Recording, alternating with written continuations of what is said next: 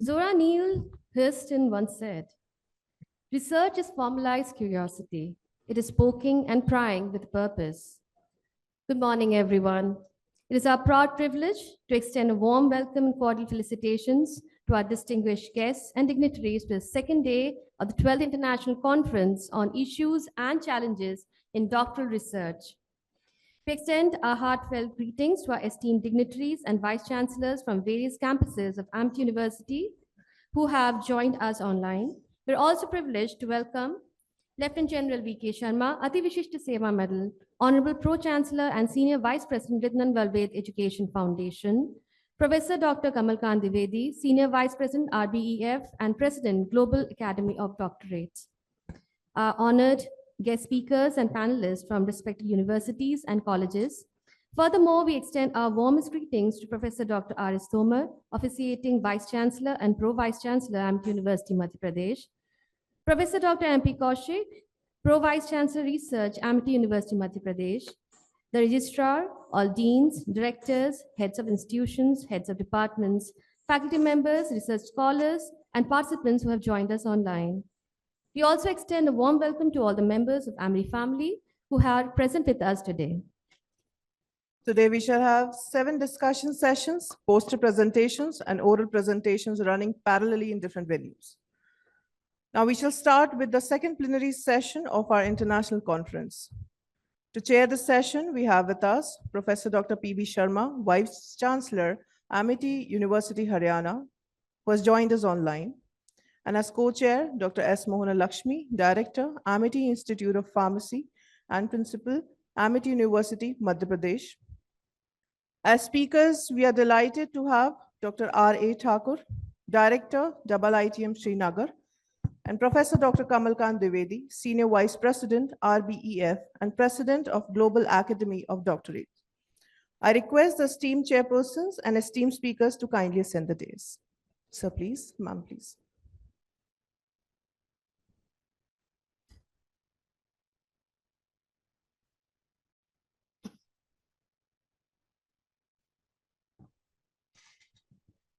I'm connecting online, so you can assume the chair is already occupied by the chairman.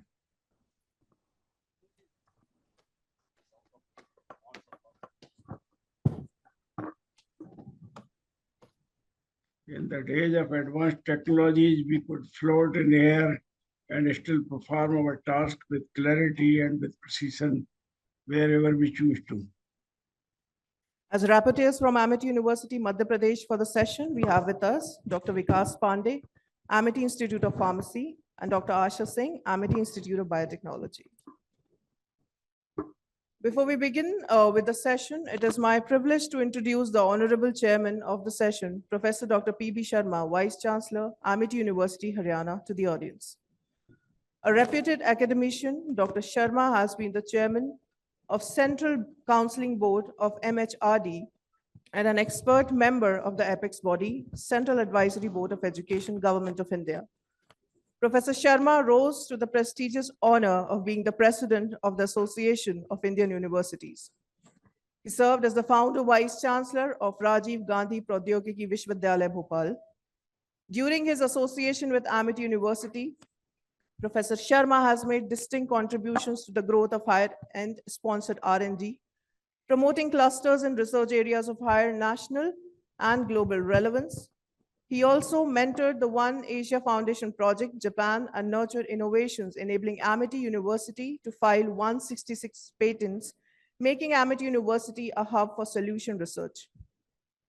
Recipient of many awards and recognitions, Professor Sharma has been conferred with the honorary degree of Doctor of Engineering by his alma mater, University of Birmingham, in 2013. Professor Sharma is a fellow of the Aeronautical Society of India and Indian Society for Technical Education. Thank you, sir, for being with us.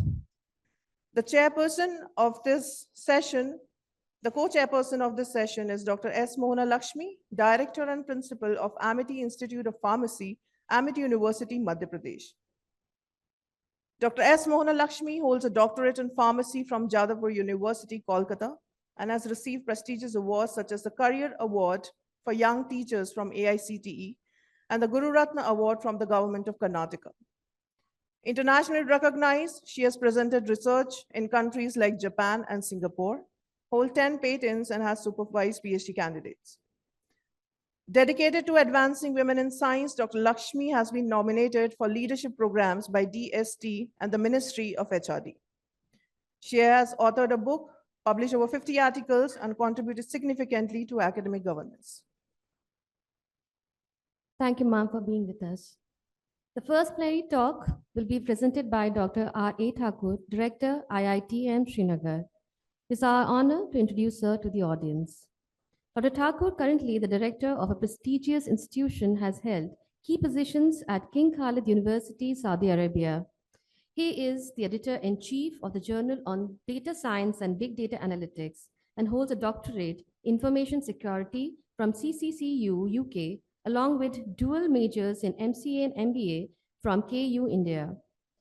An expert in big data, security, and human strategic intelligence, Dr. Thakur has published extensively, traveled to over 44 countries, and received numerous awards for his research. He has guided PhD scholars, consulted on NEP 2020, and served in leadership roles for international organizations, including KH International Incorporates USA and Planning Commission, Government of India. We request Dr. R.A. Thakur to address the gathering on the topic, Critical Skills for Researchers Navigating the Doctoral Journey with Excellence. Sir, please. Just before Dr. Thakur takes on to the agenda of the plenary session, let me extend my warm greetings to each one of you, especially to Lieutenant General V.K. Sarma Sahab, Vice Chancellor Dr. Tomar, and all the heads of the institutions and members of the faculty for supporting Dr. K.K. Dubedi, my very dear friend, and in fact the Honorable President of the World Doctorate Academy that he has established for a cause so important. Let me also take this opportunity to remind each one of you that we are assembling today on a great day.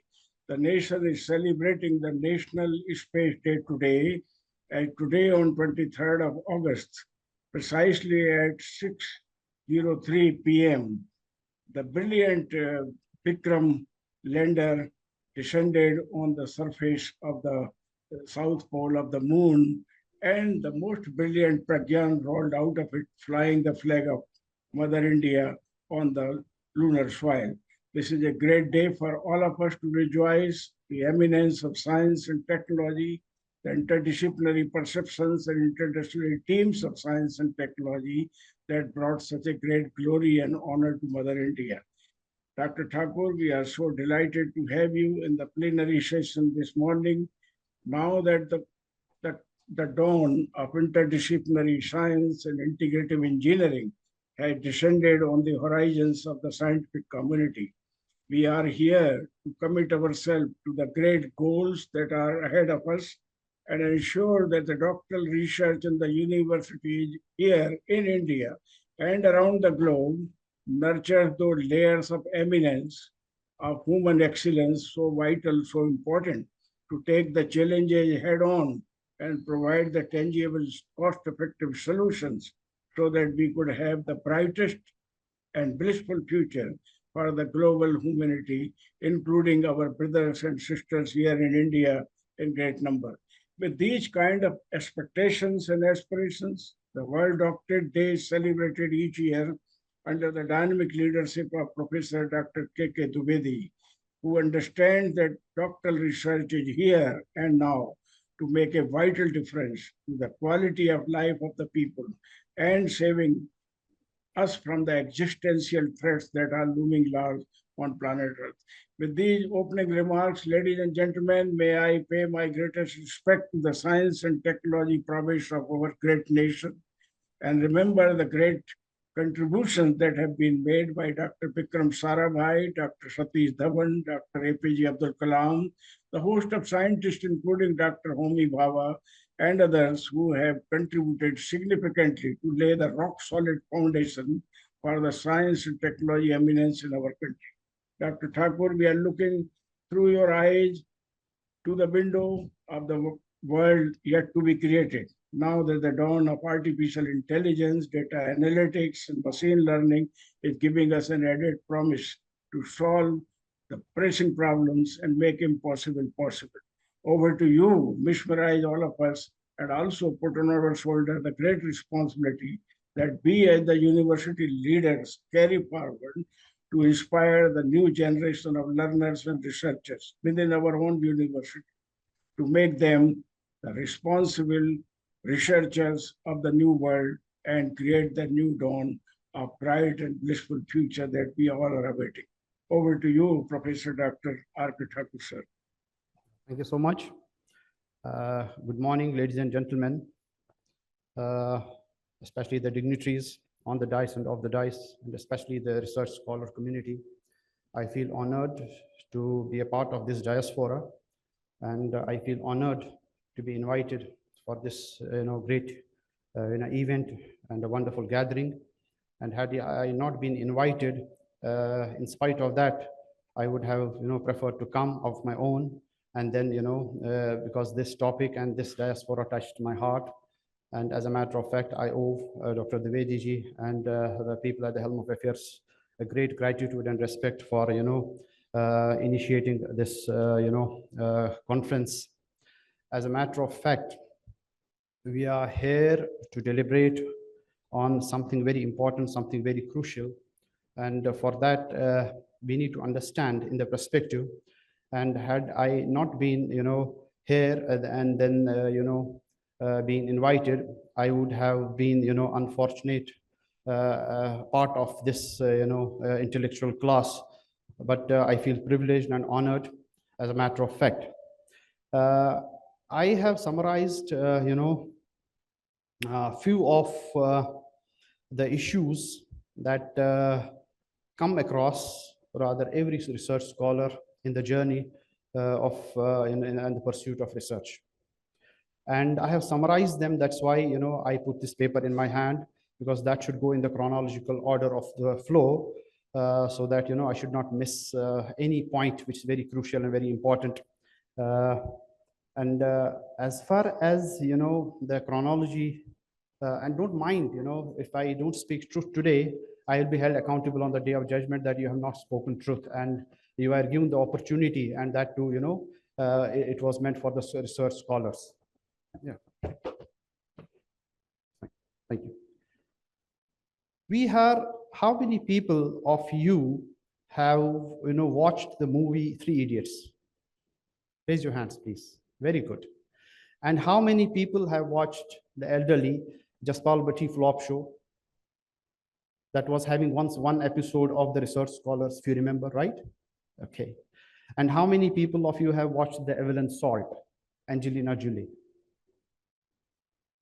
Okay. And the Intern movie. Great.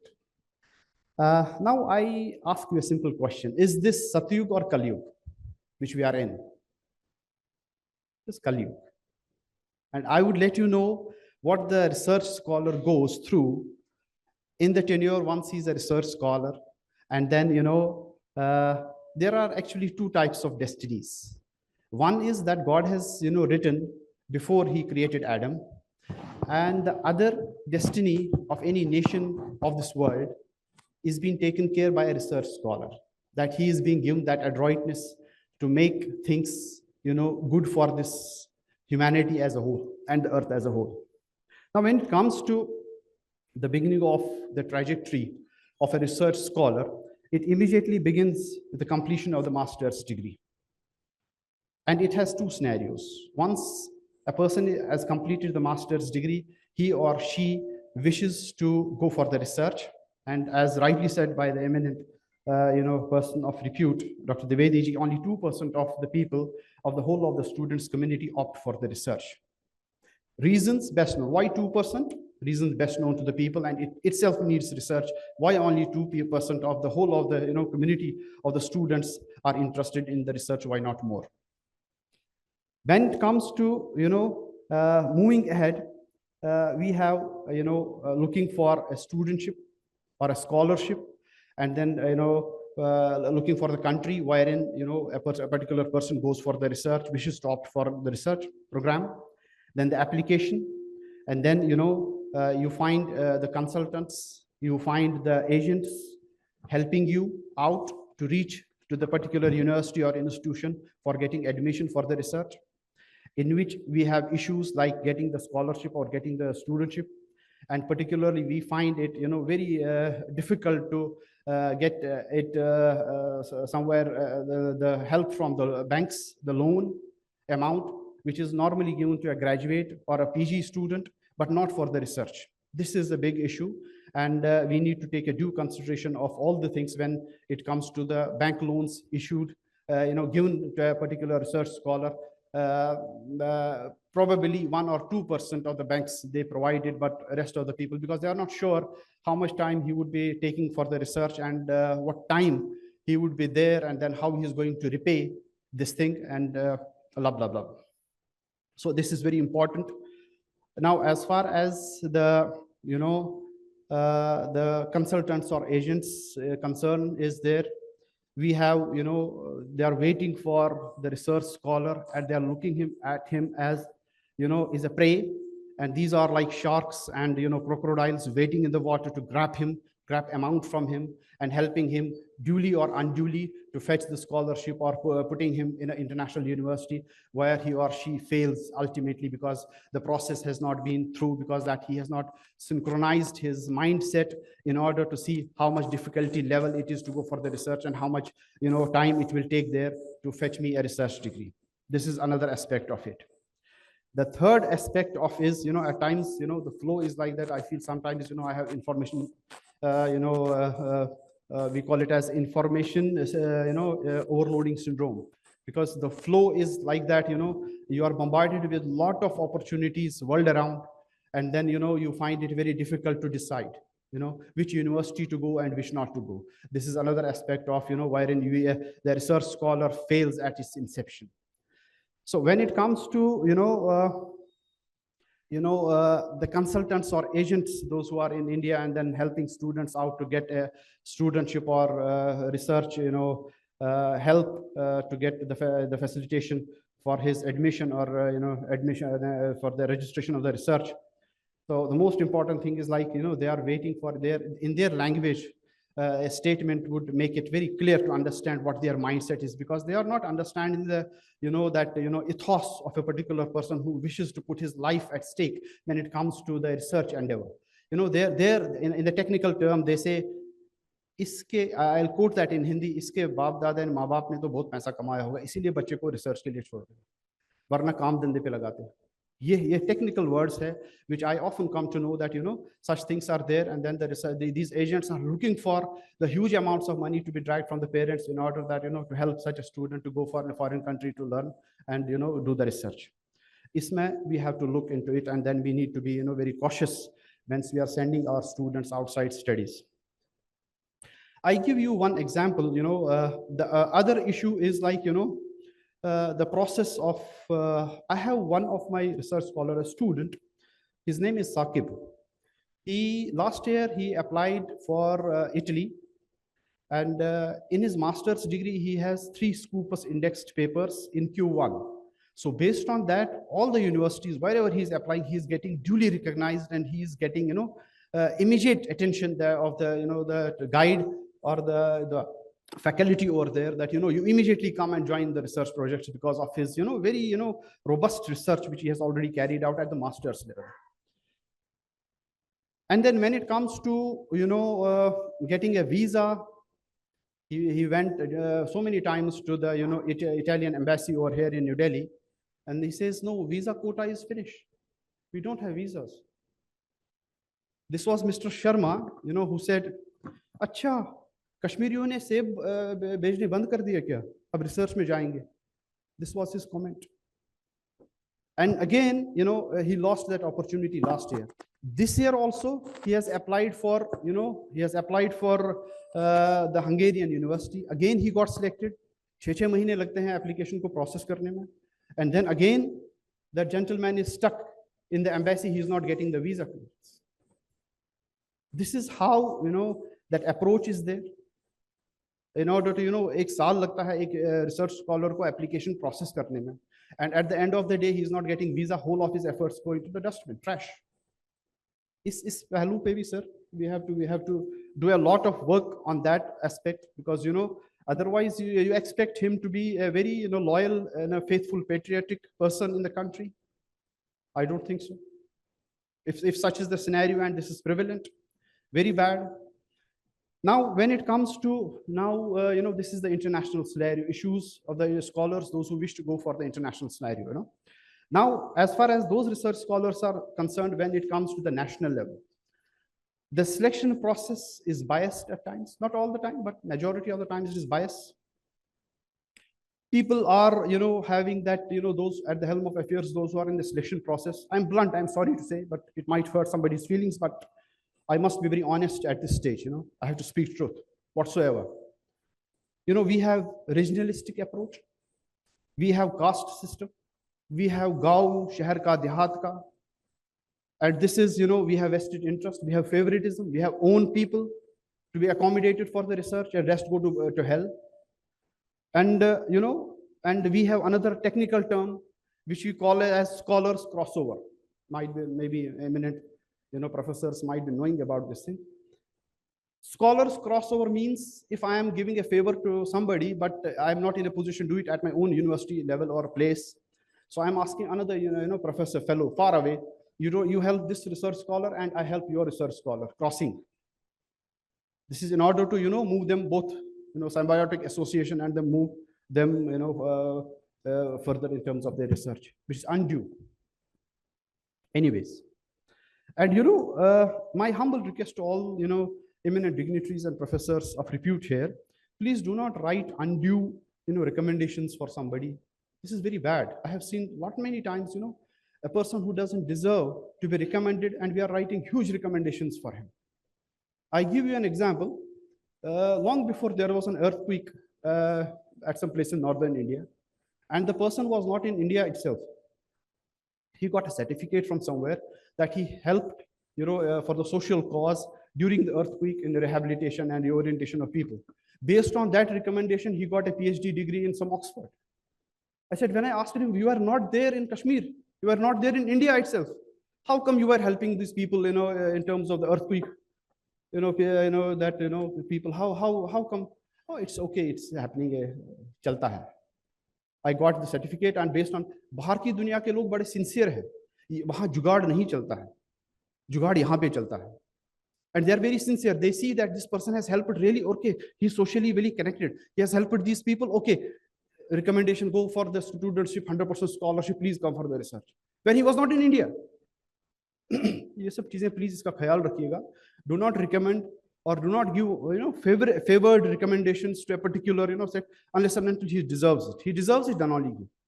कोई problem नहीं. Anyways, I tell you, when I was selected for MPhil in Kashmir University, I tell you of my own, so that, these are the experiential observations. And then based on those, I'm, talking this time. I was asked by the professor, you are a convent educated, you must have good mathematics. Ji, sir. So why don't you teach my kids at home? मैंने कहा भैया इसने he has purchased a slave for 5 years. I was very, I was astonished what he is asking from me. That's why it reminds me of Jaspal Bhatti's flop show, that, that person, that research scholar was even asked to, carry early in the morning the milk for the household. The same method and approaching is today's on him. I have to teach his kids for 5 years. I said, no, I am not going to do that. I have my own time. I have my own priorities in life. And then what was the next step? Don't talk about completion of your research in 5 years or 6 years, because that is my precedence. I said, what? You're talking like this? This is what this is the professor of repute saying to me. And nobody is there. Nobody is at times dared to talk to me like this. I said, I'm a different person. You get what I'm saying? These are the realities of life. And those who try, those who try to be, pretend themselves to be intellectually very high, please come up to the ground level and see it by yourself. You know it much better than me, because I'm returning to India after near about 20 years. I moved out of this country based on this thing. I left research here. I said, to hell with your research and your university, get lost. I'm not interested in doing research here. I moved to England for my research. Acha. And then, I tell you another example of my own, so that you will get the feel of what the research scholar is all about, is being compelled to do.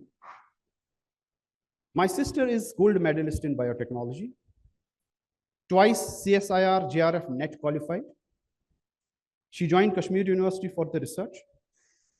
3 years later on, she was not given registration. You know why? Because I told her the day one, because this person is biased. He's having that caste system in mind. He's thinking of, we are Hindu high caste and he belongs to a Muslim high caste. So he'll never allow you to do it.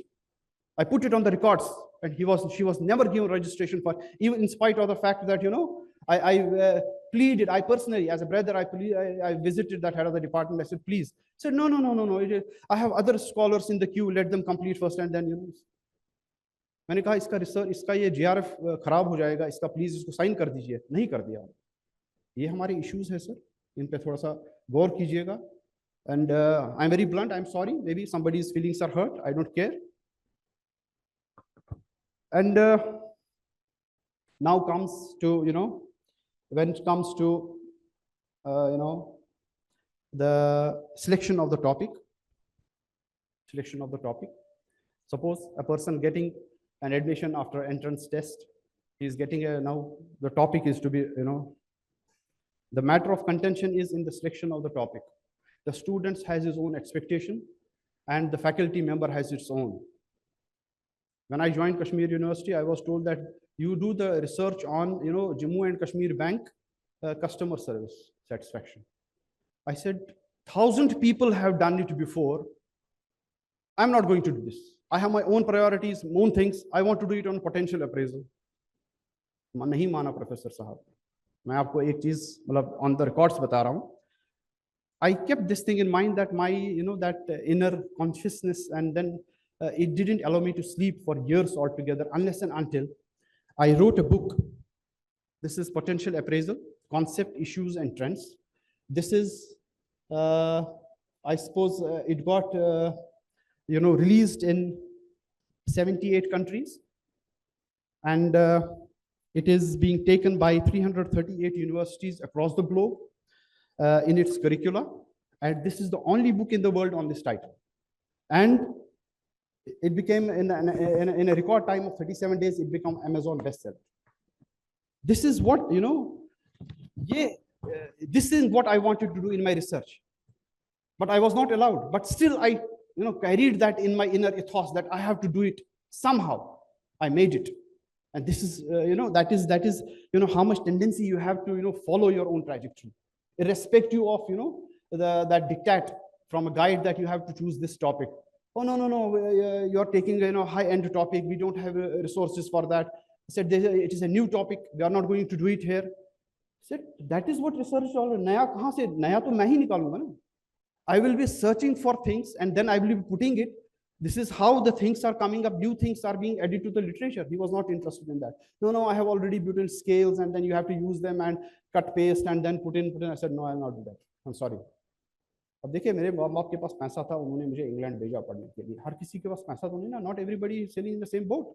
Not everybody will be, pushing parents to, give them money and then, sending him to England for research or any other country.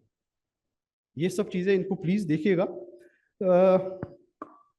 Okay, so when it comes to,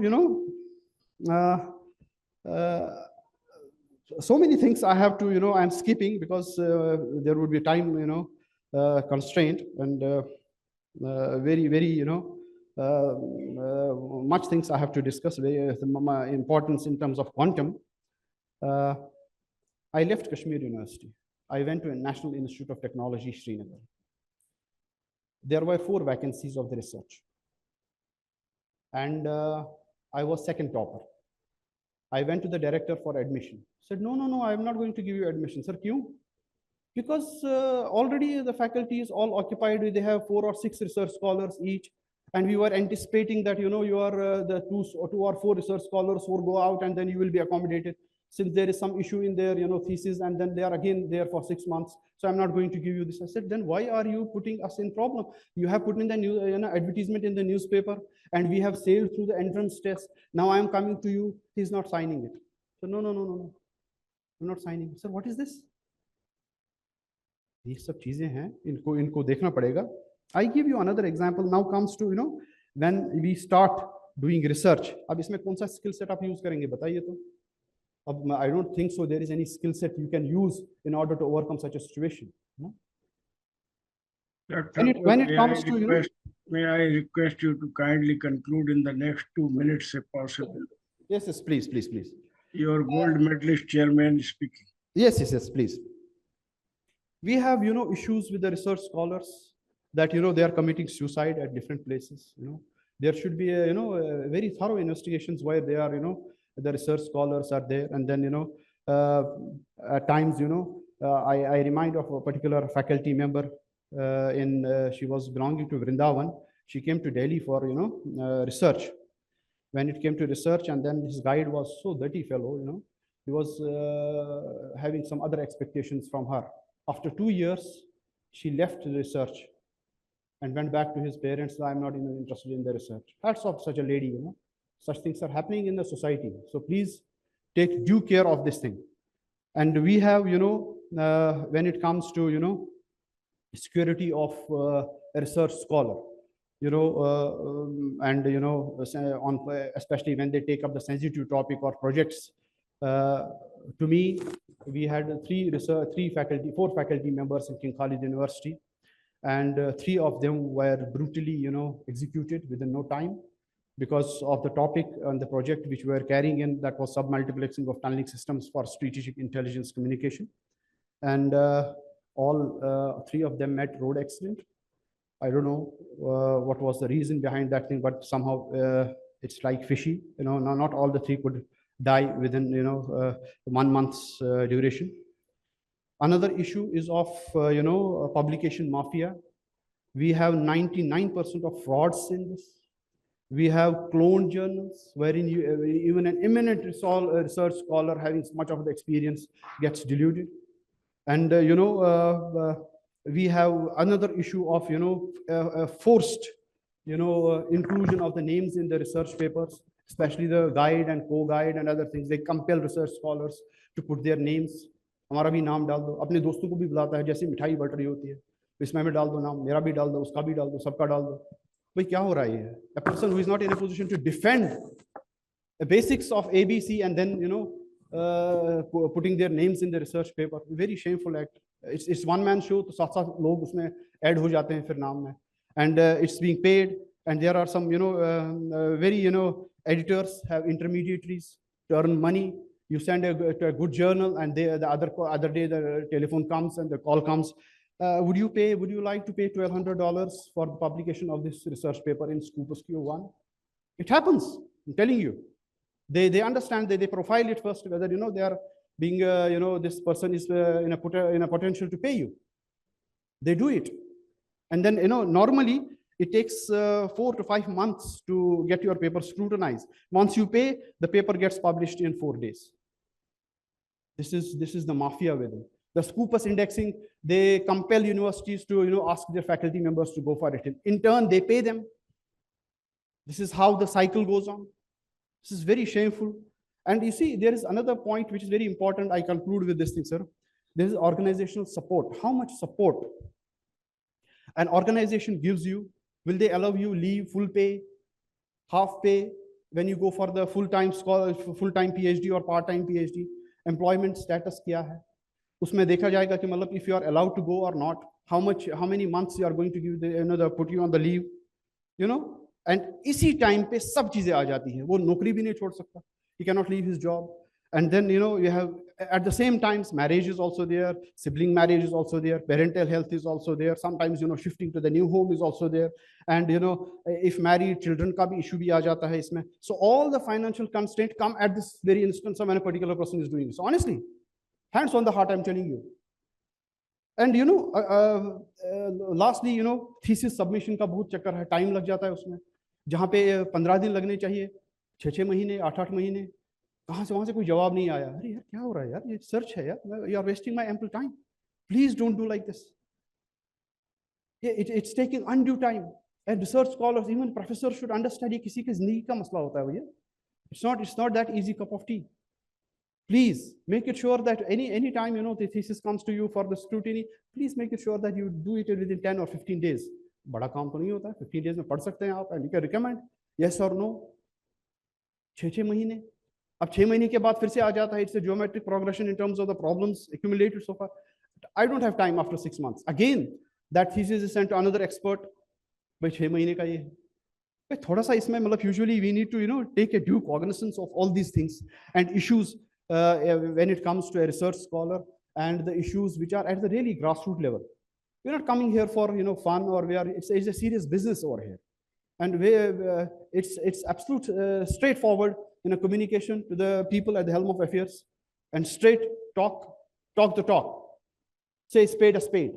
It's not something like coming like this, and then there are hindrances, there are pressures, there are anxieties, there are depressions, there are security issues, there are financial constraints, there are like people all sort of issues when it comes to the research scholar. Iske haath mein humne in his hands is the destiny of a country or this humanity, and what the society is giving this 2% of the personalities, those who are into research.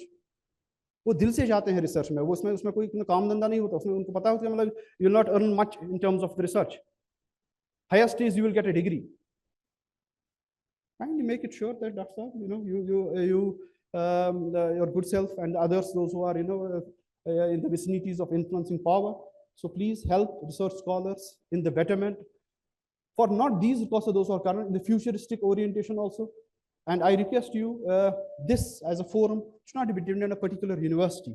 We should make an endowment of a fund type of a structure. This is independent of the university, so that every research scholar would be loving to help you financially. Small help, कतरे कतरे से दरिया मतलब बनता है, समंदर बनता है. So like that we can make a trust of this thing, and then this should be and I request your good self to involve much of the international community for this thing, so that this goes across, the communication goes across where we are, what we want to do, and where we stand, and what are the ethical parameters which we need to be inculcating in the minds of the people, those who are trying to go for the research.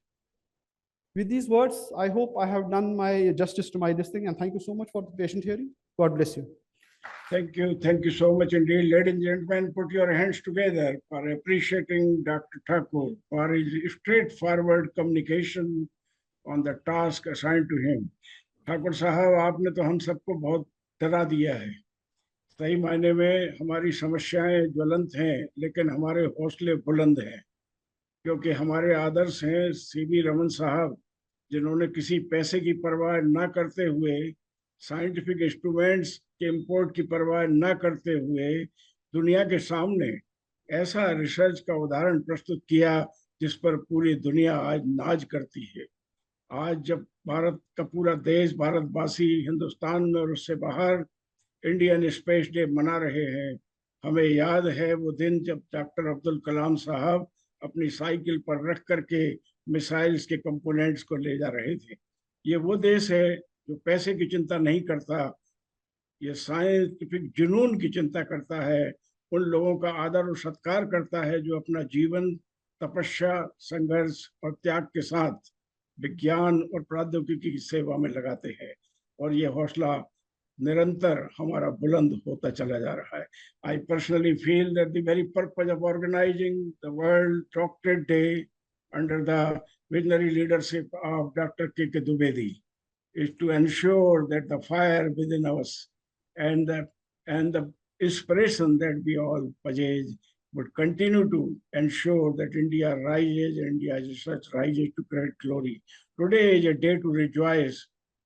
समस्याएं ज्वलंत हैं, लेकिन हौसले बुलंद हैं, और इसीलिए we in Amity University with immense pride are pushing the boundaries and frontiers not only of knowledge but making great contribution to creation of frontal area research, so important to take our challenges head on here as well as around the globe. Thank you so much for giving us the opportunity to understand the challenges, especially of the honesty and integrity in writing the recommendations or in the assessment of the value doctoral research thesis. Thank you, Professor Dr. R.P. Thakur, sir. Ladies and gentlemen, may I hand over to my co-chairman, Madam Lakshmi ji, to invite the next learned plenary speaker to share his thoughts to us on the critical challenges that we have to develop the scientific temper of the kind that the Mother India requires today. Over to you, Dr. Lakshmi. Please take over. Sure, sir. Sure. Thank you very much.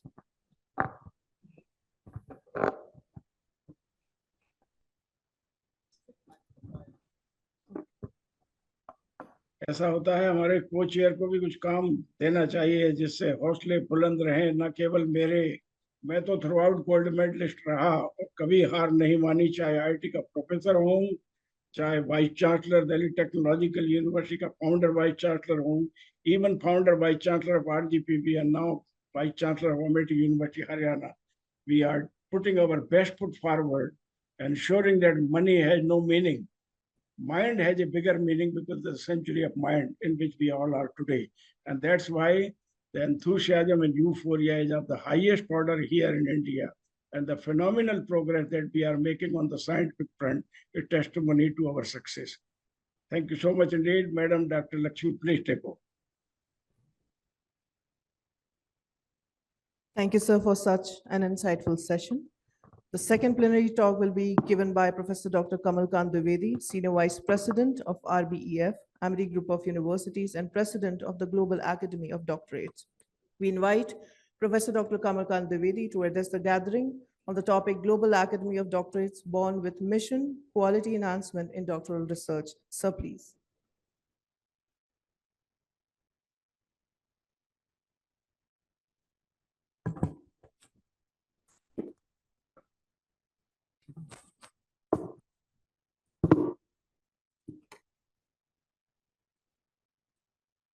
Thank you, Professor P.V. Sharma, for your excellent introduction and the way that you are chairing the session.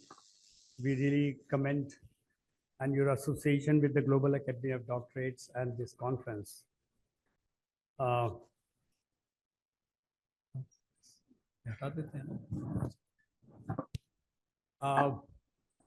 Actually, my lecture is a stopgap arrangement. One of the distinguished speaker could not come because of some urgent engagements.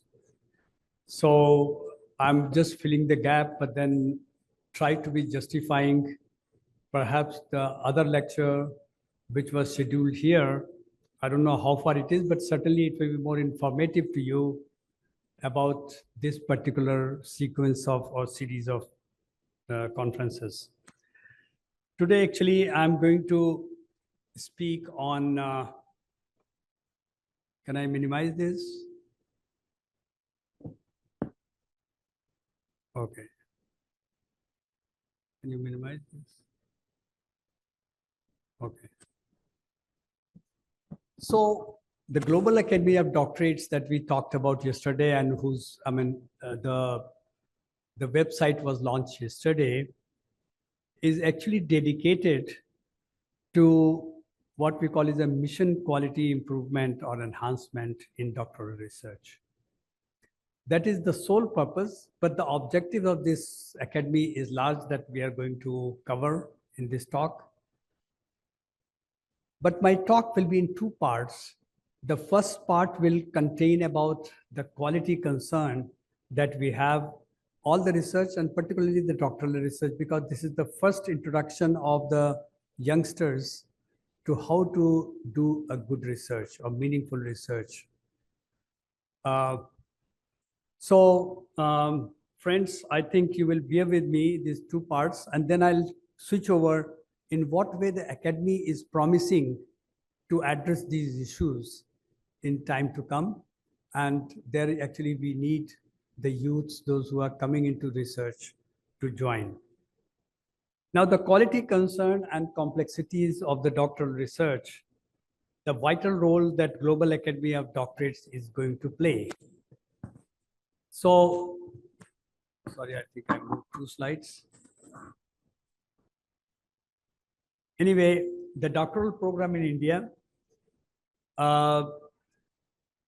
the the information that we fetch, that during the time of Nalanda and Takshila, that is before the Christian era starts, in BCs, the PhD programs were offered, and particularly in Nalanda, there were 10,000 professors and many, many students, and they were teaching all vital subjects from archery to war strategies to economics and all, and the PhDs were awarded that time. They called Vidya Vachaspati. The first doctorate degree in India, that is the DSc, was awarded by Allahabad University way back in 1904 to Anoda Prasad Sirkar. He was the first PhD official in the modern context in India. But friends, by 1920, there were only 13 doctorates in our country. So from there, we have actually moved quite a bit. And today we have not less than 1 million doctorates in our country. So it's now there are some issues like identification of some demotivators associated with the PhD program. And these are, the PhD program is not time bound, it's open-ended, and people are not very sure that when it is going to be over. It all depends upon your research problem. It depends upon how your supervisor assists you or guides you, and so many other factors. The evaluation of PhD thesis is believed to be de facto as an evaluation of guide's competence. This is what we actually observe. If a guide supervises a student and submits the thesis, first of all, when the panel is drawn, who will be the examiner, the guide is always keeping his acquaintances, his friends as a research evaluator, as a PhD examiner. And there is an unwritten agreement between them that you clear my student and I clear your student. And that is how the quality of the PhD deteriorates over the period. I have not heard that out of 42,000 PhDs that India produces every year, how many PhDs are rejected. I did a venture once in Guwahati University. I was the examiner and I rejected a thesis in physics. After 6 months, they called another examiner and the same thesis was awarded. Now, if this is the state of affair, I think it really hurts you deeply that how much we are compromising with the quality of doctoral research. Now, the factors which are responsible of low quality, we have tried to identify, but they are not the complete list. There will be many more, and you all might be knowing, those who have gone through this particular road of doing PhD.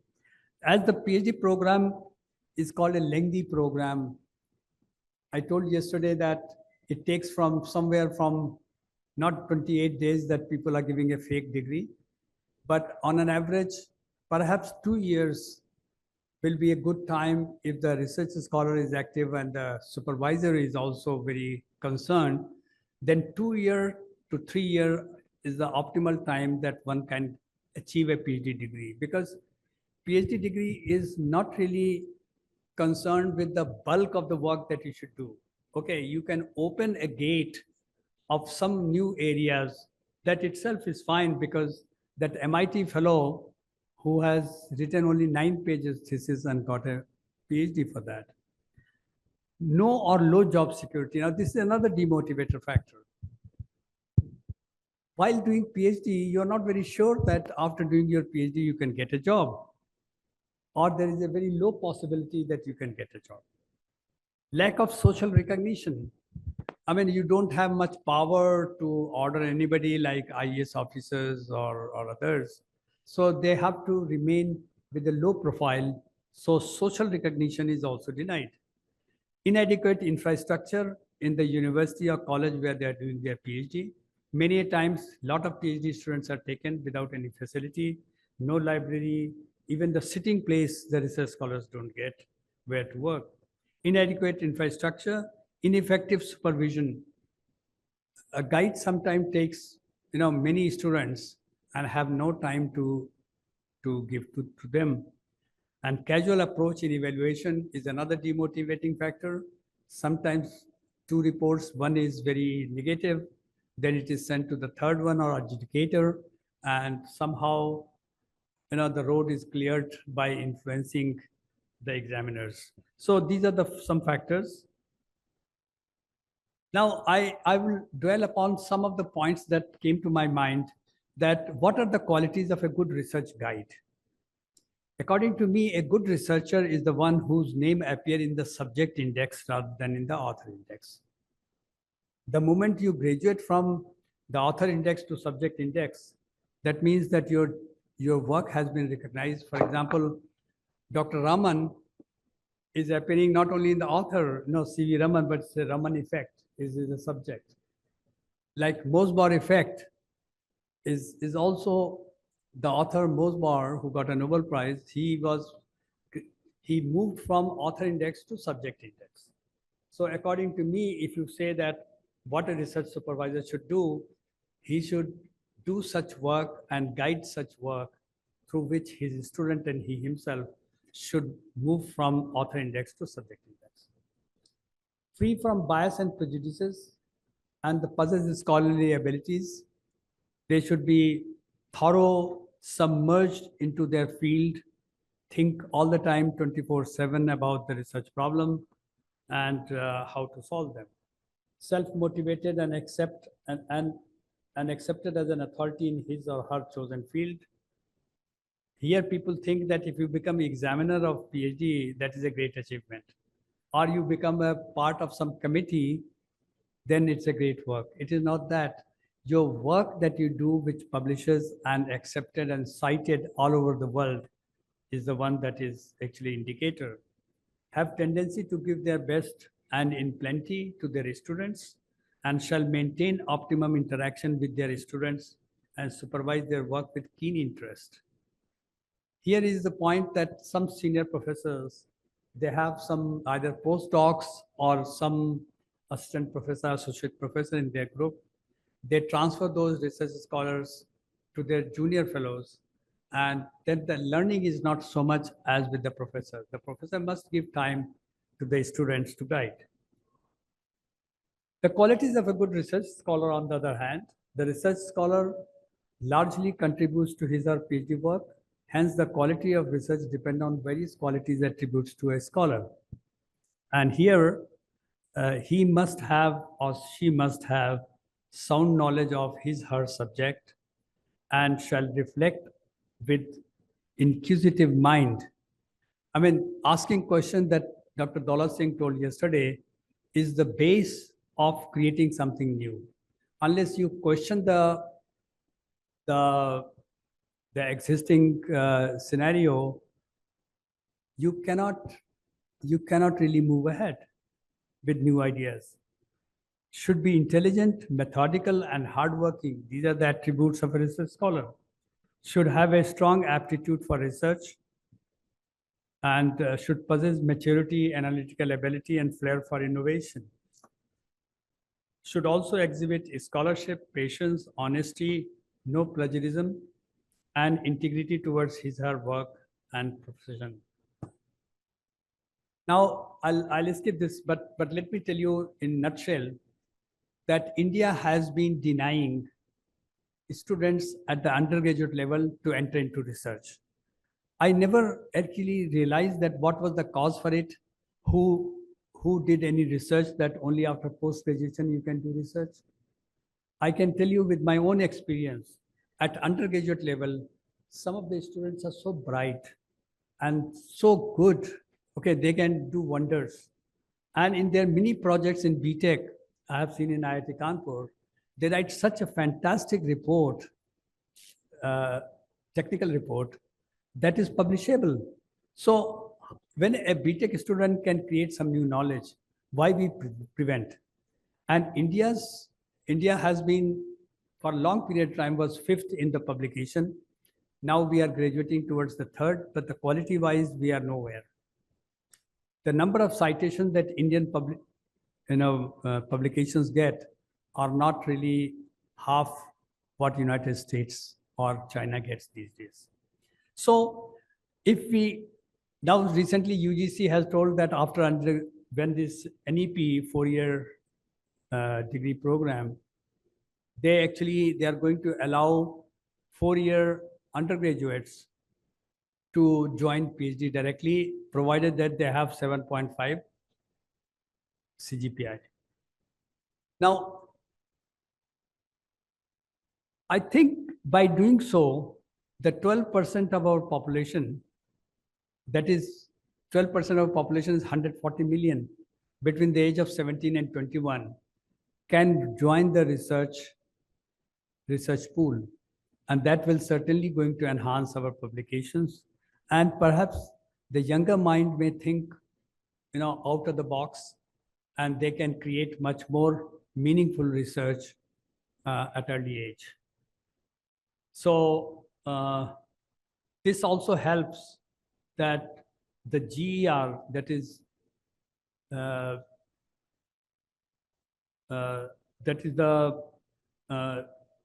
target is 38 million by 2022, which has already gone. Actually, we already achieved this. We are at the moment about 41 million people attending university and colleges.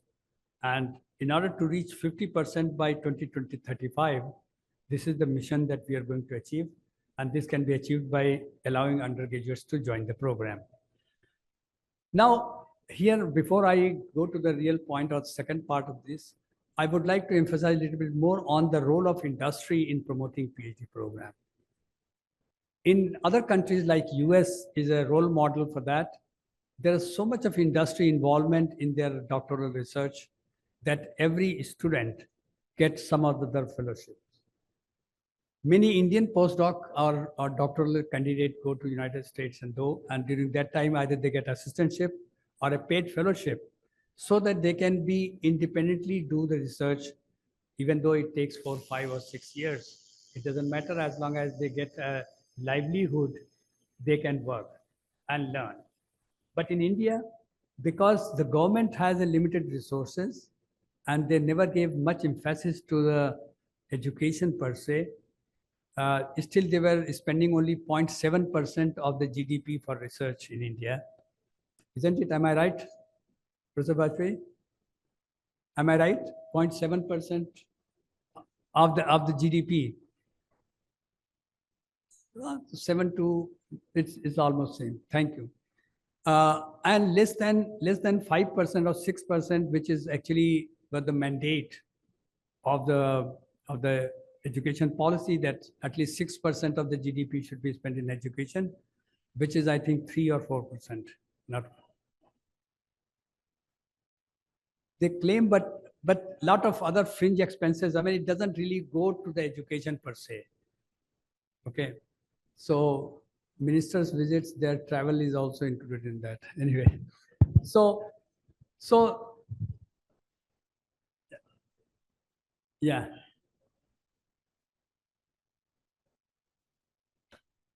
Yeah, I mean, I'm not having much. See, so what point I wanted to say that Indian industry is having the lowest risk-bearing capacity. They think that every dollar or every rupee that they spent, it should add to their profit. So they don't want to help the blue sky research, which they say that non-applied or basic research. Now they can't fund that. They say that no, we have a project, and if somebody wants, then we can give some partial.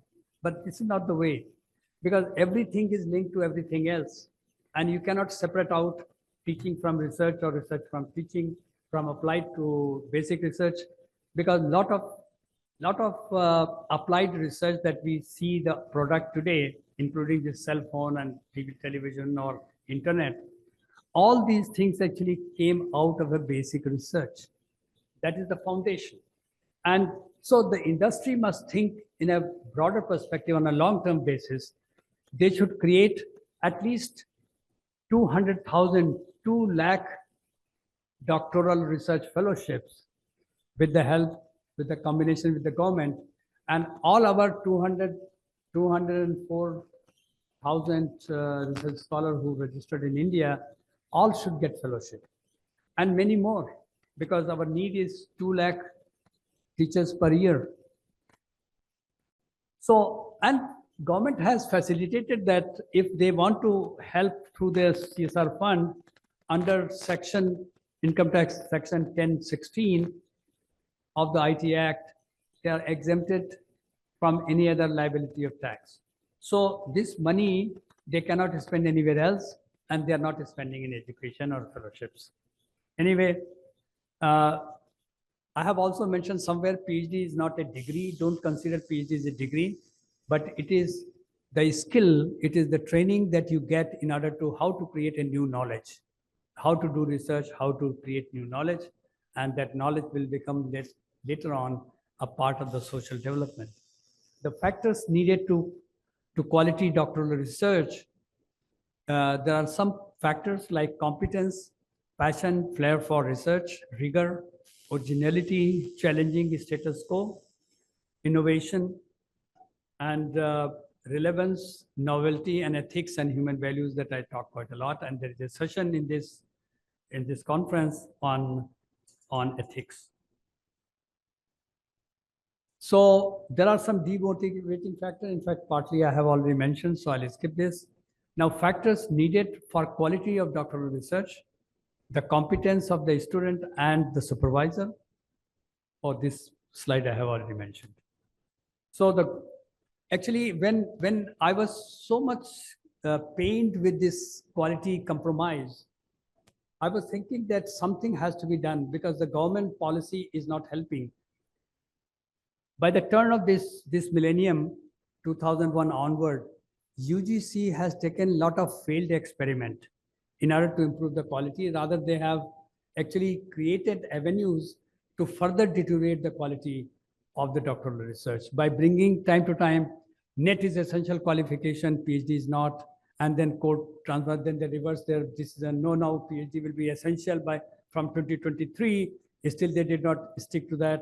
So over the period, UGC has given so much of leverage to academicians to do whatsoever they want. I mean, there's no check and control.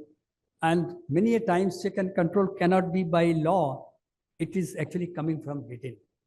If you decide the benchmark for your research scholars, nobody is going to ask you a question. If you say that, for example, when I was guiding my research students, I made a criteria that unless 6 research paper in international journal, of course, that time we were not talking about Scopus or Web of Science because every journal was actually more than Scopus indexed. So the top Q1 journal, if they don't publish at least 6 papers, they cannot write the thesis. Unfortunately, all my PhD students actually published. My first student published actually 14 papers before he submitted his thesis. So that was the kind of productivity that you ensure. I think then we don't have to talk about this, and there is no sense in having this conference event. Now I move to the Global Academy of Doctorates. The purpose behind this, as I told earlier also, the purpose behind this is to check, make people aware, and try to bring the lost glory of the researchers in the society so that they can have at least self-confidence, self-esteem, and they can move with head held high. So this is one of the main objectives. This is not a live screenshot. This is just a picture. So it has certain components like any other website. We have a home page about us, why to join this academy, World Doctorates Day, because that is one of the flagship event of academy. The gallery, which actually gives you, the gallery gives you the pictorial journey of this conference, publications. Time to time, we bring out some reports and other publications. There's a one very innovative feature that we added called InnoSolver. Friends, this is the innovative way of solving a given problem. what happens that industries will also be the member of this academy and institutions. Now, if some industry is having some problem which is not solved by their own R&D or otherwise, they post that problem onto this website. And you as a member, if you are expert in that field, you take that challenge from the website and solve that problem. And for that, the company will also mention how much award that they are going to give to the one who solves it. That means that they can put, okay, if you solve this problem, there were $50,000. Okay. And you take it up, the company will give you $50,000. So there is a consultancy embedded into it, and there will be a nation building efforts where the problems are quickly solved.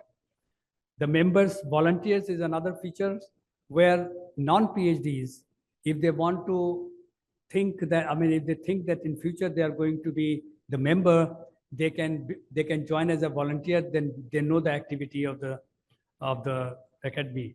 How many minutes do I have? Sir, you are already, I have 5 minutes. but you can finish off. Okay, when we thank put you. it on. There are about 43 different objectives of the academy. In fact, this is very large because people think that 4 or 5 objectives are enough and then you can do it. But no, we researchers are a people of detailing, you know. So I thought, why not to mention as many thoughts as possible to be the activity under the academy. So there are actually, I'm not going to read all of them because, but the main focus of this is to encourage and propagate high standards in teaching and research. Okay, but there are various ways and means that how you can do that to motivate meritorious students to doing PhD and take careers in academia. They go elsewhere. They first join industry, then they burn out, and they say, now you make me क्या कहते हैं, professor in practice. So this is the way the things are going on, and I want that meritorious students should actually prefer, there should be first preference to join academia. Because if they're part of the conveyor belt where you produce a brilliant scholars, your help is required there as a teacher. To recognize excellence in research, where the best thesis can be awarded every year by this academy, to ensure that very high standard for PhD. Actually, so far it's very arbitrary that what are the parameters, critical parameters of quality. So one of my research student, Nisha is here. Okay. One of my PhD student, I gave her a topic to prepare a framework to quantify the quality of a research. And there are various parameters. So we are going to bring a model through which we can aggregate the doctoral research and through which we can even judge the quality. So there will be a quality scale on which, or a 10-point or 100-point scale, but there will be a quality scale through which we can even measure the quality of research. This academy will also award fellows among the members for their excellent work in their own field. We will also organize this World Doctorate Day and many other activities like FDPs, workshops, and so on. We also actually do the benchmarking for doctoral research guide, that what attributes the guide should have, and guideship should not be a lifelong permanent thing. Like in a medical doctor, their license is renewed every 5 years. I think every faculty member should also be given a 5-year term to be a guide, and in that period, if he or she has not published or has not guided any research, has not published independently, then the guideship may be taken back. If this is the thing, then of course in your career advancement, this thing is taken care, but I want that this should come from within. Now, to also publish some research journals, reports, and policy papers for the government and otherwise, this academy will do.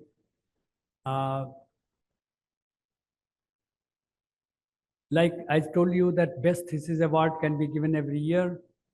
We can also invest, let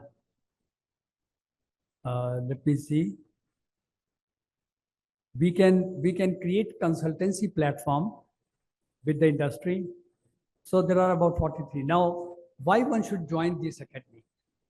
Now, joining the Global Academy of Doctorate as a life member offers a multitude of benefits and opportunities, and that make it a compelling choice for aspiring and established scholars alike. Those who are doing PhD and those who have already done, for them, it's alike.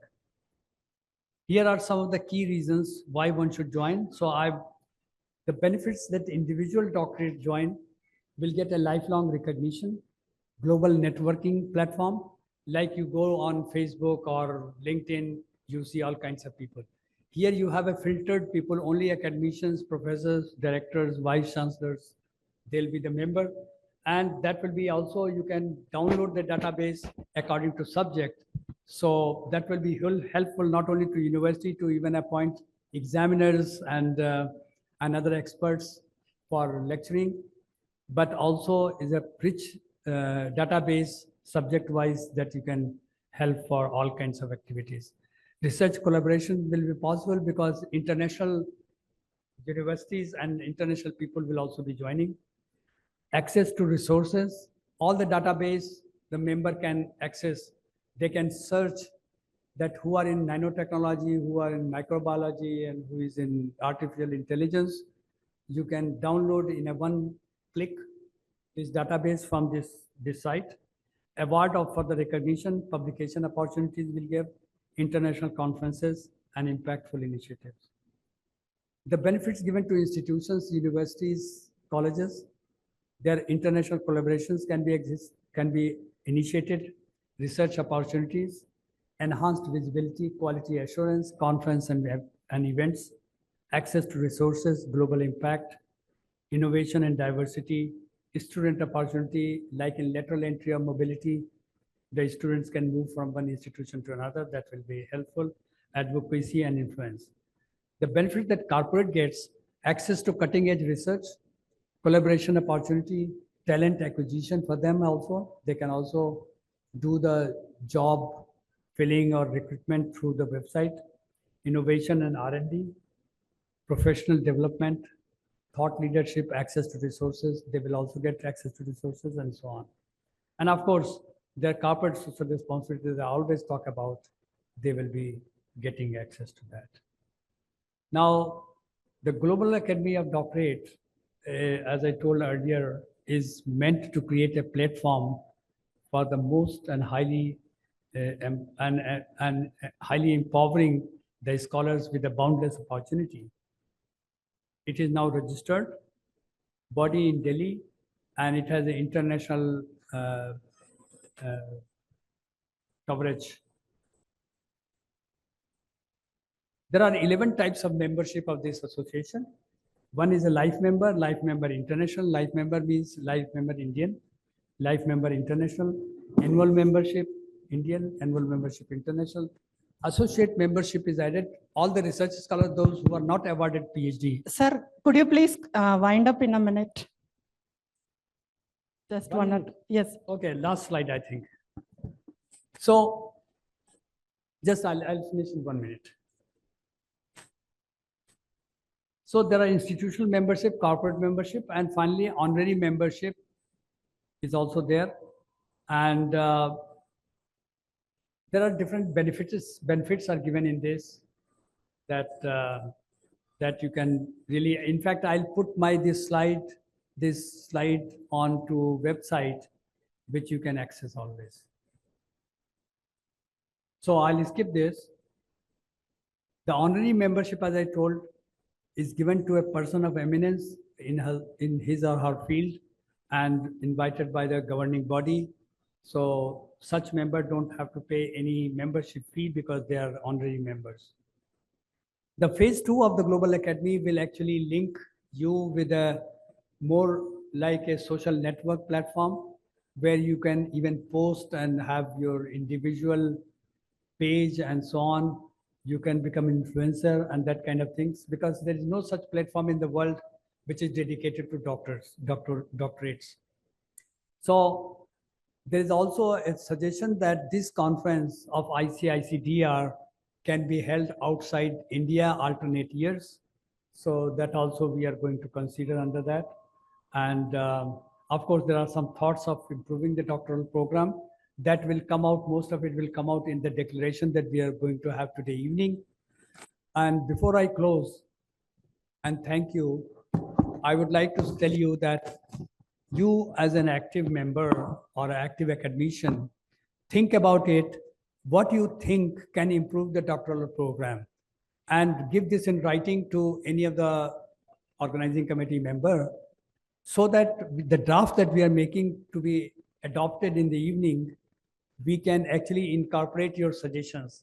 You can give those suggestions which are not local, but some kind of a global perspective, which can be implemented in outside India, in Europe or America, elsewhere. That what are those factors which need to be addressed, which can improve the quality of the doctoral research. Thank you very much for giving me time and express myself before. Thank you.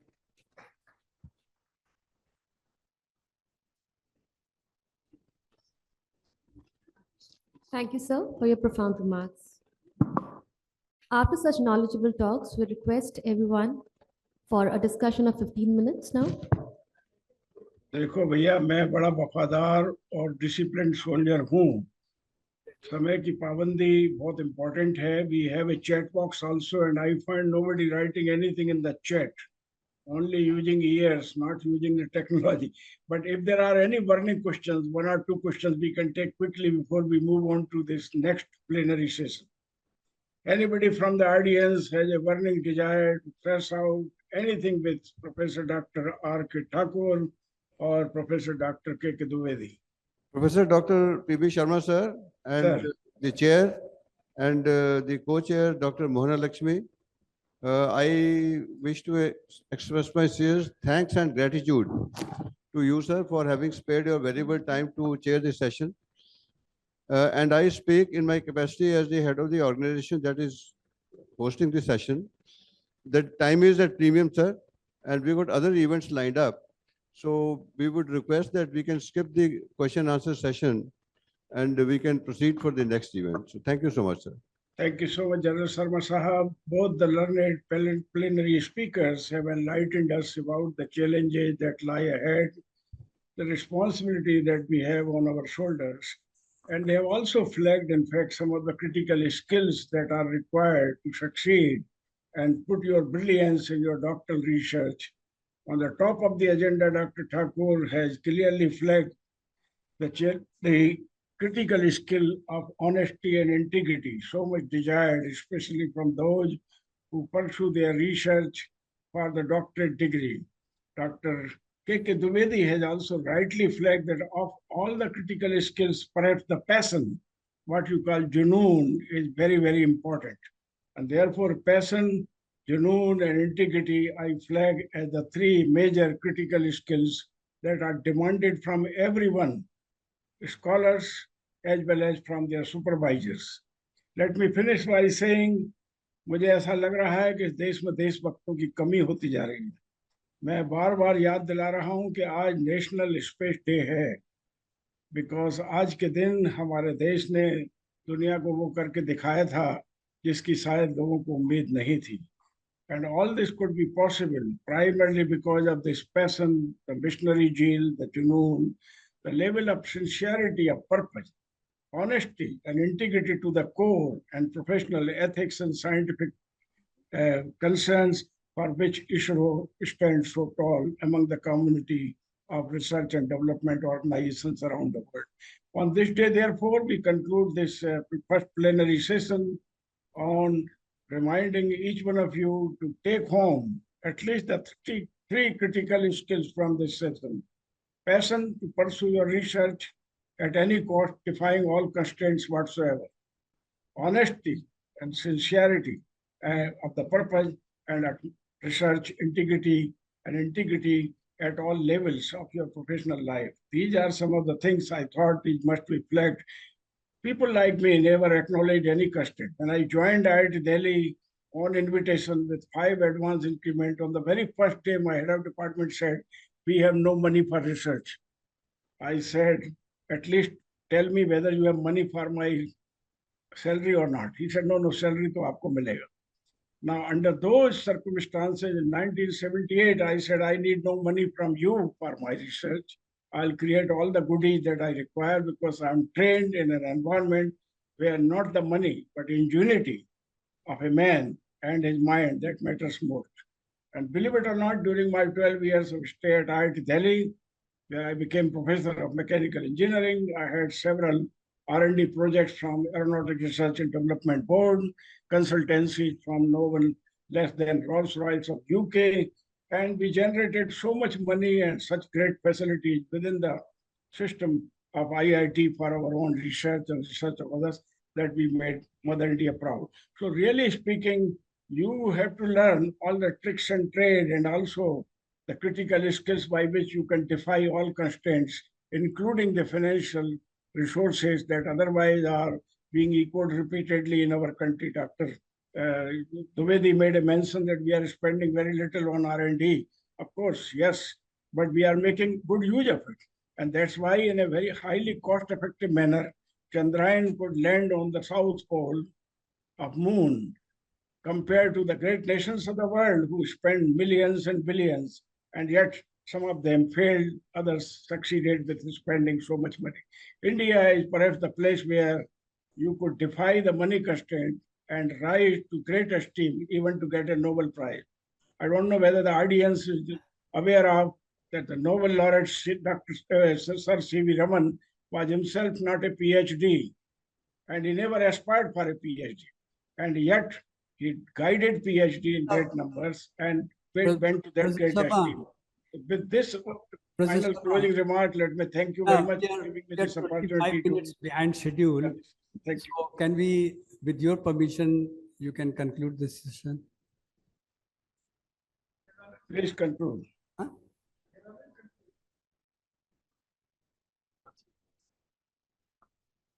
Thank you, sir. Now I request Professor Dr. K.K. Dwivedi, President, Global Academy of Doctorates, to kindly present the green certificate to our esteemed chairperson and speaker. Sir, Sir, please. please.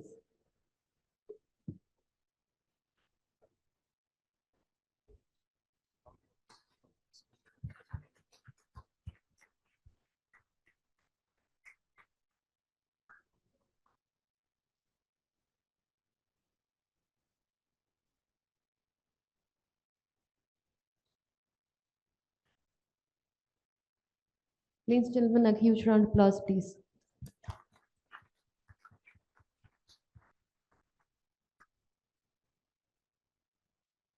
Thank you, sir, ma'am. Sir आपका certificate मैं आपको आपके office में आके दूंगा. फिर क्या बात. I will feel truly delighted. Thank you so much, Dr. Dwivedi ji, for giving me this opportunity to chair such an important plenary session. Thank you so much indeed. With this, we have reached the end of our second plenary session, the 12th International Conference on Issues and Challenges in Doctoral Research. And with no further ado, we welcome you to the third plenary session of the 12th International Conference. To chair this session, we have with us Professor Dr. Amit Jain. Thank you, sir.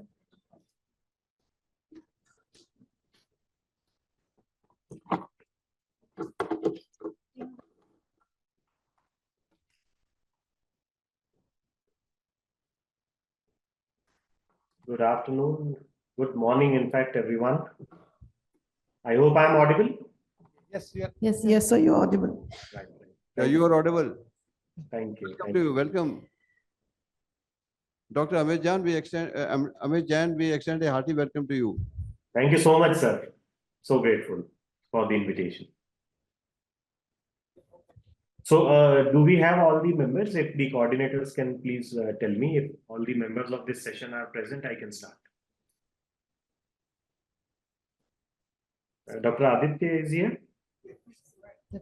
To chair this session, we have with us Professor Dr. Amit Jain, Vice Chancellor, Amity University, Rajasthan, and co-chair Dr. Aditya Shukla, Director, Amity School of Communication, Amity University, Madhya Pradesh.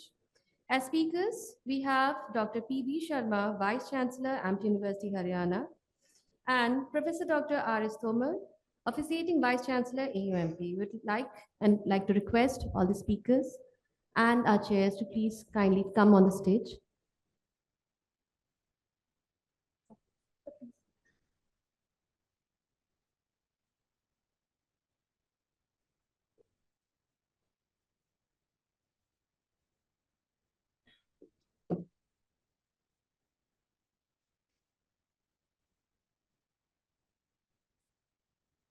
As rapporteurs from Amity University, Madhya Pradesh, for the session, we have with us Dr. Shweta Saxena, Amity Business School, and Dr. Punjay Gogoi, Amity School of Engineering and Technology.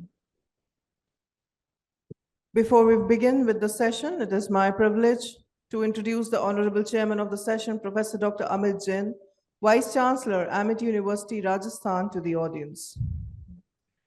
Dr. Jain earlier served as Director, International Collaboration at UTS Sydney and held positions at Chesney Iswan University, Hungary, and Tapmi School of Business, Manipal University, Jaipur. He has also been a visiting professor at Janos University, Slovakia. He has designed and conducted executive training programs for organizations such as IDBI Bank, Bank of Baroda, BKT Tires, and JK Tire. A life member of the Indian Society for Training and Development and a National Council member, Dr. Jain is also an editorial board member of the Indian Journal of Training and Development and serves as the chief editor of the Amity Management Review. Thank you, sir, for joining us online. Now we would like to introduce you to our co-chairman of the session, Dr. Aditya Shukla, Director, ESCO, AUMP. Dr. Aditya Shukla is an experienced media education professional with 14 years in teaching, research, and industry. He holds a doctorate in journalism and mass communication and currently serves as officiating head and associate professor of media studies at Amity University, Madhya Pradesh, Gwalior. Dr. Shukla has founded and edited the Scopus Indexed Journal of Content, Community, and Communication and edited 6 reference books. He has published 20 research papers, 1 book, and around 40 editorial articles. He is active in various academic communities, a member of several international networks, and reviews for multiple journals, including Health Communication and Sage Open.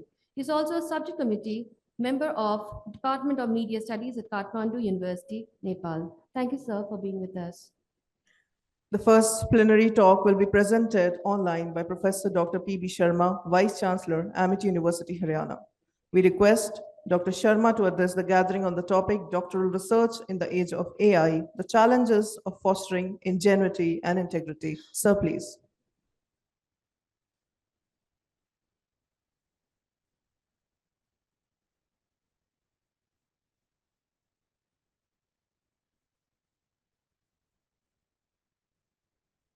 Dr. Sharma, Dr. P.B. Sharma, you may start with your session. Kindly unmute.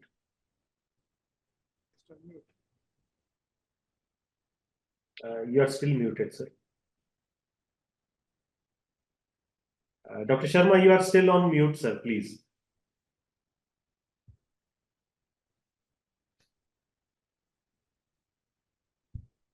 Professor Dr. P.B. Sharma, sir, Yes, sir, somehow or other my you are computer- mute. Yeah, now you are audible, sir. So a very warm welcome on behalf of the entire panel. I We will are have so to- honored and delighted to have you with us, sir.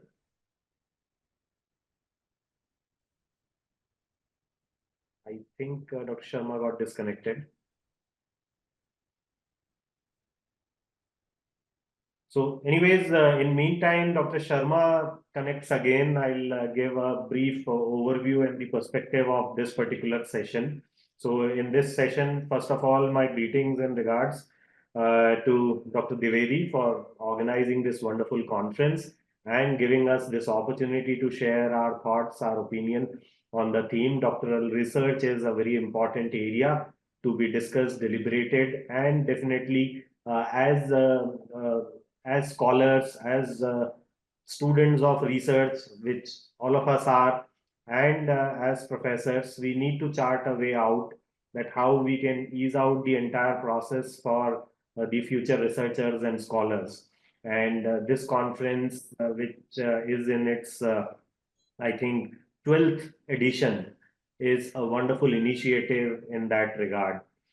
Talking about the life and the journey of a scholar, I'll say that every supervisor actually needs to follow a situational leadership style.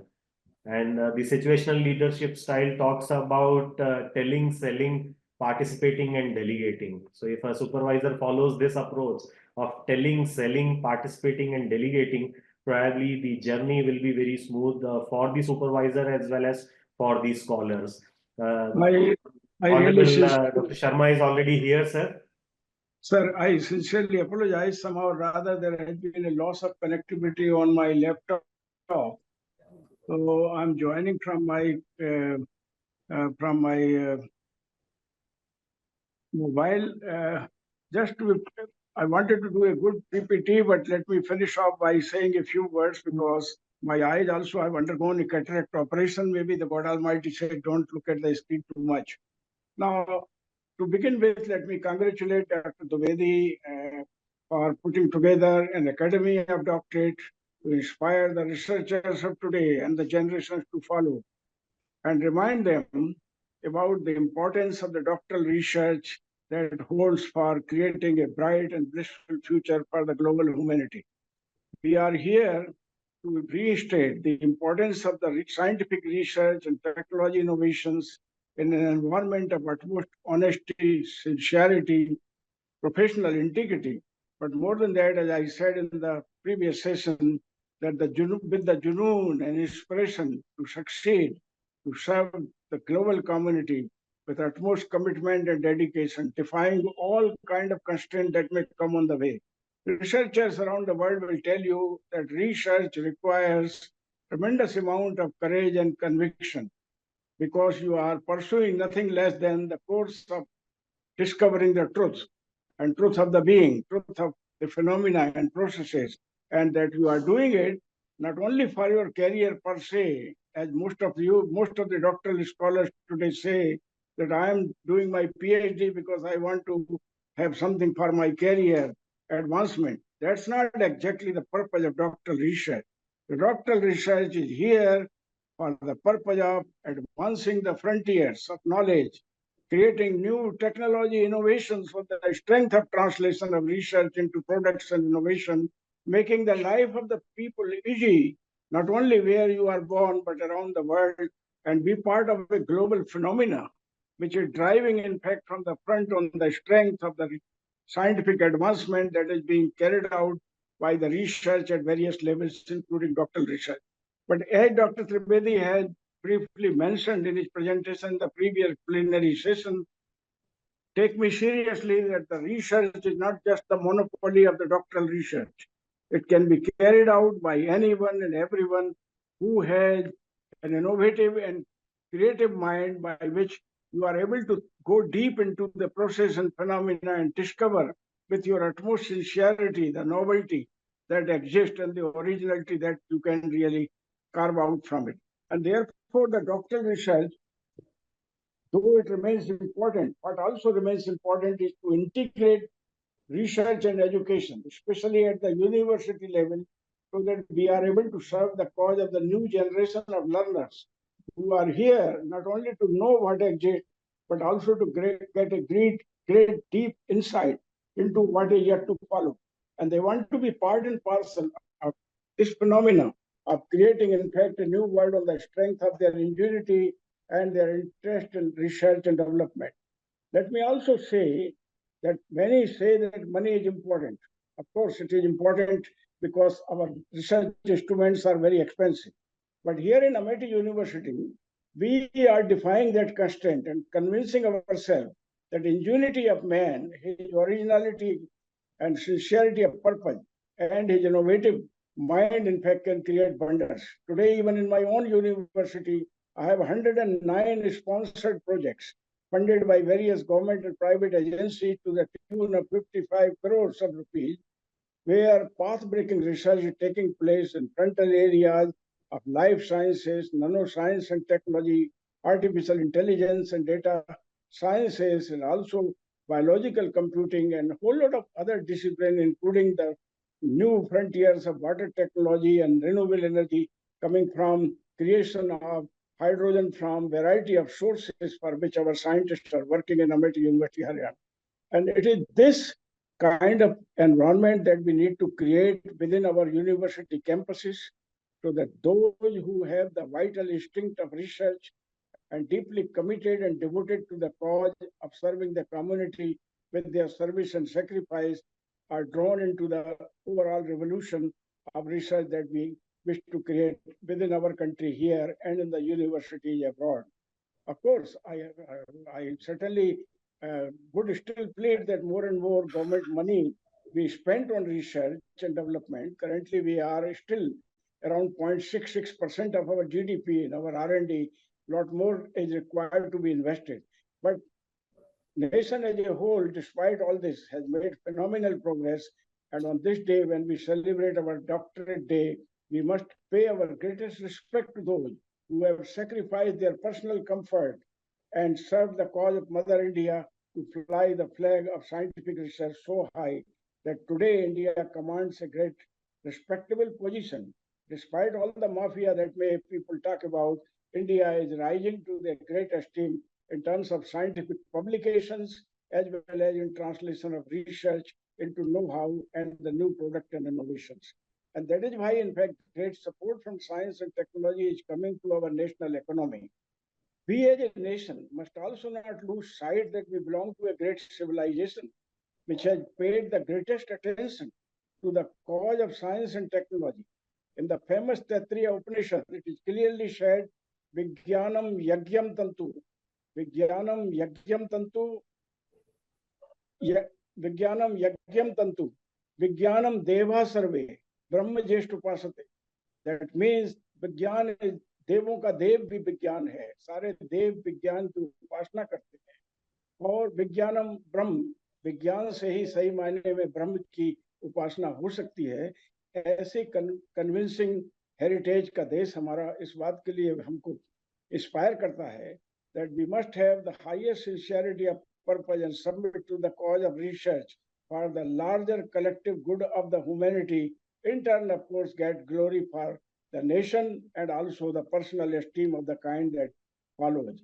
Let me finish by saying that at a time when the artificial intelligence, machine learning, and the intelligence of man is coming under tremendous amount of attack at the moment, we are in an era where tomorrow as a vice chancellor, I will get on my table a PhD thesis written by artificial intelligence tools and applications so brilliantly that it has contributed immensely to the advancement of frontiers of knowledge. And I will have difficulty in finding out whether it is the work of my research scholar or the work of some machine. It is this kind of challenge which is putting a great responsibility on the shoulders of those in university leadership. And it is, I think, a call for action also for the researchers of the day to understand how best to utilize the technology tools and applications, but not subvert and not allow to their own imagination and ingenuity to be subverted in the environment where technology can overpower individuals. We are finding that today the increasing use of technology is causing havoc, like the one caused to me just now, where my connectivity disappeared from the laptop.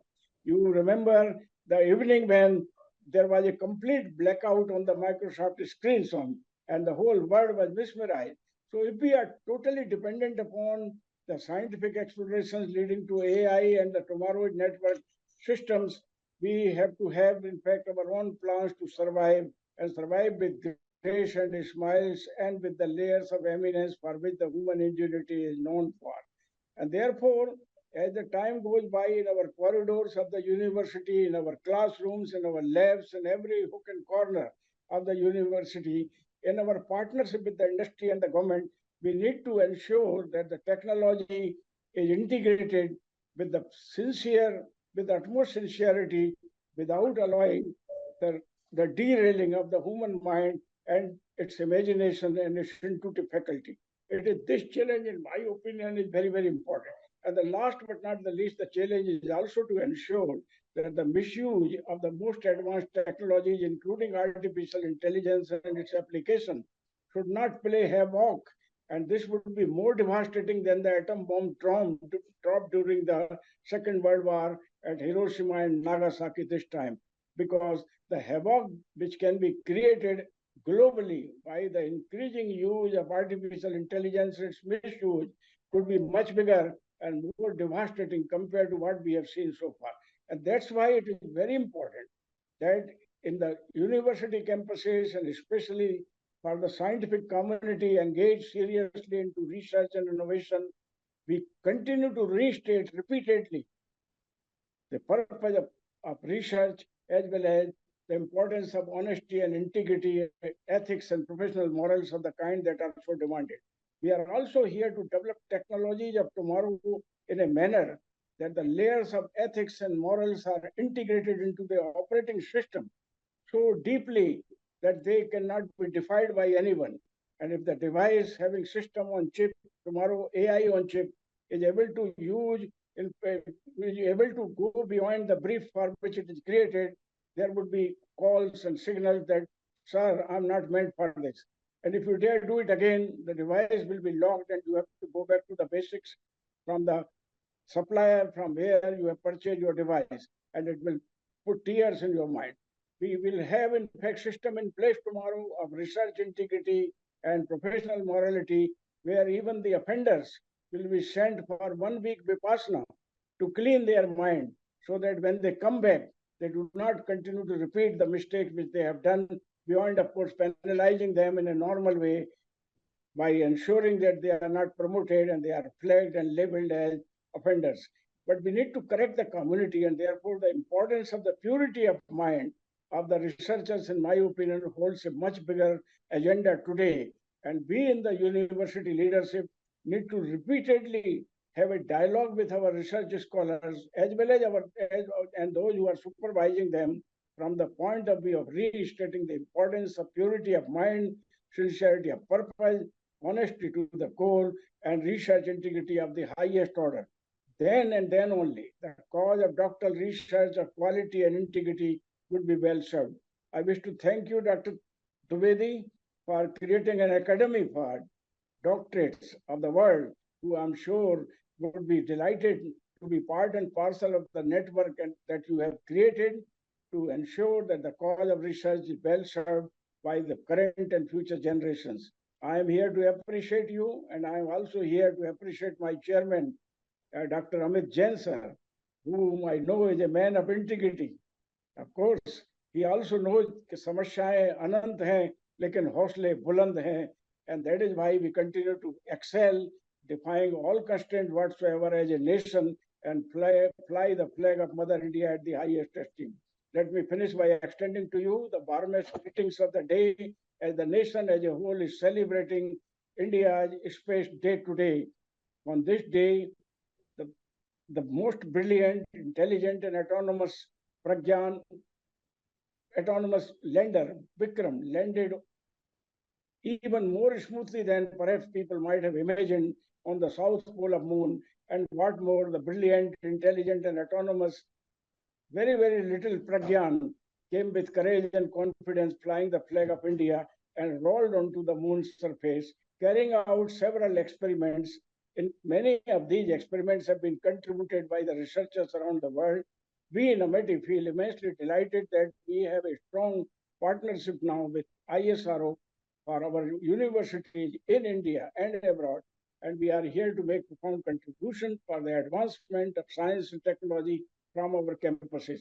With these words, ladies and gentlemen, may I take immense pleasure and delight in being part and parcel of this great conference organized by the World Academy of Doctorate, giving us an opportunity to convince ourselves that yes, we are here to make impossible possible, defying all constraints whatsoever, and yet keep the flag of research integrity, quality, and sincerity of purpose at the highest esteem in our lifetime up to the last breath. As a former professor of IIT Delhi, founder, Vice Chancellor of Delhi Technological University in RGPB, and now Vice Chancellor of Amity University, I take immense pride in ensuring that I have never spared anyone who has not followed the path of integrity and honesty in research. And I surely agree with Dr. Thakur, who said that often the supervisors are asking to put their name as the first author in many publications. When I was doing my PhD at University of Birmingham in the 70s, my supervisor told me, don't put my name anywhere because tomorrow you will be saying that this publication is part of your PhD. And PhD will be awarded to you, not to me. And that is why in England, the supervisors are also examiners, having as much right to reject or accept the thesis as an external examiner has. It is this kind of integrity of examination and assessment of PhD thesis, in my opinion, is important. But the supervisors are under tremendous pressure because they also seek promotions. And the Honorable Vice Chancellor usually asks how many first author publications you have. It is this kind of pressure on the mind that often creates the compulsions of asking the research scholars, put my name as the first author. I want all this to disappear. Let you not ask how many papers you have as first author. Let you ask what original contribution you or your team has made to the cause of advancement of knowledge and, in fact, the frontiers of science and technology. It is this kind of change in focus that is demanded. We shall continue to do it through the advocacy from the academy in the years to come, not only at the conferences, but also thereafter, now that the website is so actively being put together. So thank you so much once again for giving me this opportunity, and thank you, Honorable Chair, to give me the opportunity to voice my thoughts and concerns, and of course say again, समस्याएं अनंत हैं लेकिन हौसले बुलंद हैं, इसलिए सारा देश आज नेशनल स्पेस डे मना रहा है। मुझे ताज्जुब ये हो रहा है कि मैं अकेला ही नेशनल स्पेस डे की बात कर रहा हूँ, कोई दूसरा तो करने तैयार भी नहीं है। हमारे डॉक्टर द्विवेदी साहब ने भी एक बार नहीं कहा कि बहुत खुशी की बात है कि नेशनल स्पेस डे है आज और हमारी इंटरनेशनल कॉन्फ्रेंस में डॉक्टरेट हो रही है, लेकिन मैं समझता हूँ दिस में भी just an oversight, but really speaking today let us all feel immensely proud of the scientists and technologies that we have in our country, both in the R&D organization as well as in the universities and colleges and institutions of higher learning. Thank you, ladies and gentlemen. Jai Hind and Jai Bharat. Namaskar.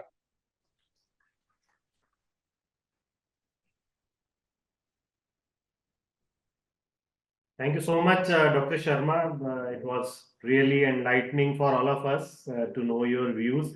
And no doubt you have shared the prospects and perils of AI. And you have very well highlighted what will be the role of a new age supervisor as well as the new age scholars. In fact, your thoughts on purity of mind and honesty of purpose were really heart-touching.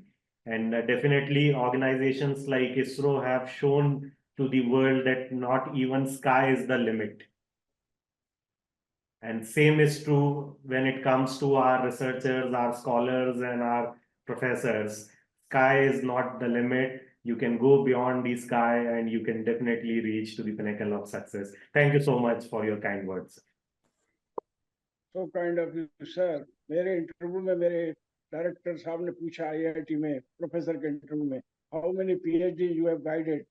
I said, you should not be counting numbers. You should ask me what profound contribution I have made to the body of knowledge and what epoch-making discoveries I have carried out. That should be the defining criteria for selecting a professor. वो लोग गिनते थे उस जमाने में कितनी PhD कराई हैं, कितने पेपर पब्लिश हुए हैं। अरे कोई कहेगा मेरे 400 पेपर पब्लिश हुए हैं, लेकिन एक भी उसमें इतना ऐसे काम पर नहीं है जिससे दुनिया नाज कर सके, तो फायदा क्या है? I think in this academy, our major purpose is to reinstate the importance of quality of research, not from the point of view of numbers, but from the point of view of its profoundness for making contributions so that the world could feel proud of your research that you carry out in the university. Thank you so much. Thank you, sir. So grateful, sir, and I'll now hand it over to my co-chair, Dr. Aditya Shukla. मैं फिर भी select हो गया, reject कर सकते थे वो। वैसे मैंने 5 PhD करा चुका था, लेकिन मैं चाहता था कि उनके दिमाग में ये बात आए कि नंबर्स गिनने से कुछ नहीं होता। सही बात है। We as vice chancellors, I think, shoulder this responsibility to dig as deep as possible to understand the original contributions that have been made. Thank you very much. Now I think we can invite our next speaker. Thank you. Thank you, sir. The second plenary talk will be given by Professor Dr. R.S. Tomar, Officiating Vice Chancellor, Amit University, Madhya Pradesh. It is our proud privilege to introduce sir to the audience. Professor Dr. R.S. Tomar has over 31 years of experience in teaching, research, and administration. He has held prominent roles, including Vice Chancellor of IES University, Bhopal, and Director of the Amity Institute of Biotechnology. Dr. Tomar's research focuses on environmental biotechnology, nanobiotechnology, microbiology, and herbal medicine. Professor Tomar has supervised PhD scholars and lead many funded research projects. We invite sir for his address, please. I think it's important to talk about the doctorate day for which our Dr. Dwivedi is waiting for, instead of getting so much long introduction. Okay.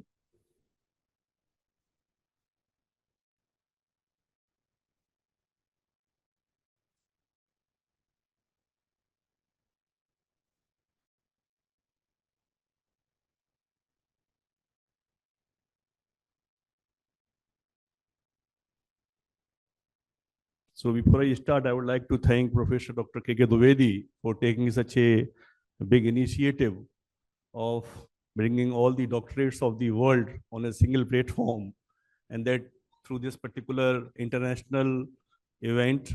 And he started in 2012.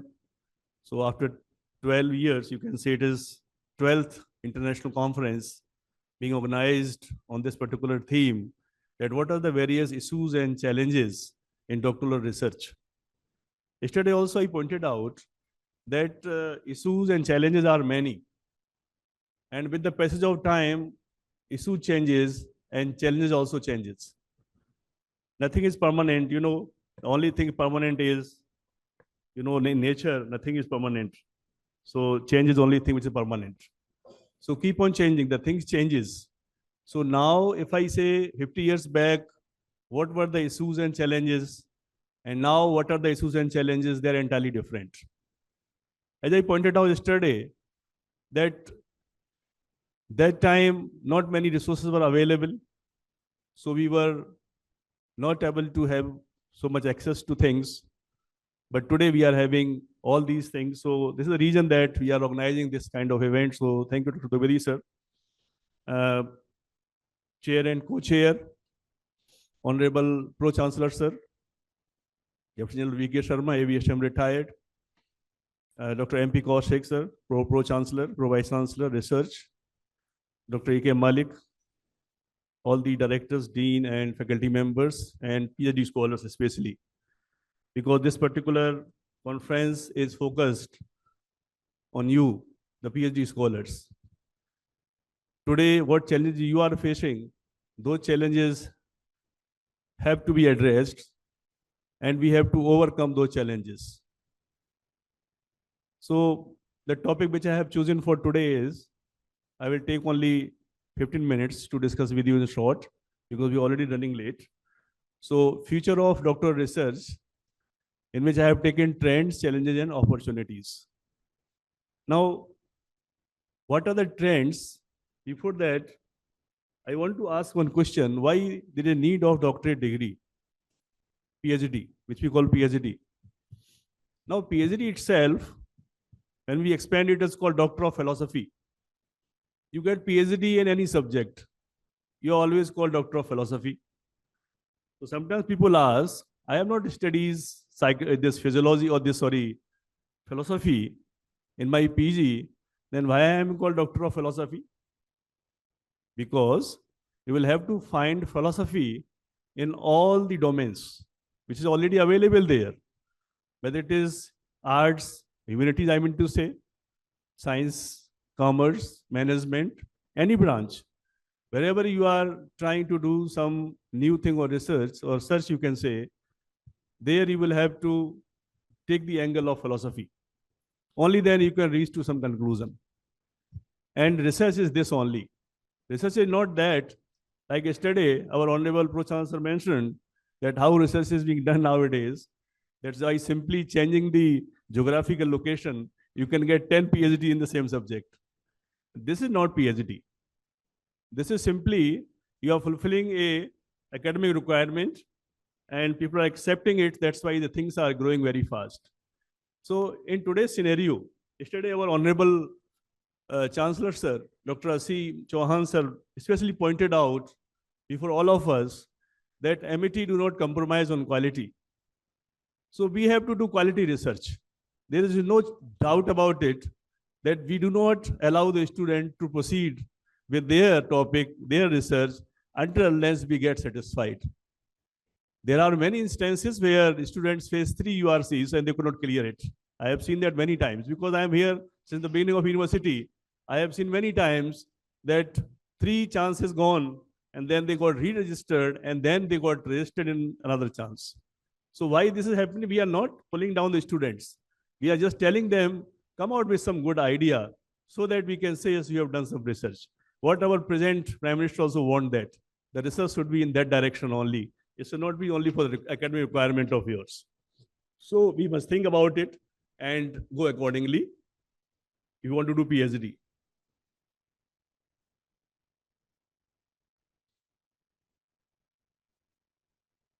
So as I mentioned that the Doctor of Philosophy, which is the highest level of academic achievement in a given discipline, and we keep on piling up the materials and going deeper inside it. Okay, now so. So I would like to discuss with you the landscape of doctoral research that is undergoing significant transformation that is influenced by trends, challenges, and opportunities. And in this, there are many trends, and those all trends have been summarized like global expansion and transformation. First one. That's okay. This one. Global expansion and transformation, technology and generative AI, and then emphasis on employability and focus on impact and societal relevance. These are the main trends which are prevailing nowadays. But what I mentioned earlier, that these trends are not sufficient enough. We have to think beyond these trends, that why only these trends that we are just focusing on the employability or some sort of generative AI. In this time of AI, getting the data on any particular topic is very easy. Just tap your topic and you will get a complete list of the subtopics. You will get even sometimes whole presentation also. But remember, that is that particular input that is given to you through the AI that is already available there. I used to tell the PhD scholars that any technology cannot surpass the human brain. Technology is only that which is generated or produced by the human beings. So it is available there. And whenever it was produced, with the passage of time, it gets older and older and sometimes get obsolete also. That you see in mobile phone nowadays very much. You get a iPhone and within 6 months it become older. So this is what actually happening in the IT. And that is affecting each and every aspect of the life, and research is also one of them. So getting any such kind of data through the AI and then not filtering it, it will not serve the purpose. You are the scholar, you will have to think beyond what is available there. Only then you can come out with some idea and you can reach some conclusion.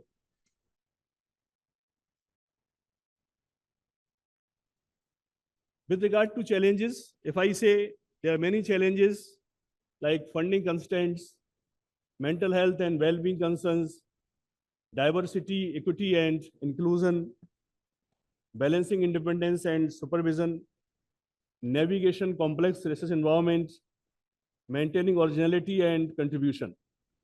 Now, funding nowadays has become a very big issue, and especially in our sector in which we are working nowadays, that is the private sector, where we hardly get any funds for our research scholars.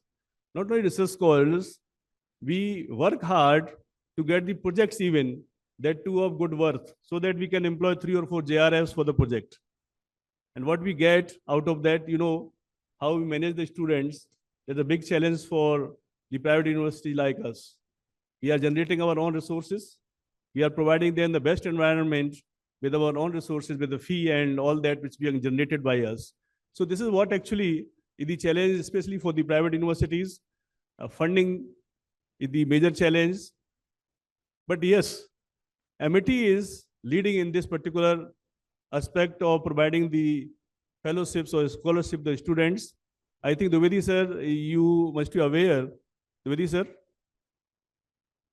you must be aware that STIF has introduced a fellowship for JRFs. And JRF's fellowship is 35,000 per month. And those JRFs who will get the fellowship from the UGC or CSIR, they will get double of the fellowship. Means the fellowship which is provided by the government of India, more than that you will get, provided it is awarded to you. So it is already in the domain.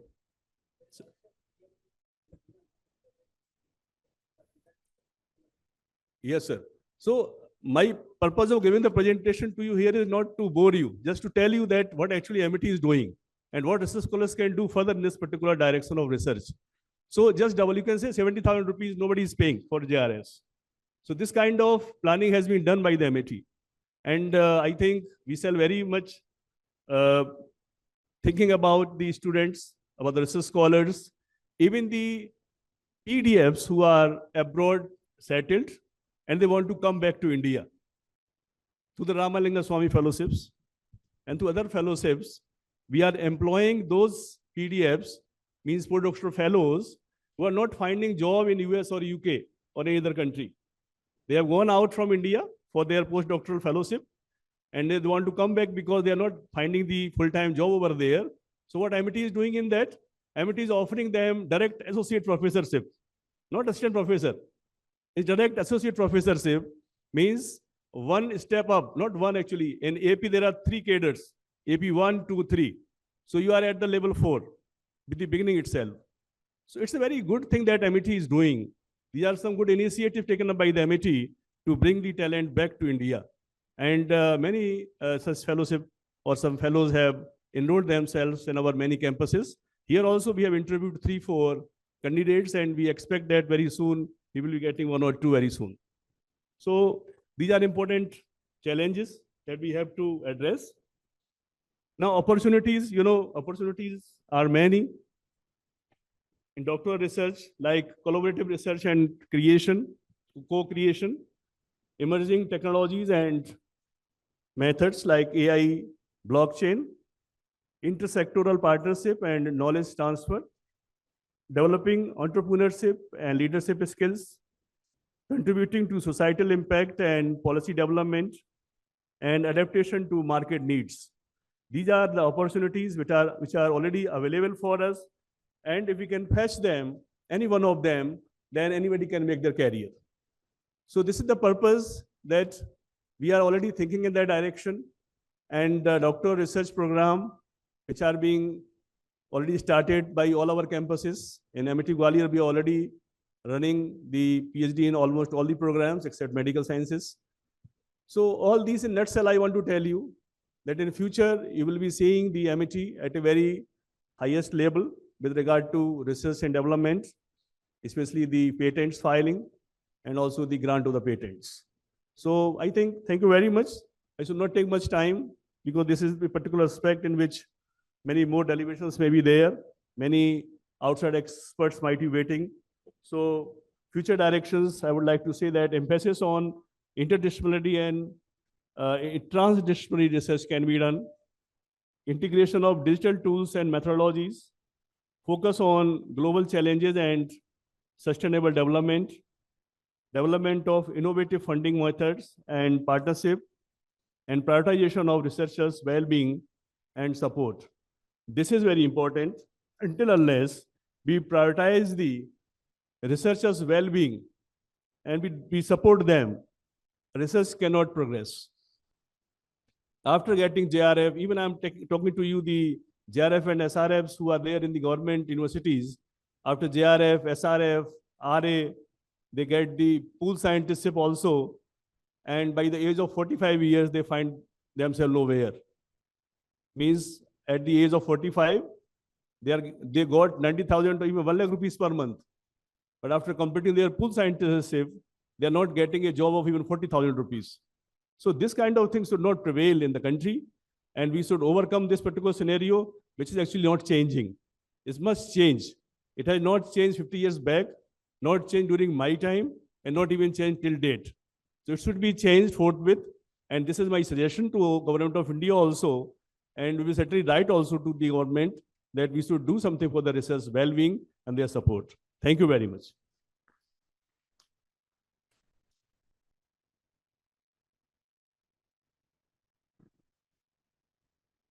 Thank you, sir, for such a wonderful talk. After listening to such insightful talks, we invite everyone for a discussion of 5 to 10 minutes. Sir, please. Professor Dr. Jain, you're requested to provide your remarks, please. Thank you so much. I was just looking if there are some questions from the audience. Maybe my co-chair can take up those questions if there are any questions. Otherwise, we can move ahead and I can wind up the session with my concluding remarks. Audiences, do you have any questions? Please raise your hands.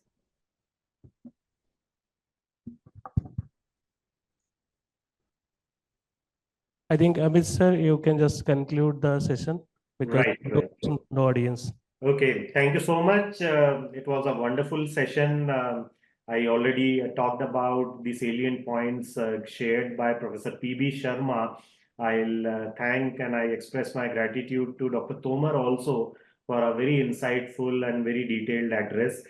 He did touch upon various aspects, starting with interdisciplinary to transdisciplinary research and the importance of innovative funding models where there could be parallel funding from 2-3 agencies to actually support. And probably he ended with what I started the session with. In beginning of the session, I talked about a situational leadership model approach for maintaining a healthy relationship between the supervisor and the scholar. And I said that there need to be 4 phases of this approach. And this includes, telling, selling, participating, and delegating. The telling is the first year of the PhD association between supervisor and the scholar, where there is more of gyan to be given, knowledge to be disseminated. Whatever the supervisor knows, it need to be shared with these scholars, right? After that comes the motivation part. Once you have equipped the scholar with right skills, abilities, and knowledge to carry out the further research, that motivation, that zeal has to come, where you have to sell the PhD process to the scholar so that the scholar starts working on his or her own. The third part is participating. This is the third year when the scholar starts working on the research papers or the development of the thesis, where you have to handhold initially. Later on, scholar can take it up on their own. And the last is the delegation part, where in the final year, the supervisor must acquire the role of not only a supervisor or a guide, but also the examiner or the evaluator, because you have to critically evaluate and you need to delegate the entire responsibility of building up the thesis and doing a right analysis and all, because you have already given the full guidance to these scholars. So that is where probably Dr. Tomar also ended, where he talked about prioritizing the well-being of the scholar. It was indeed a wonderful session. So many thoughts shared by the expert panelists. I'm so grateful to both the expert speakers for sticking to the time and making a very pinpointed yet very elaborate presentation. I'm grateful and I'm thankful to my co-chair also for his wonderful coordination. This pair of chair and co-chair was wonderful, one online, one offline, and I believe the co-chair has done a wonderful job. So grateful to both the anchors and the master of ceremonies also. Once again, my regards to Lieutenant General V.K. Sharma ji, the Honorable Pro Chancellor of the university, for hosting this particular event, and to Dr. Dwivedi and his team for organizing this event. Thank you so much. Thank you. Thank you very much, sir, for summarizing the session so well. Thank you. Thank you very much. Thank you, sir. Now I request Professor Dr. K.K. Dwivedi, President, Global Academy of Doctorates, to kindly present the green certificates to our esteemed chairperson and speakers.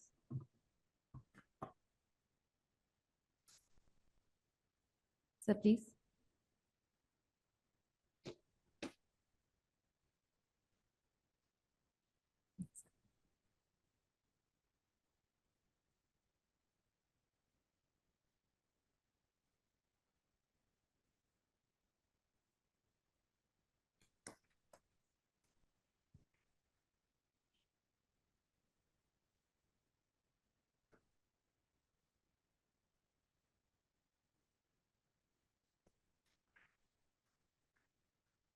Thank you, sir. With this, we have reached the end of our third plenary session of 12th International Conference on Issues and Challenges in Doctoral Research. Now we shall take a short tea break of 15 minutes. All dignitaries, guests, faculty members, and research scholars are requested to proceed for tea, please. Thank you.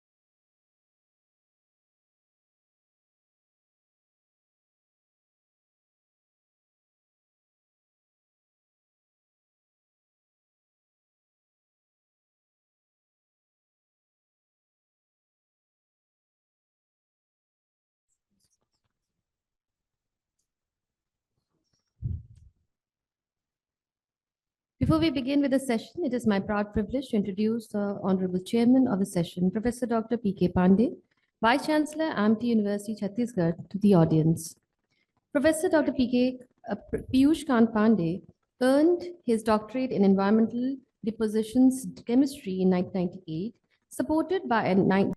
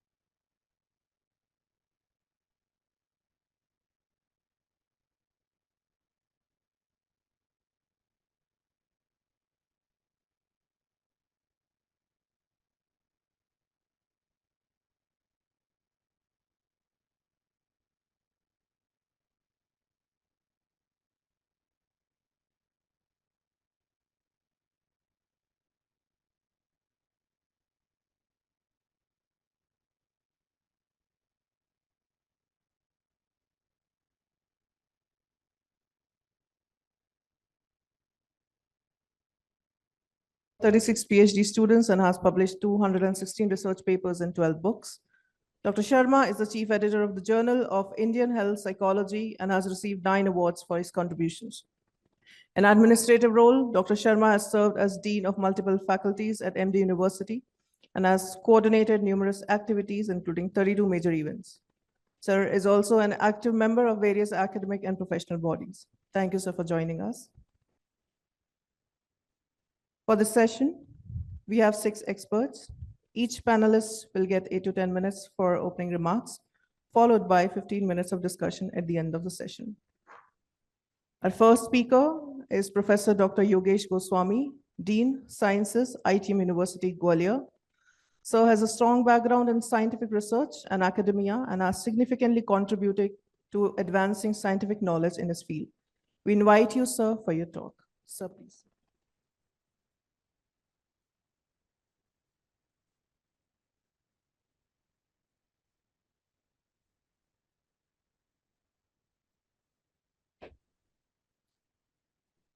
Honorable Pro-Chancellor, Professor V.K. Sharma ji, Honorable Vice Chancellor, Professor Tomar ji, Professor Kaushik ji, President of Global Network Doctorates, Professor Dwivedi ji,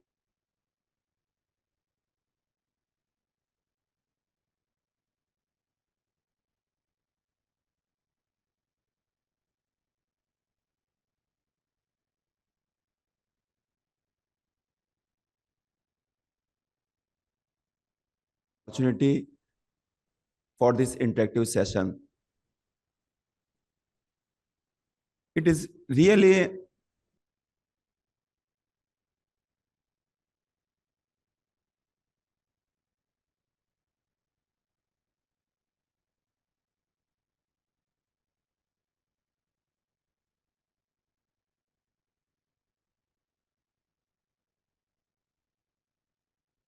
recently 6 students I have awarded this doctorate under my guidance and 4 are working.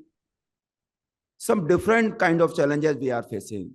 Yesterday, I was discussing the issue with Professor Dwivedi that I have associated with this conference from 2016 and continuously even issues are changing day by day. On that day, we were facing different issues, but from the last year after the ChatGPT, we are discussing this word many times from the yesterday. ChatGemini, ChatGPT created new kind of challenges to us. It's on one side, it's an opportunity. We have got opportunity to dig more, to get more details on research, to get more details on any particular topic. But it's same time, it's also a challenges in the time of competitive world when we are having a pressure of publishing papers. So it's a challenge that we are facing. Really, I don't know, clearly nobody can say whether it's advantages or not. I've gone through many best journals from the world. Even those journals are sometimes afraid to write anything. It's a bad or good. No journal is saying you cannot use ChatGPT, you can use, but you have to enter in the section, the last section, whether you have used AI for this paper or not. That is a submission from the Elsevier or from ACS and everywhere. The question is, last week, I saw a very good paper in Nature that is saying ChatGPT should be used for many diagnosis purpose, because by the use of ChatGPT, you can get the data even in a fraction of second that cannot be get in next 2 years. For example, they have given in that paper, they have given the, if you want to learn the efficacy of some drugs for cancer or for other things, people are working from many days, many years, and still nothing is finalized for these things. But it can be done, it can be find out through data science in few seconds. So really, it's something to think whether it is useful or not. Second challenge that I want everyone should discuss here also, the challenge of publishing good work. In the morning, Professor Thakur has raised some issues, but I want to add one more issue here, the challenge of open access and subscription access. Continuously, journals are raising their amounts for open access, and they are insisting the persons to go for open access side. Now, Elsevier raised their amount from 1,000 or 1,500 to 3,500 USD. And in February, many editors even resigned from some Elsevier journals due to the reason because all the positions are already in every Elsevier and everywhere. But they are asking for huge amount of money, and they have raised the money more than 2 times for publications. Those money may be, if you are having a funding, then it is good. But if you are not having a funding, it is very difficult to go for a good journal, because the high impact journals, they are asking for higher amount. And if you go for subscription side, then a very high queue is there, about 1 to 2 years for good paper. If you are moving from a 4 impact factor journal, if you want to publish in a 4 impact or 5 impact, then it is about 1 to 2 years. So this is a challenge for us for doctoral research. On one side, our agencies want at least 2 papers with good journals, but the difficult part is it is taking about 2 years. And that is why people are taking some short paths for getting PhD, for awarding PhD. So it should be discussed what should be the way for that. This is all from my side. Thank you for this. Good afternoon, panel.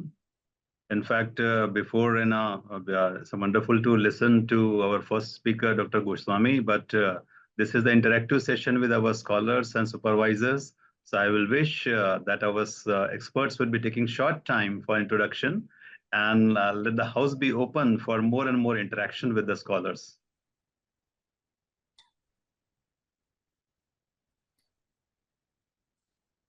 Thank you, sir.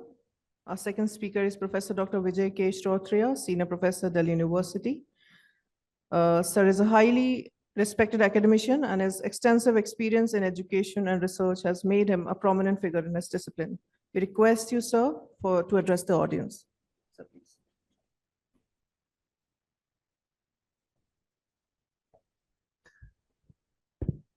Good afternoon. Yes, please respond. Good afternoon. It shows you had good tea. Uh, I was under this impression that this is going to be a more interactive session, so I'll just cut short what I thought, and then maybe while you people ask, I'll share my piece of thought. Honorable Chair, Co-Chair, fellow members, and all the friends, fellow delegates. In fact, when we talk about research, especially when we are talking about research scholars and supervisors, I look at it from the perspective of why people are doing research, what kind of research they are doing, where they are doing research and where they are publishing, and how they are conducting research.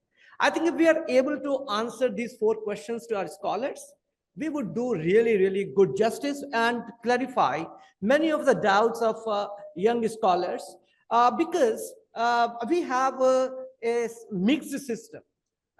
In India, we follow a mixed system. We have inherited the British system, and we are moving to the American system. So neither we are here nor we are there. And I think in the minds of the scholar, if we have that kind of clarity, and if scholars go with that preparation, it would be really great. I was just going through 2 days back, Nature has published, the citation black market. Just go through that paper. It tells you that how, just my fellow person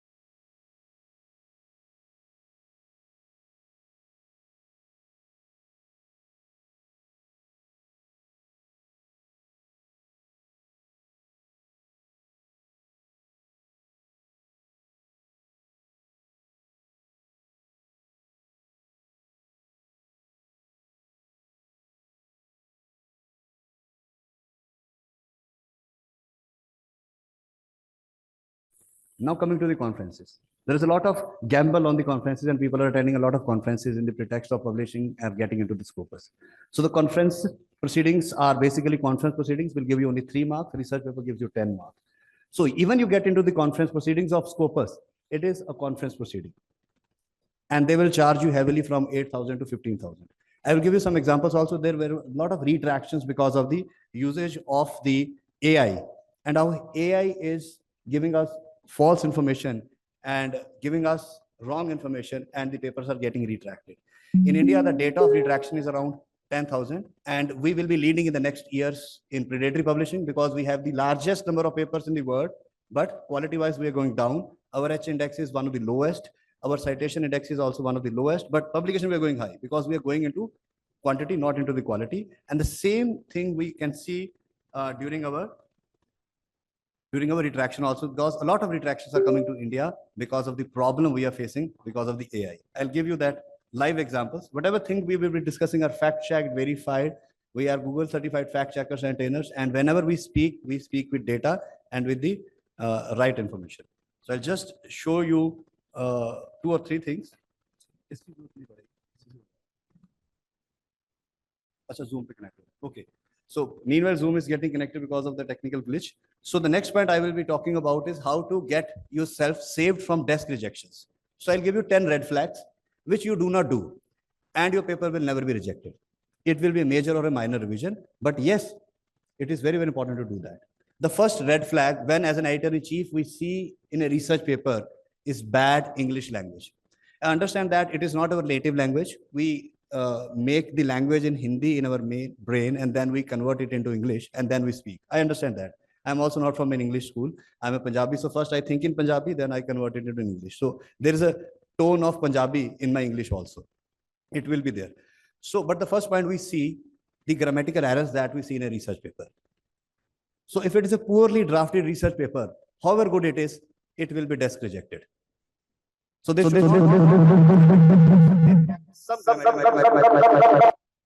much. Okay. So we are back. So I am sharing, sir, my screen to show 2-3 important things that are there with me. So here it is.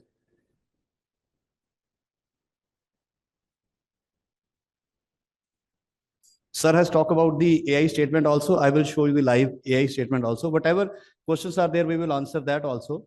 So first is the AI statement and then the APC and the other things. So just look at this AI statement, which sir has asked for. We have recently published a paper in Elsewhere and it is a Q1 paper with a site score of 18.9. So this was the statement that we have got from them. So it simply says that if you have used any generative AI, it is now your responsibility if you're gone. So people are afraid of writing this statement because you cannot and you might not say that you have used it, but you have used it. So the onus is now not on the editor-in-chief, the onus is on the writer who has sent us the paper. So just look at this statement, which says that if you have used it, you have to tell us, you are compelled, and it is important for you to tell that also that you have used that. I'll give you the another example of the APC now. All the things we will be giving you with examples. So the examples, this is decision in process. Okay, so APC.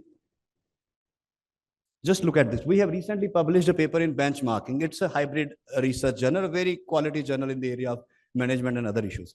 So once our paper is accepted, they sent us this mail. Dr. Narula, where do you want to go? This paper has gone to the MIT Gwalior. It has published when I'm in Gurgaon, but the credit has gone to Gwalior because my work belongs to Gwalior.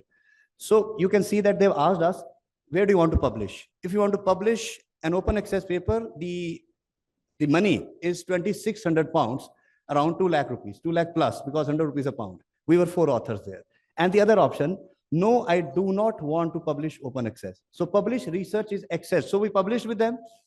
We didn't pay anything, but the paper is not with us. The paper is with them and they're selling it for $40. So now the point is that we are not getting citations. We don't have the visibility. And if you put it on ResearchGate has also lost a case from Elsewhere, where if a paper is copyrighted, ResearchGate cannot publish it for free also. So that is also there. So ResearchGate cannot publish it. So this is a point where we want the support of the higher institution to pay the APC so that the paper is visible to all. Now, under the copyright agreement that we have signed for 3 years, the paper cannot be touched by anybody else except the people of Emerald, who has the subscription of Emerald. The third point in the subscription model is that if your library has that subscription, that is another route that we can take. If we have that Emerald subscription for our universities or the library, this APC is removed. They will see my tenure that I'm in this university signed an agreement with them, and they have the subscription of that particular publishing, the APC will be removed. And that way we can see and we can show a paper to the world and in the rankings also, where there is an impact of the visibility. You might doing a good work there, but in ranking, their visibility is very, very important. These are some of the points which are very important nowadays in the discussion that the APC involved. Nobody can pay 2,600 pounds, even if it is a Q1 journal, and even 5 people coming together, I will not spend 50,000 rupees from my pocket. And that is the responsibility of the higher education institutions. Another part. Now, what happens when we don't do that? We are trapped into author selling. So you can see the live example. This journal is now outcast and it's a discontinued journal. We caught the fraud of this journal, and this journal, and it asking for the media papers. So I am a media person, so I got more interested into that. So this journal is now out of the databases.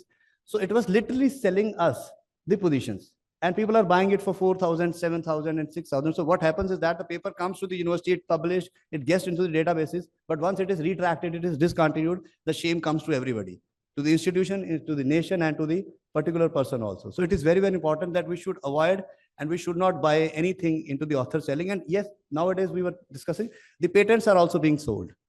And there are some firms which are selling you the Australian patent and the American and the Canadian and the England patent. UK will not give you a poorest of the patent, but you're getting a UK patent, submitting it to the university and to the other authorities and thinking that it will change your no. We know some of the people, those who have published with a dog neck, a Bluetooth in it, and got the patent. So last example, there are many. Because of the shortage of time, I will give you one last example, and then we will, as and when we get the time, we will go for the question answer also. So the example of a predatory journal, a live example.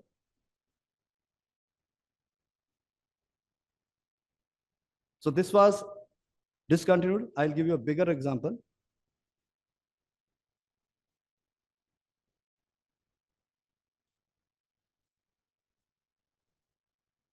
Here it is, just look at the outlier behavior. So usually we catch the journal on the outlier behavior, and we have got 2 copyrights in catching fake predatory clone journals. We have the app also, we have the helpline also, where we see that how are the journals behaving. In medical, we do the blood test. Here we do the,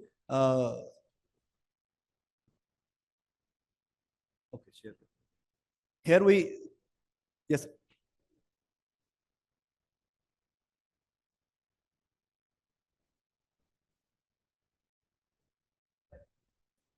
So this is the outlier behavior, and this is how we catch it. So let's go to question answer. And as and when there are questions, no need of sharing. As and when there are questions, we'll come and give you the replies. We have all the data and all the answers to the softwares and whatever you want to use and whatever is in your mind, research questions, hypotheses, all the important discussion points, we can discuss them together. Thank you, everybody. Thank you. Thank you, sir, for such an informative talk. Next, our fourth speaker is Professor Dr. Ranjana Agrawal, Director, CSIR, NISCDR, New Delhi.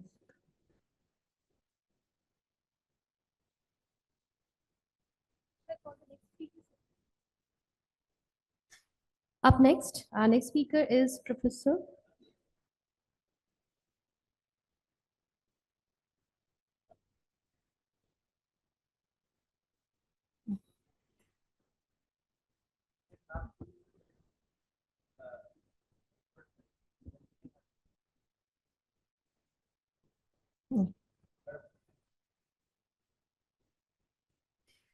Our next speaker, Professor Shobna Poddar, Dean, Homeschooling, Global University Hisar, and Senior Advisor, Sunningdale University, Zambia, Africa.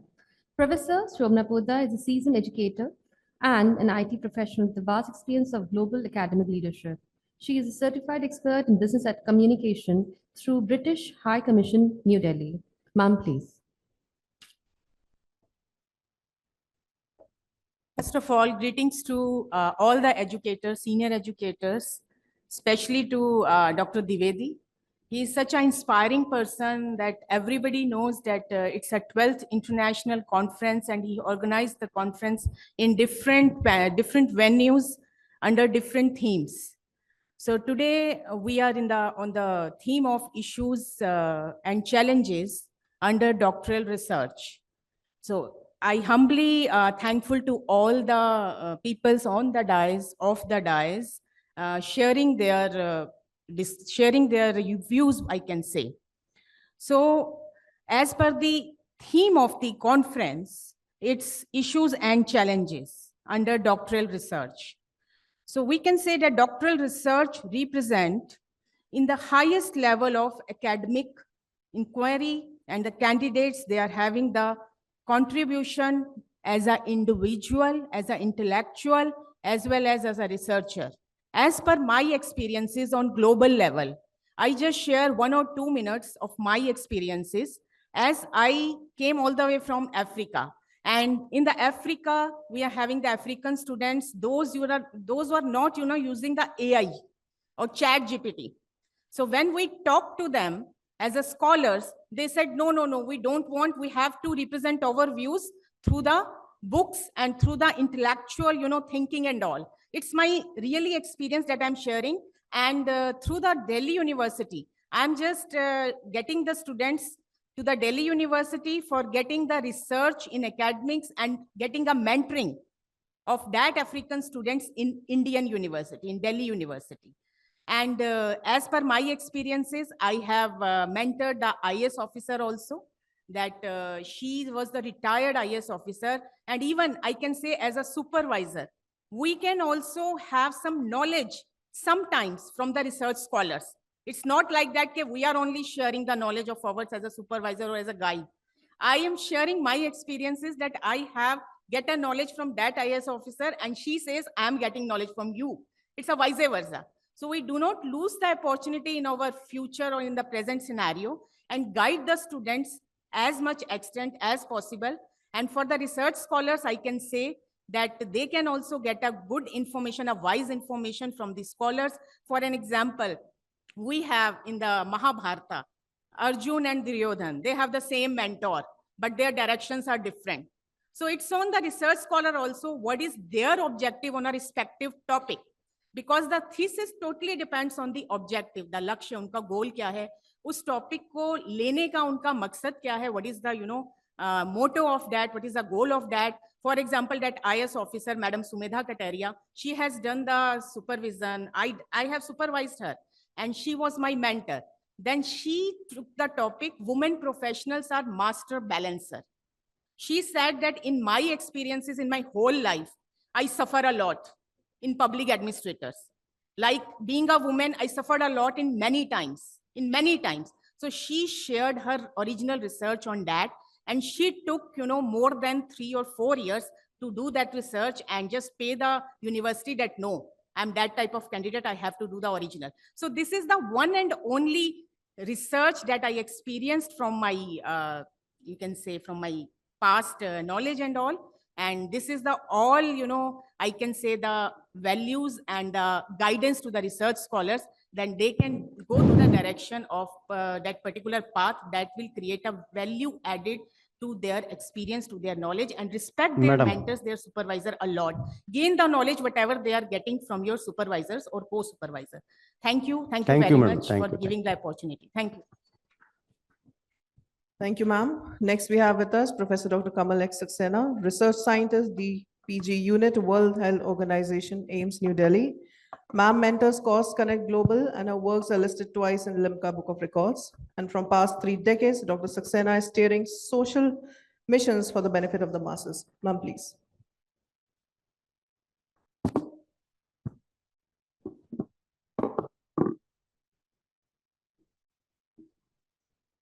Pranam to Honorable Chair, Honorable Co-Chair, all the dignitaries, my seniors, sharing the dais and off the dais, my colleagues, fellow researchers, greetings of National Space Day today.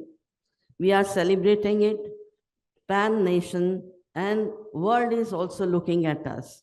So we shall be playing a small video at the end of the session. So taking the today's topic of sharing the issues and challenges for doctoral research, there is one experience, it's of my own experience while I was doing my research at AIMS, and it was very aspiring. I didn't have any issues and any challenges while I was doing my research at AIMS.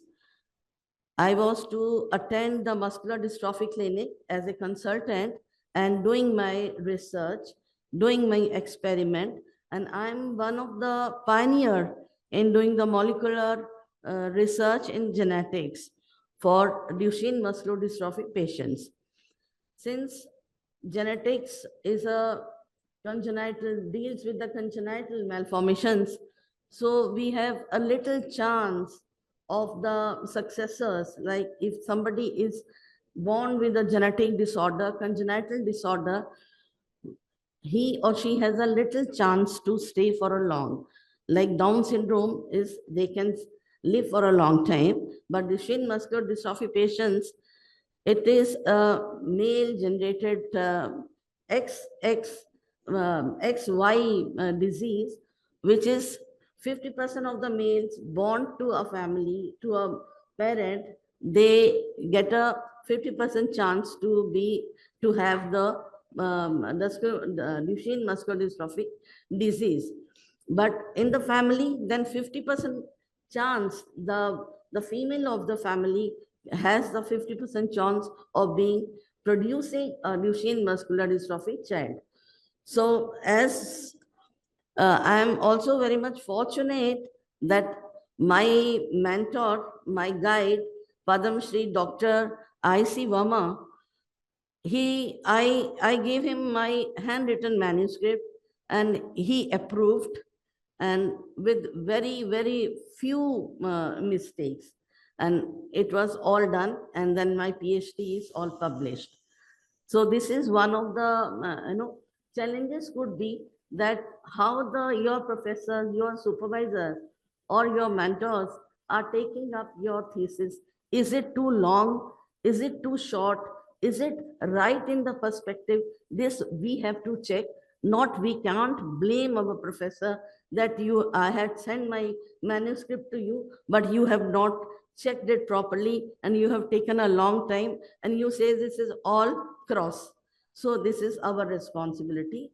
We should work out the ways, like what we are saying, intelligentsia is one thing, then hard work is one thing, but smartness is also one thing. Now it's smartness is trending. So we should always be precise and concise while writing our thesis and giving it to our professor for corrections. Another, I will take only Madam, three Madam. aspects. we have questions now. I will take just three aspects. One is the political emergencies. Another could be the health emergencies, could be the environmental emergencies or the social emergencies, like the health emergency of the corona time, where the, Sorry to interrupt, madam. Now, I think let the floor be open to the discussions. Okay, I will just finish in another 2 minutes. Emergencies have to be taken into account. Another is the gender parity that we have seen, because I'm working in alignment with the United Nations. So what we see is a gender equality. So we have to work, like gender imparity is there. We have also seen. होता क्या है, जब time आता है selection का, तो professor बोलते हैं अरे ये लड़की है, अरे इसकी शादी होएगी तो मेरी भी पीएचडी हट जाएगी, मेरा स्टूडेंट भी हटेगा, इसकी पीएचडी भी अटक जाए, हाँ इसकी पीएचडी भी अटक जाएगी. So that time, we women find a sort of a imperative. There is a disparity. So we have to see that while we are giving, reservation, we are passing the reservation bills, but something should be taken care while we are in the university. We are pressing ourselves hard to find a seat for the doctoral. And another thing is a family support. We have not shared till now. We have shared the very, very, direct challenges which are there while we are following up the doctoral programs. But have we discussed about the family support? Let the students bring it, ma'am. About the family support? Thank you, madam. Because Thank you. Thank you. Thank you, madam. Few words. For the girls, the parents. Thank you, madam. Yes. Thank you. Okay. Thank you. Thank you. Now, questions for interactions, please.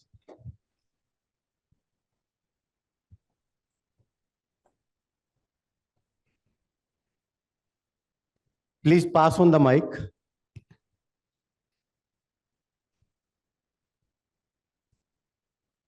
Good afternoon, everybody. So we were talking about the Gen AI usage during the doctoral research. So, sir, okay. So I think I have a question related to that. That when you said about the usage of Gen AI in doctoral research, so why should we use it, and what is the level of what is the acceptance of level of usage of such Gen AI tools in our doctoral research, sir? If you can throw some light around. You want me to answer Yes, or sir to yes, answer? sir, yourself. I should answer it. Yeah, I mean, it is related to what So you just I'm explained not to us. in the favor Thank of using the AI. We were discussing that. We are in the favor of reading through the AI and then understanding and then write in your own language with the specific reference management system used, and then give the citations which will save you from the plagiarism. So I wanted to show something. I will show that later, that when we change the word through the AI, it is also getting caught. And there is a dictionary of around 54,000 words in engineering as well as in other sciences which have been changed. And then as and when you change them, the tracker will catch you. And your paper will be like when you go to the MRI machine, the cancer comes out in colors. The paper will come out in colors where you have used the AI generated words. Forget about the lines. I'll show you the examples. There are 38,000 words with me at the moment. It is increasing day by day. So we are thinking that we are using AI and it is saving us. Yes, you might have saved your paper, you might have saved your career, but it's not for long, because the papers are getting checked religiously, and there are softwares. I will show you some of the software. The Gulina Kabnak has done this work in France, and he is purposefully catching the papers in this area, and specifically Southeast Asian country. Now India will be under attack very soon after 1 or 2 years. We are the ones who will be forced to retract most of the papers in Southeast Asian countries, because the paper mills has been shifted from Iran and Russia to India now. So yes, let's use AI. I am using Grammarly just to correct my English, which is ISMR or S or ES. But Grammarly is not making sentences for me. And we are very sure that we publish less in our journal, and around 8 to 10 papers, but we do not use the AI. And if there is a smell of even AI, we will not get it done. I'll take sir's view also, because he's senior to me. So, sir. I think, I'll just tell you from our generation and your generation, when we were going to our college, our teachers never allowed us to use calculator. These days, calculator is something which is accepted, and I feel it is fine. But then if you don't use your own intelligence and you surrender to artificial intelligence, that's where you do a greater harm. Whatever is mechanical, you can very well take help. There's no problem. You can save time. Okay. And for that, technology is good. But beyond that, if you start forming sentences using AI, then there is something problematic with you, and you will get caught. You can save for some time, and there are a lot of people working on it, lot of institutions working on it to catch hold of such people. During our time, plagiarism was rare. Now, with the use of computer, you can easily find out how much part is plagiarized. And in the times to follow, you will see this will happen even with AI and all such tools. Okay. Now, just look at these words. Continuing with that, profound neural organization is a fraud word, and the original word is deep neural network. So once you change with the usage of the AI with the software, when it is changed, it will become a wrong word. Yes, it might clear through the peer review and you might get into the databases and your paper might be published. But it is very, very important for us to understand it at this moment that we should read the paper carefully. And yes, we can take the advantage of AI, but we need to use our brains also, that what we are writing, and we need to read it again, that the words will not match at all. You look at face recognition has been turned into facial acknowledgement. Voice recognition has been changed into discourse acknowledgement. Sir, let us have next question. Yeah, thank you. Next question, please. Hello, it's not a question. I just want to add something. Like, yes, very short. So Direct and precise question. So and please direct to the person also to whom you want to be answered. okay, so it is okay that we are not using the AI for the writing, but a lot of other AI tools like for finding out the connected papers, other things, how to use those effectively for the research is also important for the researchers, because connected papers, brainstorming on the research topics, a lot of things the AI is doing. So just outwardly rejecting the AI use into research, I'm not in support of that. Thank you. Question, please. Here, this side.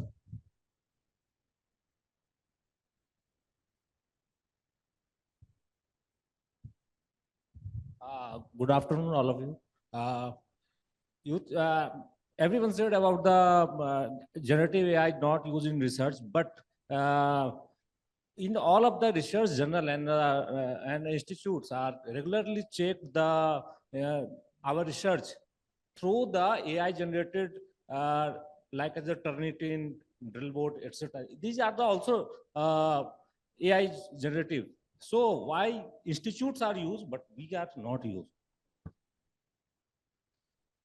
Is it fine? Yes, sir. Comments only? Why Comments only. institute and journals are used different type of plagiarism software and demanded the list minimum 10% similarities.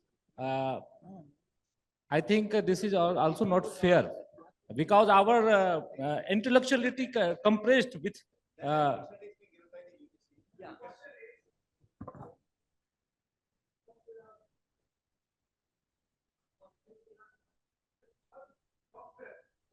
To whom you have directed the question?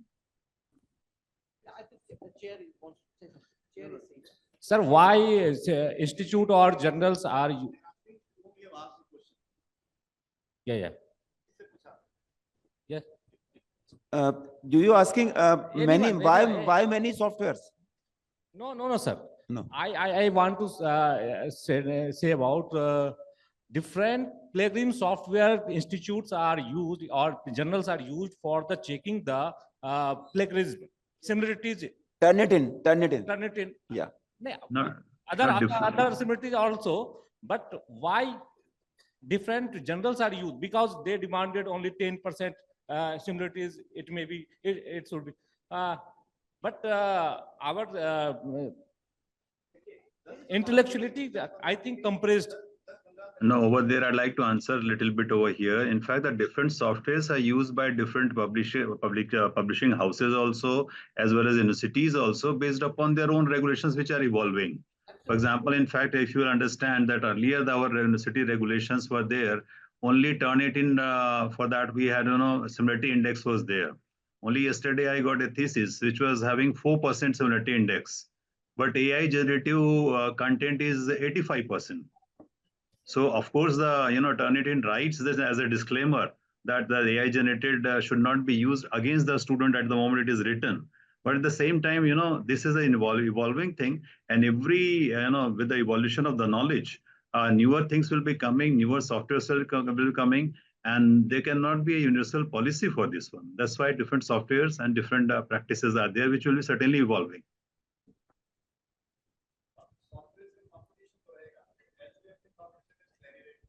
Yes, I think it has been replied by the chair. Any other question, please? Yes. I'd like you to elaborate a bit on paraphrasing tools and their implication in with respect to plagiarism.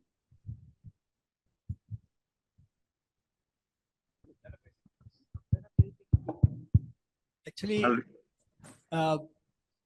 friends, I think I have to stand up to ask some questions myself. The reason is that, well, AI, etc., is the end use phenomena. I'm talking about the entry point. Okay, my question is that there are different rules used by different universities to select the PhD student candidates. Now, UGC issues some minimum guideline, minimum qualifications. Every university is free to conduct their own examination and then decide. Now, you have to decide from the least interested lot of people to do PhD. And then we expect the best PhD out of them. Now, my question is that what are the ways and means by which we can attract the best minds to come to academia and take admission in PhD? This is one question. Okay. What are the ways and means through which we can attract the best mind to do research or come in the field of research? Second one is that after joining, the kind of problem that the administrative problem that the research scholar face, the DRC, approval of their synopsis and so on, that has been unnecessarily too complicated. I think different universities follow their own ordinances. Ordinances are rarely revised as per need. The time is changing, but we don't do that. After that, when they actually do the research, in between, the guide moves away somewhere. And the student left in the university without any supervisor. Now, there is a very tedious process. Every university uses different. There are cases where 2 years the research scholar don't have a guide. Now, the 2 years are a total loss.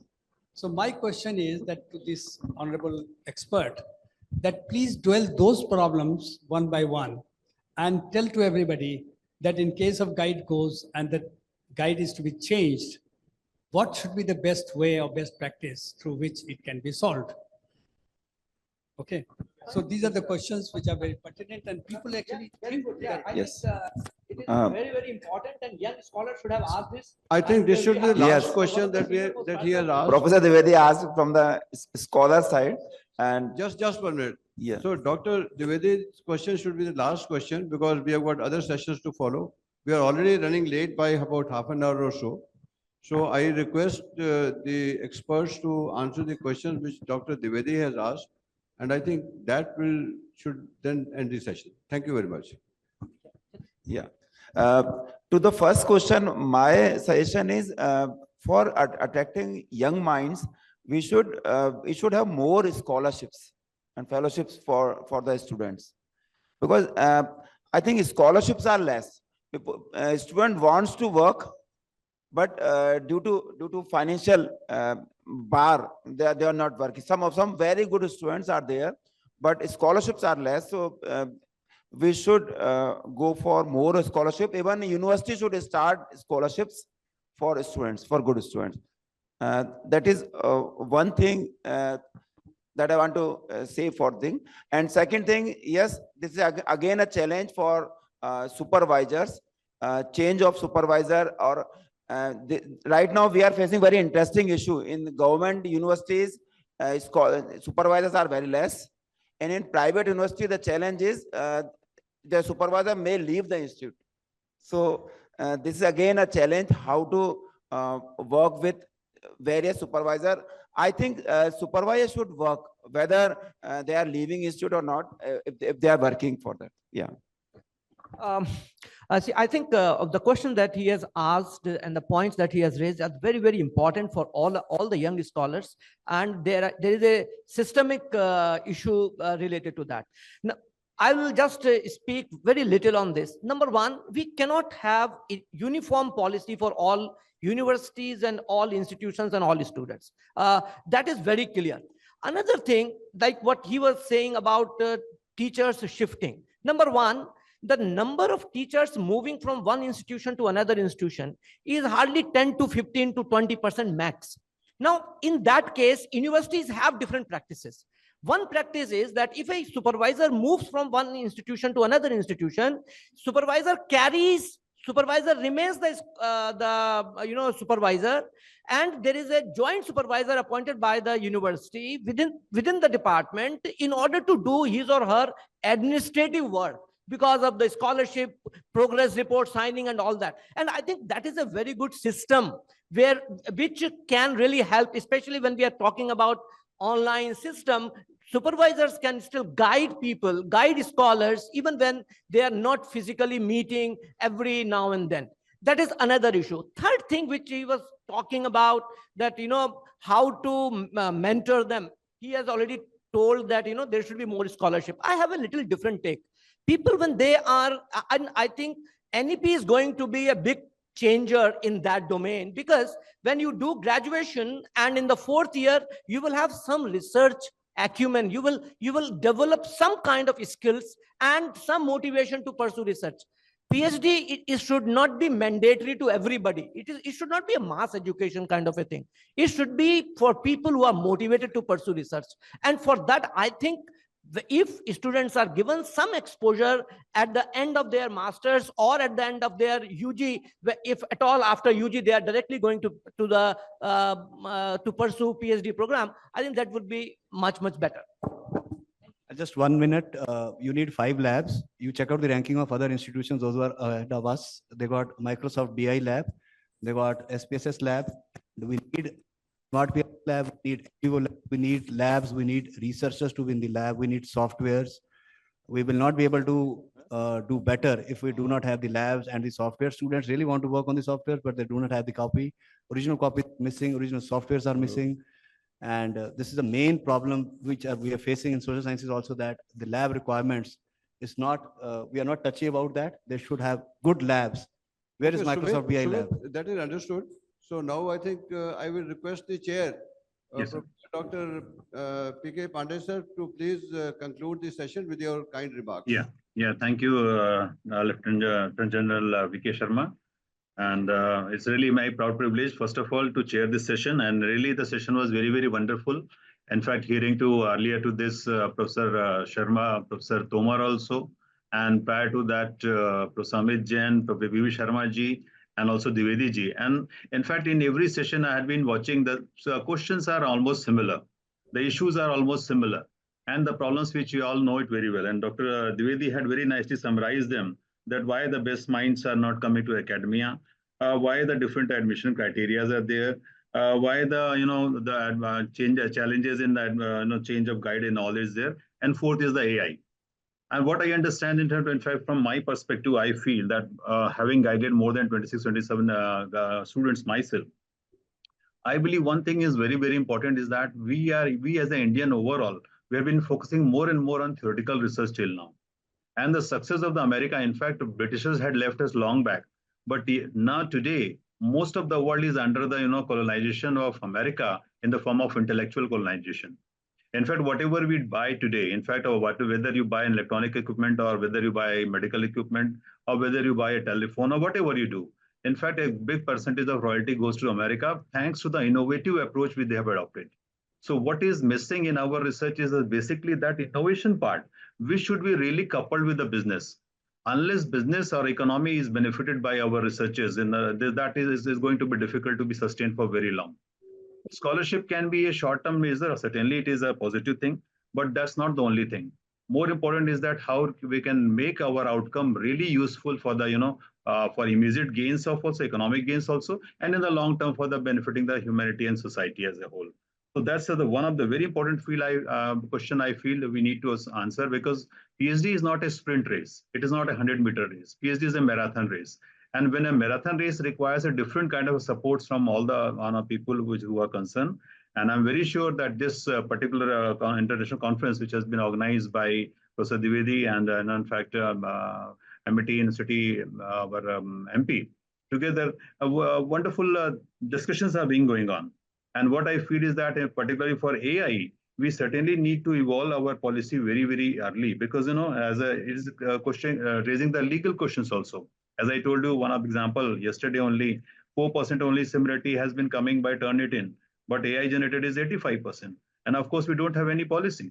So we need to evolve the policy. We need to, first of all, make our research more relevant to the society. Then only successful outcome can be there. And this kind of more detailed deliberation, rather we are focusing more on the questions will be required. So I'm very thankful to the organizers for giving me this time. And really, it was very wonderful to hear our five experts, in fact, over here. In fact, all of them are so knowledgeable in their own area.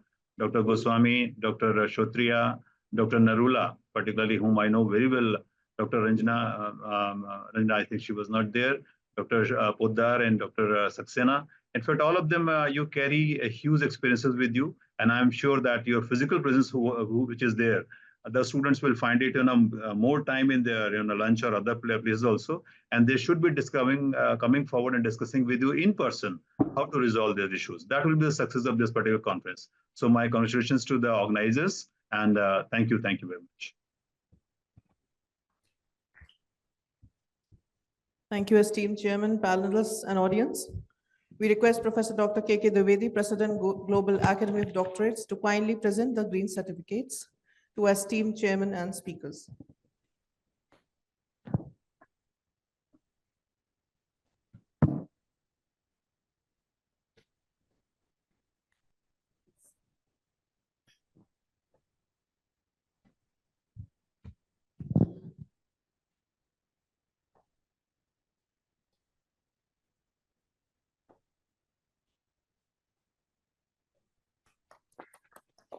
A great round of applause, gentlemen.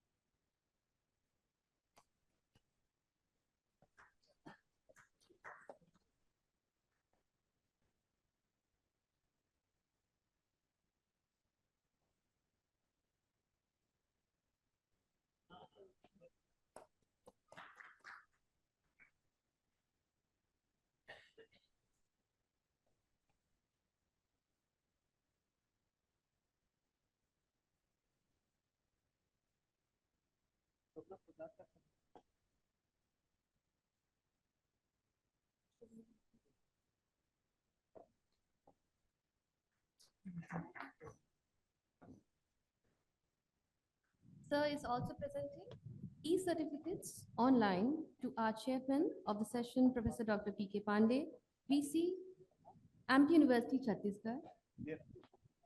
Thank you very much, sir. Thank you, Professor Dwivedi. It's really very wonderful to attend to your conferences, and really it's a pleasure for all of us. It's an intellectual food for us.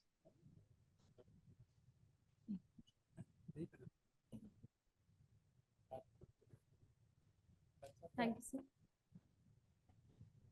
With this, we have reached the end of this interactive session of the 12th International Conference on Issues and Challenges in Doctoral Research. Yes. Yes.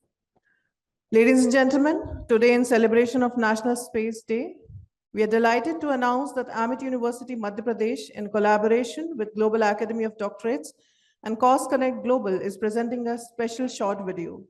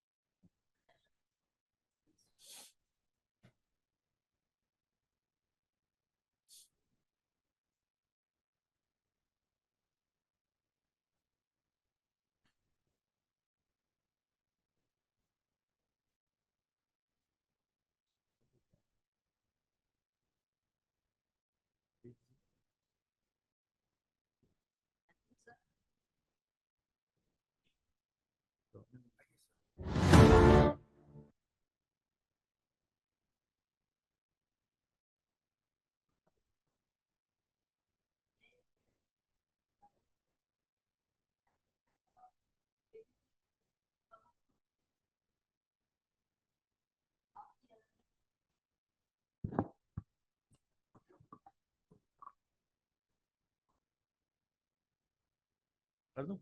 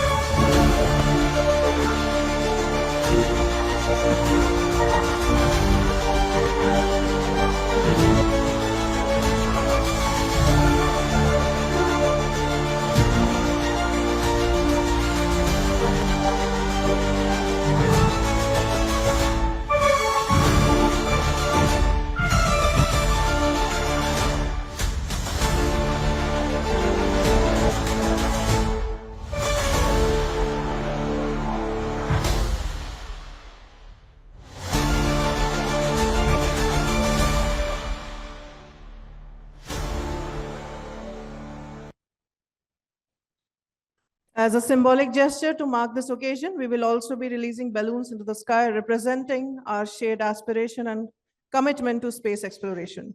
We request all the dignitaries, guests, participants, and research scholars to kindly assemble in the foyer for the releasing of balloons, followed by a lunch break of 1 hour.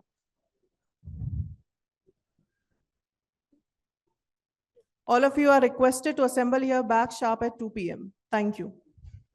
All our outside guests are requested to kindly contact the registration desk to take their TA claim forms. All the guests are requested to please contact the registration desk to claim their TA forms.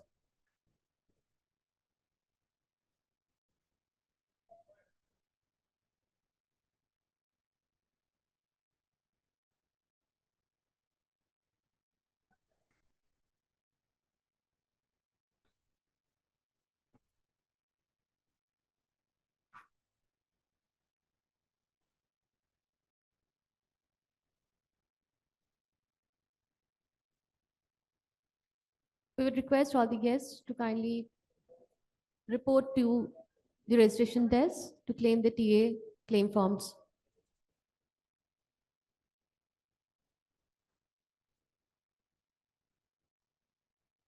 Arun sir?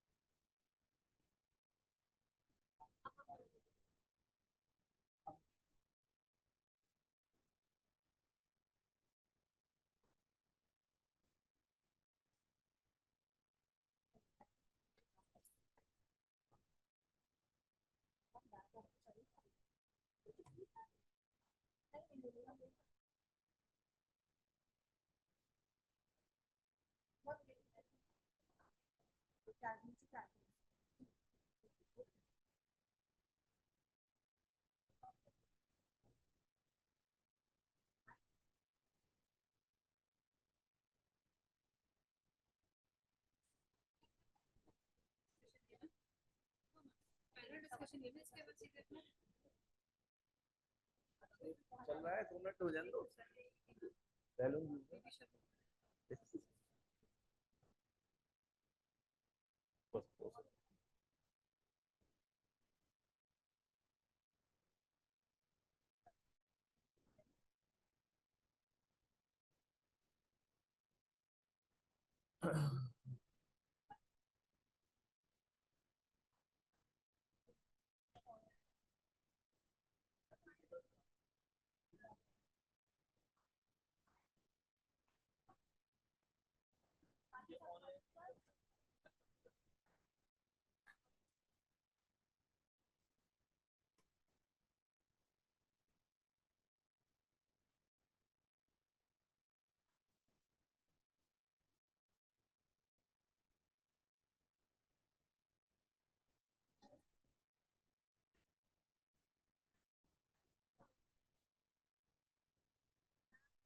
Greetings.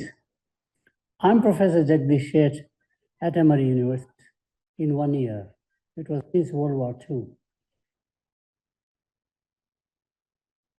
Greetings. I'm Professor Jagdish Sheth.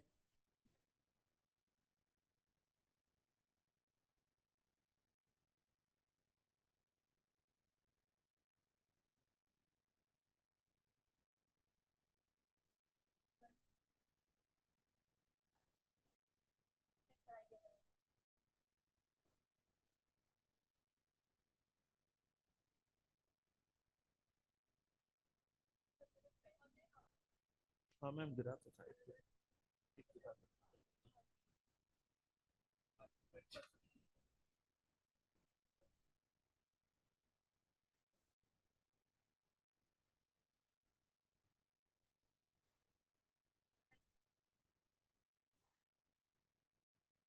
एक तो ये Jagdish sir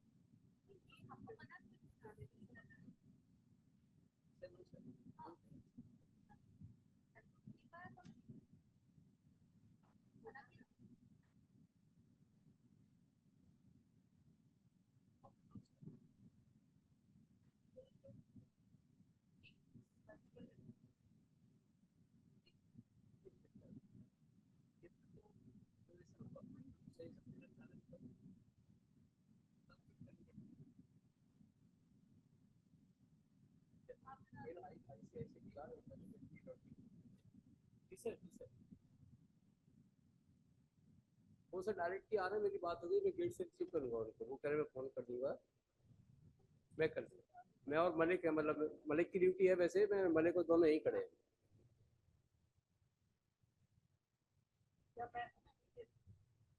हाँ lunch में वो मना कर रहे थे, मैंने पूछा था लंच का, वो अभी इसमें सर मुश्किल बातें नहीं आ रही।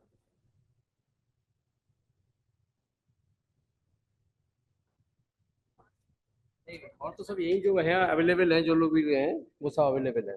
जी सर, जी जी जी, मेरी बात हो गई सर फोन से।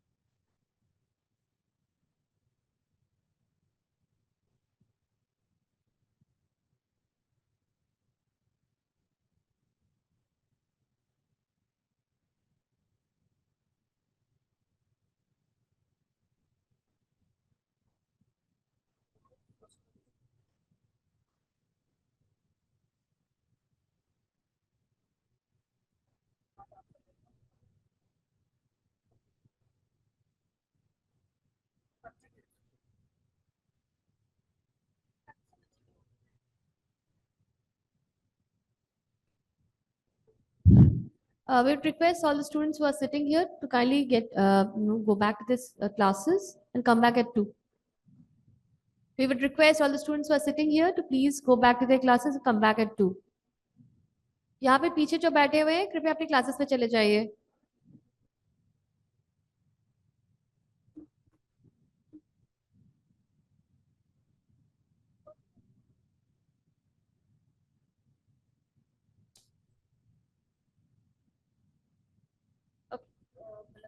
प्रोग्राम कर रहे हो? Okay.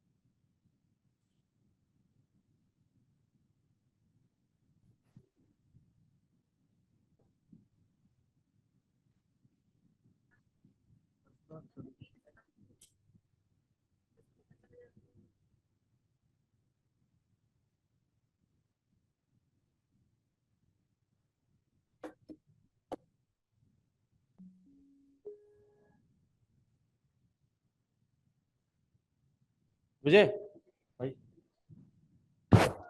Battery battery battery battery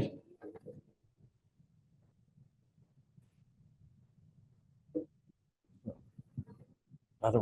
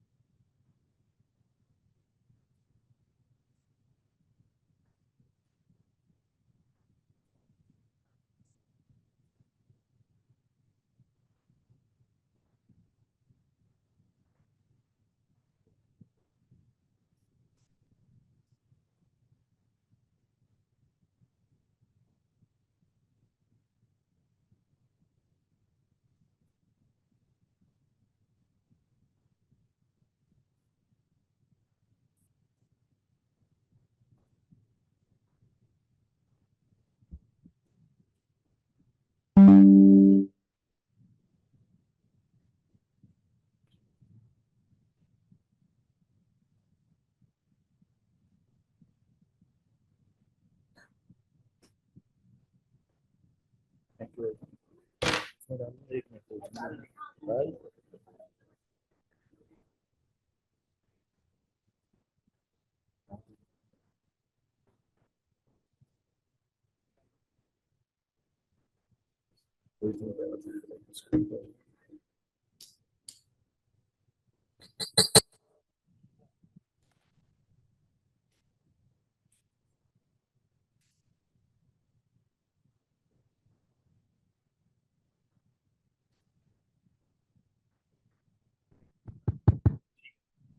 बंद है क्या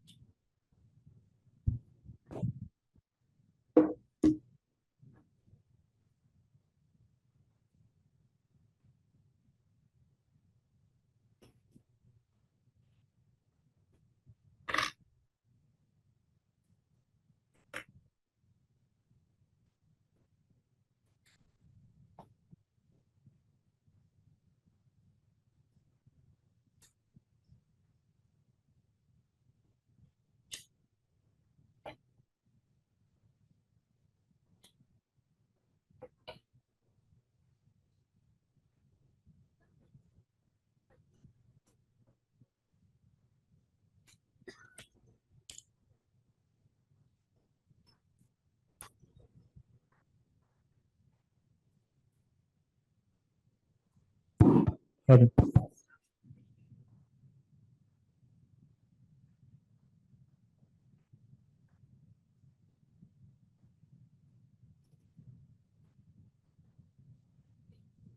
वहीं से वो शेयर करेंगे बट बैकअप के लिए बोल रही हूँ कि इसे लेना हो तो ले लीजिए ये लिंक है मैं आपको किस पे मेल कर दूँ वैसे विशाखा में पेन ड्राइव में तो व्हाट्सएप पे भेजा हुआ है दिक्कत ये हो रही है कि यहाँ पे कोई मैम को, विशाखा मंडल मैम को भी भेजा है। आप अपना अगर मेल आईडी बता दीजिए, मैं फॉरवर्ड कर मेल देती आईडी से मतलब नहीं करता है। हूँ। लिंक है ये एक तरीके का। सभी लिंक दे रहे हैं।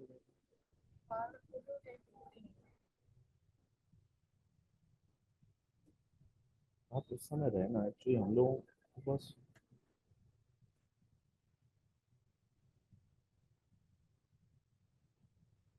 कह रही थी कि वो खुद ही शेयर करेंगे, बट भाई का मैं नहीं हूँ तो आप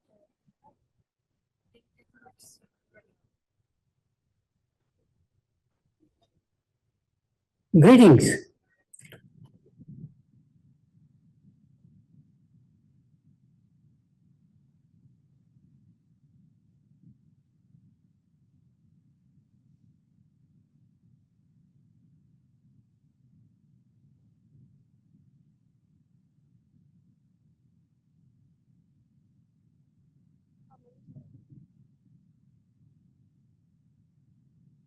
आप व्हाट्सएप पे लॉगिन कर लीजिए। एक्सचेंज करके आ जाइए सर। ये प्रॉब्लम आ रही है, कुछ टेक्निकल इश्यूज आ रहे हैं।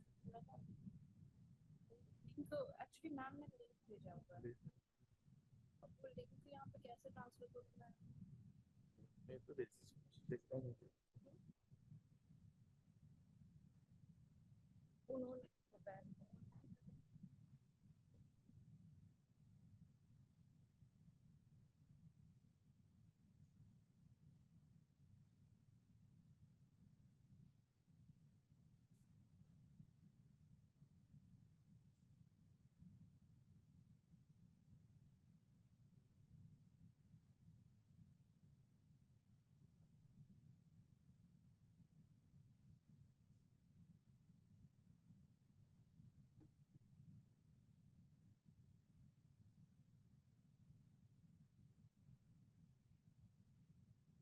मेल इस पे Y Devnani at the rate, पता नहीं कितनी बड़ी है ये भी तुम्हें पता। Y Devnani at the rate IT.MH.in।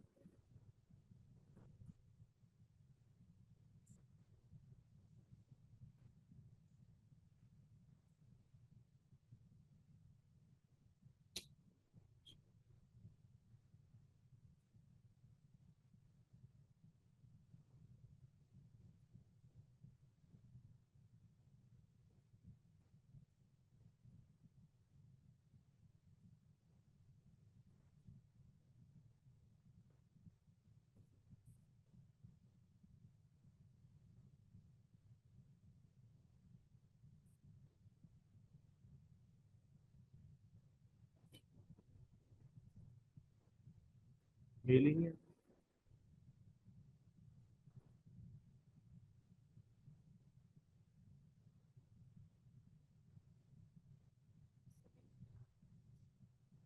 Mail ही नहीं आ रहा है, आपके नाम से आया था।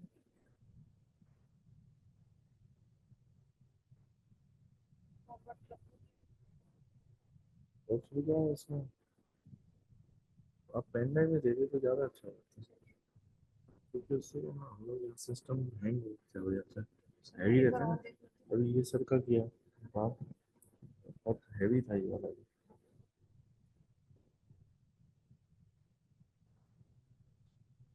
देख लीजिए यहाँ पे आएंगे ना, पेन ड्राइव पे दीजिए, मैं ऐड करता हूँ।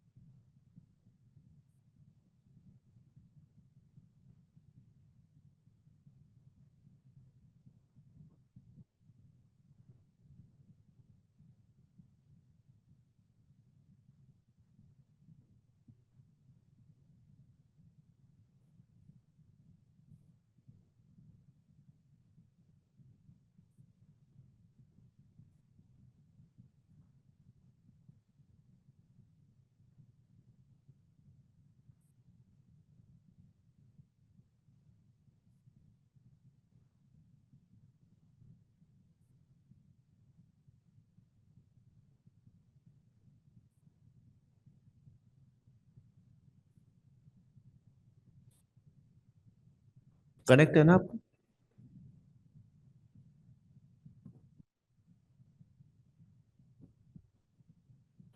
Hello Arvind sir. आ रही है आपकी voice. Okay sir, thank you sir. Yogesh तेरा कैमरा नहीं आ रहा दूसरा वाला। कैमरा तो सर उन्होंने क्लोज करा है, स्टार्ट होगा तब करेंगे। ठीक है, आ गया।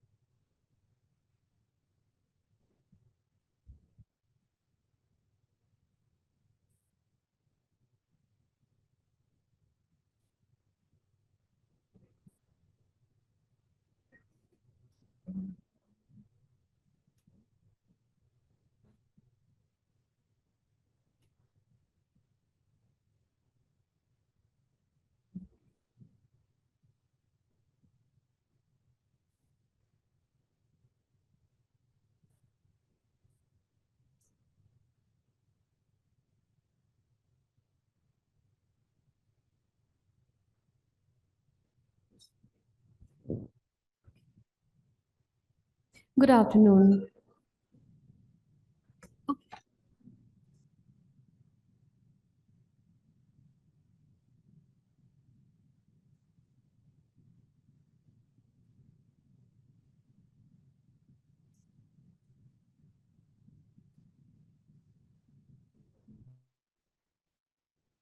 Participants are requested to share the video.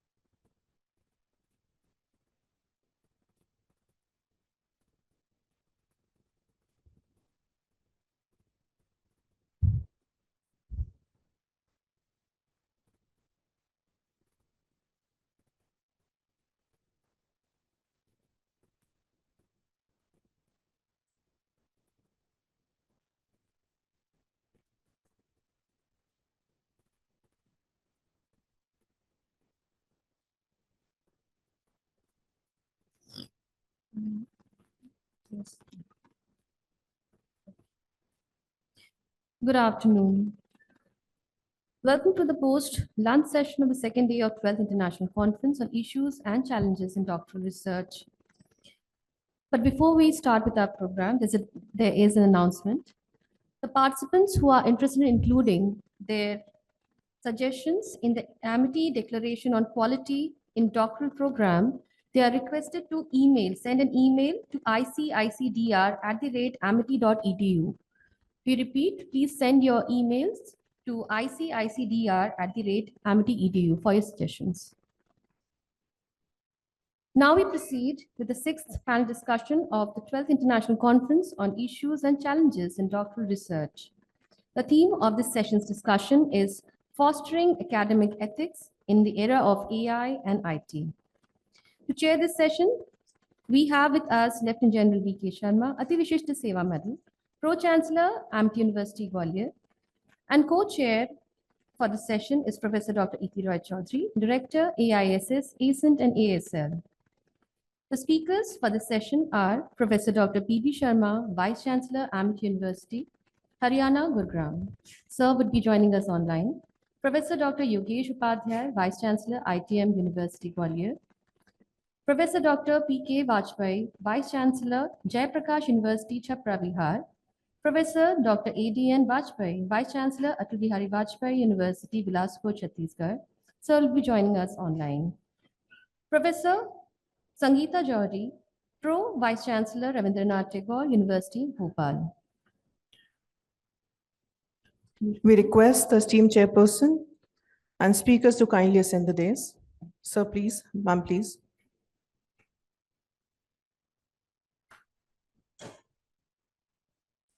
As rapporteurs from Amity University, Madhya Pradesh for this session, we have with us Dr. Raghavendra Saxena, Amity Institute of Biotechnology, and Dr. Sanjum Bedi, Amity Law School.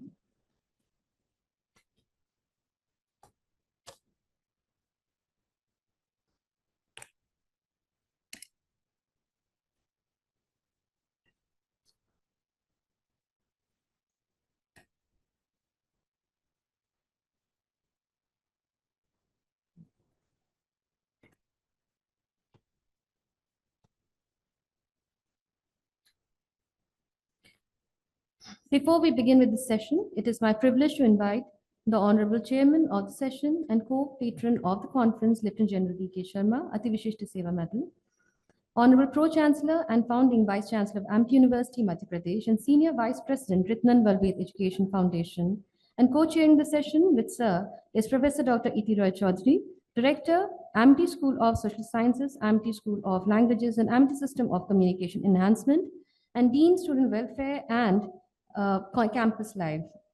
Thank you, sir, ma'am, for joining us.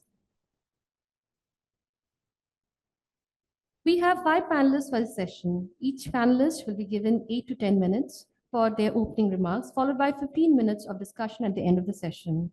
Our first speaker is Professor Dr. P.B. Sharma, Vice Chancellor, Amity University, Haryana, Gurugram. Dr. P.B. Sharma is a visionary leader in higher education and has made significant contributions to academic excellence and research innovation across various disciplines. We invite you, sir, for your talk. Sir, please.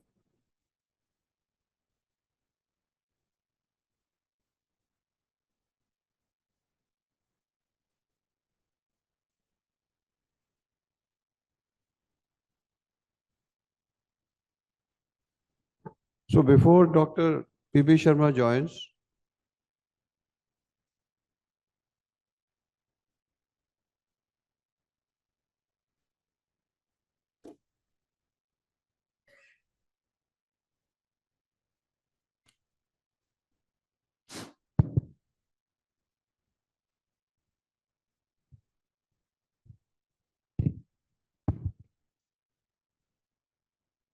welcome to Dr. P.B. Sharma, sir. Dr. P.B. Sharma, sir, am I audible to you?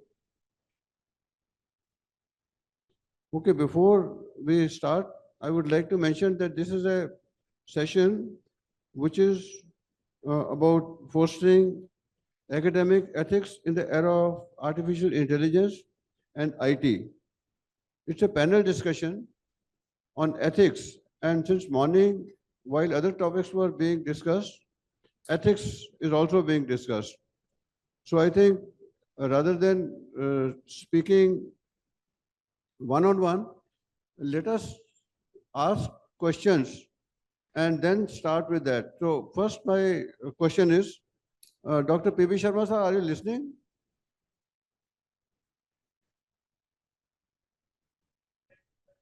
Okay. So we will start with that. So I would like to ask Dr. Yogesh Upadhyay about his views about the crossing aspect which was discussed. The crossing aspect which came up today in the talk of Professor Dr. R.A. Thakur was that there is a known trend which is existing in which the candidates of one guide are taken over by another supervisor in different university, and he is asked to look after them. And the candidates of his are taken over by another professor. Both of them are friends, and they look after each other's candidates. That means you scratch my back, I'll scratch your back. That kind of an attitude comes up, which is highly unethical, and they ensure that somehow the researcher gets through his way, their way, and the degrees get awarded, thereby diluting the standard of research. This problem is prevalent, sir. So how do you think that this can be addressed?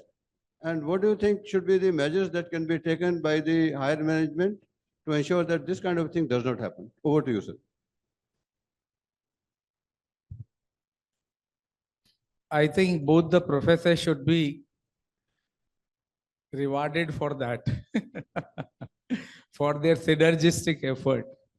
Anyway, it was on a lighter note. So the issues are multilateral. This is one aspect of crossing the lines of ethics. There are many more. I have two more small stories that I'd like to share. I'm a part of Jivaji University also, Dean Management there. Joined ITM University about 8 months back. So one of the candidate comes, her time was about to expire in the last month, to one of my known friend. So that friend came, sir क्या करें ये तो आखिरी महीने में आई है, तो और कह रही है मैं पूरा कर लूंगी, I'll complete my PhD within a month. I said she can't do it. Just around a year back story.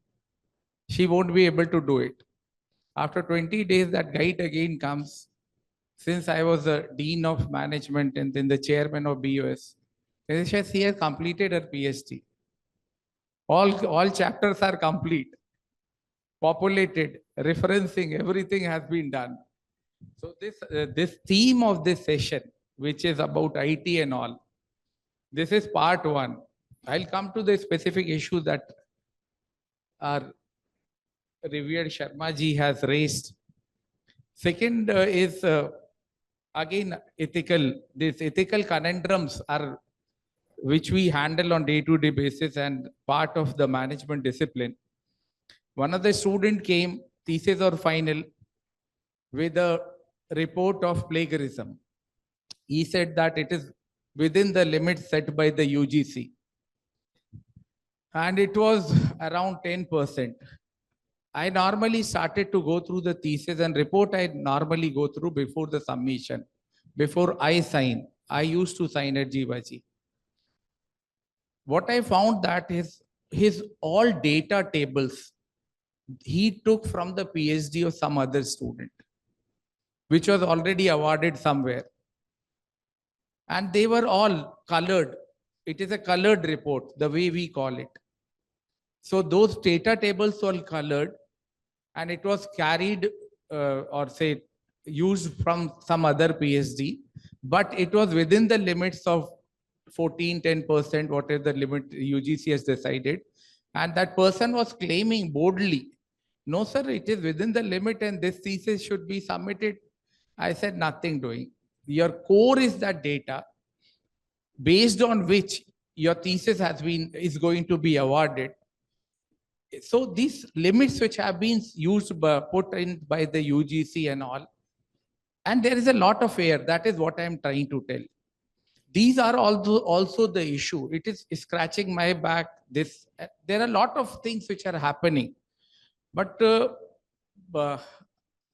they may be handled in several ways. The way which we do is like at ITM University, and there is a UGC circular also. The guides have to be from that university only.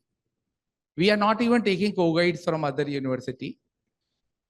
Not only that, one very interesting thing is happening, which I would like to share with my co-panelists and Sharma ji. I have joined a university, for example, Amity University or ITM University for that matter. And this is very challenging thing for administrators, edu administrators. The teacher comes and enrolls 8 candidates. And next year he joins another university. Now those candidates are standing and banging on your doors. What to do next? The teacher has already left. And maybe there are no qualified guide in that plant pathology now because he or she was a professor. They got enrolled 8 candidates under him or under her. Now that person has left. I'm not challenging he or she should not have left. I'm telling of simply one event, like an event. I'm not tagging it like an ethical issue leaving because that's a personal decision. Anybody can leave. Then after that, who is going to take care, mentor those candidates? So you list it down. I can go on speaking from this time to next 3 hours on this interface. Last thing which this era of AI in IT, I was reading a report in morning. Everybody knows the music of this AI chatbots. You talk of them and they are becoming intelligent day by day. Microsoft is claiming today they have launched another. It is much more better than the chat GPT. So your intelligence, somebody is replicating. And that artificial, don't take it in mere words, it's artificial. It is artificial, but it is not intelligence of one person.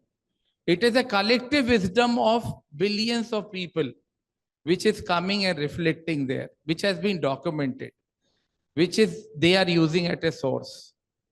How you will stop students? 70%, Harvard, Stanford, this and that, all students you ask, everybody is using that.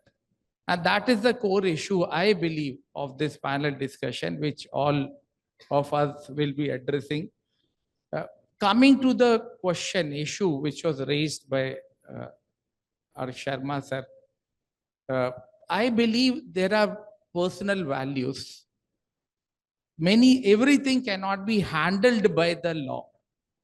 Anything and everything, law cannot come to save you.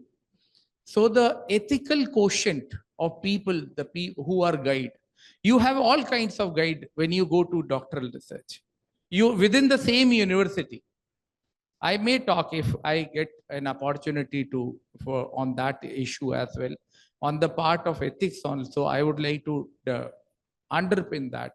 So I believe that ethical quotients of whosoever is a guide, many things that has to take care. Even if you make any kind of law, everything cannot be arrested.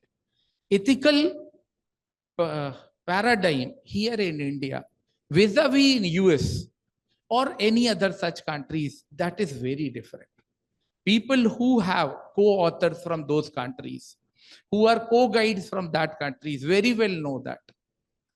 So I believe everything may not be arrested by way of law or by way of rules. Somehow this benchmarks of ethical quotients within the guide, they have to raise, and then we'll be able to take care of not only these issues, there are multiple of issues. We can go on counting on that.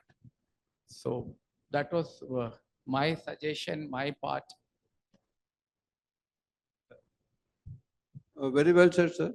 And you have said that artificial intelligence is no longer artificial because it is the collective wisdom of millions of people who have contributed, and that's the answers that you get. But the question remains, then those who have not contributed to that, they are the ones who are getting PhDs. So that means they need not to think. The artificial intelligence has put a stop to our thinking, or is likely to put a stop to our thinking, because whatever we want to learn, just ask AI and they will give you the answer. So why apply your brain? Like I mentioned yesterday, it is asking a student, what is 12 multiplied by 12? He will take out his calculator, mobile, go to the calculator, 12 into 12, 144, he'll give you the answer. Is that the way that we want the studies to be done? Are we going to produce robots in future who will be only dependent on artificial intelligence and take that as the gospel truth? Are we going to stop our brains from functioning and depend upon only those people who have contributed towards getting those answers which the AI is giving you.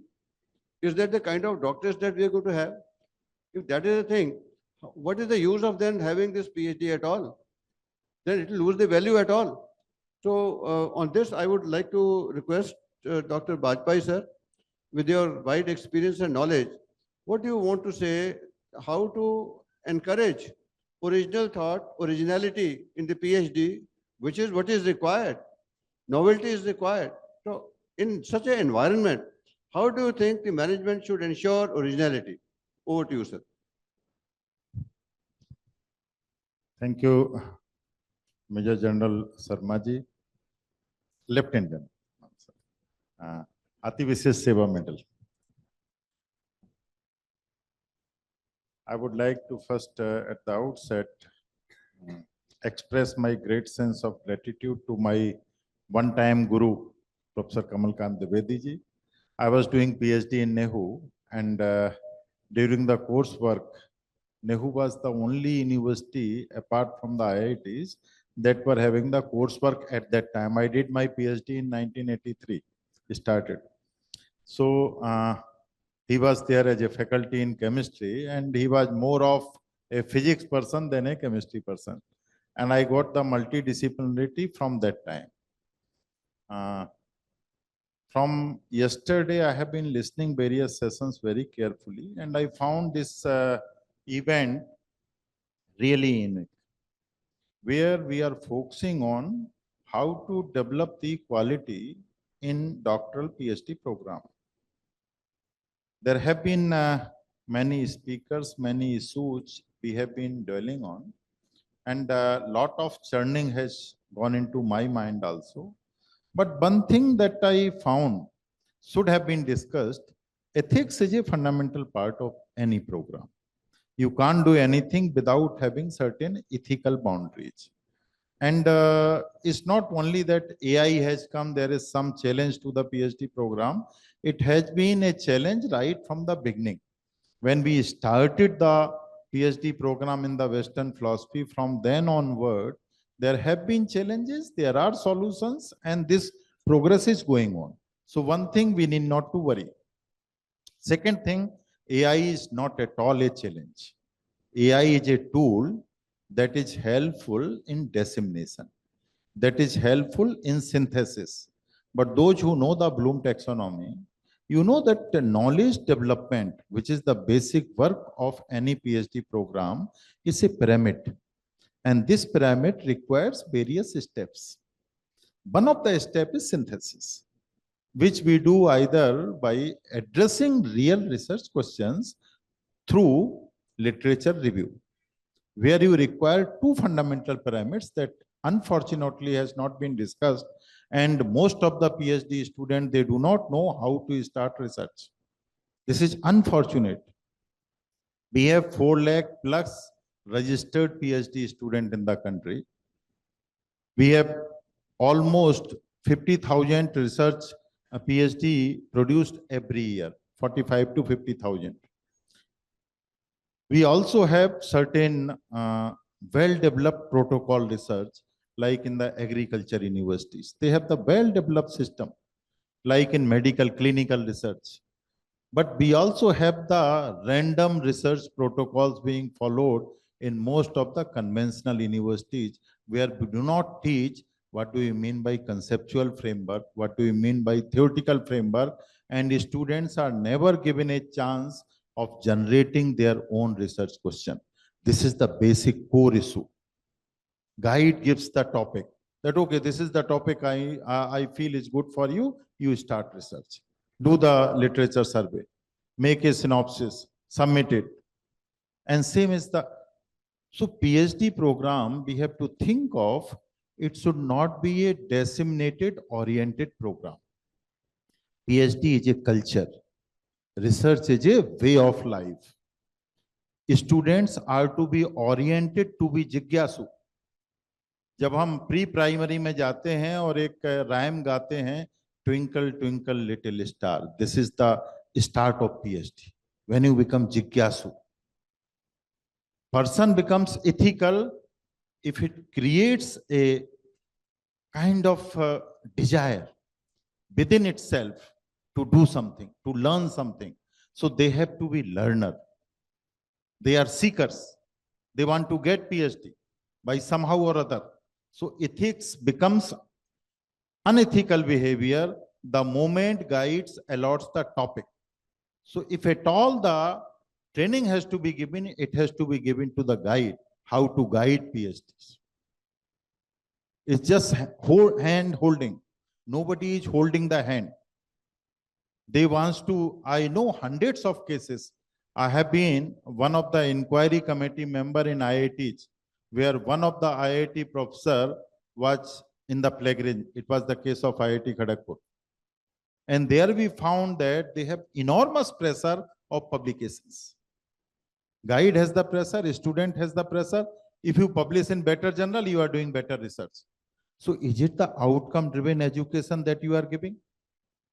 Second question that is to be integrated, I don't know how much time I have. Please stop me when the time comes. Research, innovation, and teaching learning. They are the integral ethical parts that are to be incorporated in the basic higher education program. So research is not to be taught from PhD level. Research is to be taught right from the graduate level. And I give one story which I tell everywhere. Those of you who have interest in the Indian knowledge system, you must have read the Kathopanishad. Kathopanishad में एक कहानी आती है यम और नचकेता की कहानी।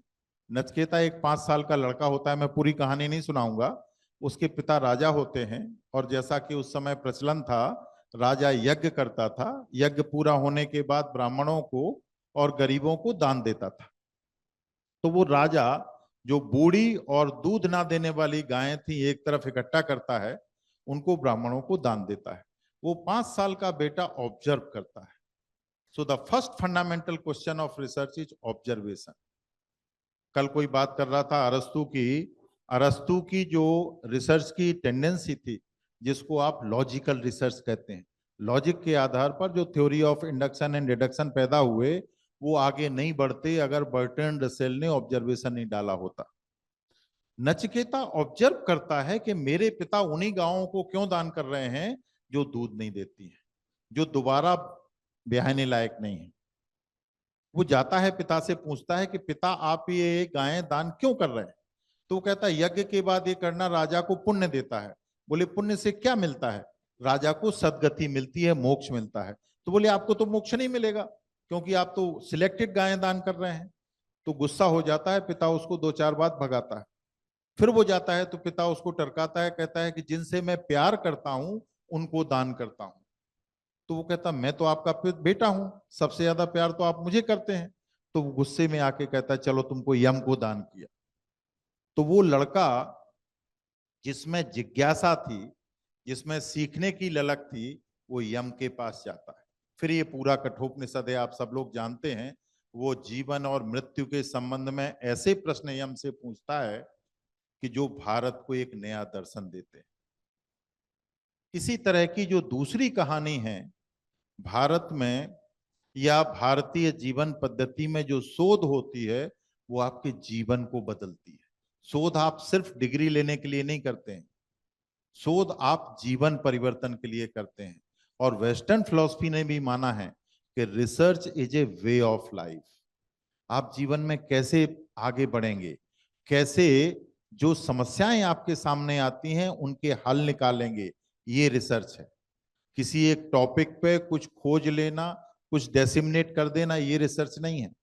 और उसके लिए 2 फ्रेमवर्क होते हैं, एक जो कंसेप्चुअल फ्रेमवर्क है और एक जो थ्योरेटिकल फ्रेम। आज तक जिस तरह की व्याख्या लोग करते आ रहे हैं किसी घटना की, किसी डाटा सेट की, किसी इवेंट की, जिसके बारे में भी आप जिज्ञासु हैं, वो थ्योरेटिकल फ्रेमवर्क आपको आगे बढ़ने के लिए रिसर्च क्वेश्चंस देता है। और उन रिसर्च क्वेश्चंस की वैलिडिटी के लिए आप कंसेप्चुअल फ्रेमवर्क में जाते हैं। इन दोनों के बीच में ट्रेवल करना ही शोध है। ये जीवन में सोते जागते, हंसते बोलते, रोते गाते, खाना खाते, आप लगातार करते हैं। और अब चूंकि ये डिस्कशन है, इसमें ज्यादा समय नहीं है, इस शोध को कैसे किया जाए। पश्चिम ने भी इसकी व्याख्या की है और पूरब ने भी इसकी व्याख्या की। पूर्व में इसकी व्याख्या के लिए न्याय दर्शन लिखा गया, जिसमें प्रमाण 4 प्रकार के माने गए: प्रत्यक्ष, उपमान, अनुमान एंड शब्द। These are the 4 steps that are to be observed in order to reach the truth in any event. और इसको फिर और आगे बढ़ाया गया। भारत में प्लेगरिज्म हो ही नहीं सकता था। आज आपको एक मजेदार घटना बताता हूं। भारत में प्लेगरिज्म इसलिए आया क्योंकि आपने भारतीय दर्शन की शोध को छोड़ के पश्चिम के दर्शन की शोध की। दोनों में थोड़ा सा अंतर है। भारत में आप किताब नहीं लिख सकते थे। अगर भृगु संहिता के बाद वशिष्ठ संहिता लिखना पड़ी तो वशिष्ठ को 7 दिन शास्त्रार्थ करना पड़ा कि क्या नया जोड़ना चाह रहे हैं आप, क्या पुराने को डिस्कार्ड करना चाह रहे हो। आपको समाज के सामने, देश के सामने, समष्टि के सामने अपने प्रश्न रखना पड़ते थे, तब जाके आप कुछ नया जोड़ पाते थे। इसीलिए जितने भी इतिहास ग्रंथ हैं उनमें दूसरी स्थिति क्या थी, तथ्यात्मक ज्ञान नहीं देते थे हम। आज आप जितने मैनेजमेंट के लोग हैं, केस स्टडीज लाते हैं, डाटा एनालिसिस करते हैं, उसको इनोवेशन कहते हैं, क्योंकि प्रोडक्ट की शेप बदल देंगे, साइज बदल देंगे, क्वांटिटी बदल देंगे, क्वालिटी बदल देंगे, परसेप्शन बदल देंगे, साइकोलॉजी बदल देंगे। बेसिकली बाजार बात के पिट्ठू बन के आप उनके लिए काम करते हैं। You are not doing research, you are doing somebody's work because you want to sell something, लोगों को चीट करके। जैसे आप सब लोग जानते हो, हमारे यहाँ पार्ले बिस्किट है। मैनेजमेंट की रिसर्च बता रहा हूं मैं आपको। पार्ले बिस्किट का साइज वही रखो, वेट कम कर दो, ये सिखाया इन लोगों ने। वेट कम करके बिस्किट उसी पैसे में बेचो, ज्यादा बिक रहे, क्योंकि आपने महंगाई नहीं बढ़ाई। ऐसे में 1000 उदाहरण दे दूंगा। Please be careful. Innovation in management is not the innovation in education. अगर कभी मुझे मौका मिलेगा तो मैं आपको समझाऊंगा। Educational innovation means knowledge converting into product, knowledge converting into more valuable technology, and therefore innovation in education is completely different than the innovation taught by the present management people, the management that is learned from West. And therefore one has to be ethical, that under no matter how much funding you are given, you will not do any unethical things. A weird research has to be there. Both sides of the coin you have to show. You cannot separate certain questions. I can tell you, and one of the most important example I give you, and then I stop my work, MIT, Harvard, and Oxford. In 3 institute ने 1869 में एक धोखा दिया जानबूझ के, जिसमें 3 लोग, बड़े लोग शामिल थे। एक मैक्स मुलर, विलियम जोन्स और उस समय के डायरेक्टर हार्वर्ड के, मुझे उनका नाम अभी याद नहीं आ रहा है। इन 3 लोगों ने एक परसेप्शन बनाया। जस्ट 2 मिनट बोल लूंगा मैं, इससे ज्यादा नहीं। परसेप्शन ये बनाया कि अंग्रेजों को भारत पे राज्य करने का एक कोई लॉजिकल इशू बनाओ साइंस के माध्यम से। और इशू बनाया गया कि एक्चुअली अंग्रेज भारत में इसलिए आए हैं क्योंकि पहले भारत में जो वेदों का ज्ञान दिया गया था वो भी यूरोपियंस ने दिया था। उनका नाम उन्होंने रखा Aryans. They came from the plains of steppe. एक कहानी रची गई, भाषा विज्ञान में एक लैंग्वेज क्रिएट की गई कि संस्कृत निकली किससे, प्रोटो आर्यंस लैंग्वेज से निकली। और मैक्स मुलर ने वेदों का ट्रांसलेशन करके भारत के उस समय तथाकथित जो सबसे बड़े विद्वान थे, देवेंद्रनाथ ठाकुर, रविन्द्रनाथ ठाकुर के पिताजी, माइकल मधुसूदन, और बंगाल के अन्य विज्ञानों से एक साइन करवाया memorandum of understanding that you are doing great service to India by introducing the British education in India in 1835 through a very transparent survey done by the British collectors in 1822, and accordingly the Sanskrit was completely discarded from the main education. The reason was nobody will question the wrong done through science by creating a theory called आर्यों का भारत पर आक्रमण। आज से 5 साल पहले हमारे लखनऊ के एक वैज्ञानिक हैं नीरज राय, आप लोग जानते होंगे। पुणे के एक वैज्ञानिक हैं बसंत साठे। इन दोनों ने लोगों ने मिलकर जब राखी गढ़ी में डीएनए निकाला उस महिला की लाश का, और उस डीएनए से जब जीनोम सीक्वेंसिंग की, तो सेल में 3 पेपर पब्लिश हैं, 2016 में, 2017 में, 2018 में, जिन्होंने उस पूरी आर्यन इन्वेजन थ्योरी की साइंटिफिकली धज्जियां उड़ाई। और ब्रिटेन ने और आज यूरोपियन वैज्ञानिकों ने माफी मांगी कि हमने साइंस का दुरुपयोग किया था। So beware with the misuse of science for creating certain perceptions. And this perception, I don't have time, otherwise I will tell you, this has been used by Russia to create that communism is the best way of governance. This is being used by the US, that capitalism is the best form of democracy. And this has been used by the whole Europe to create that democracy is the best form of governance. Both, all these three, they are not at all the theory of governance. These are the theories of creating peace.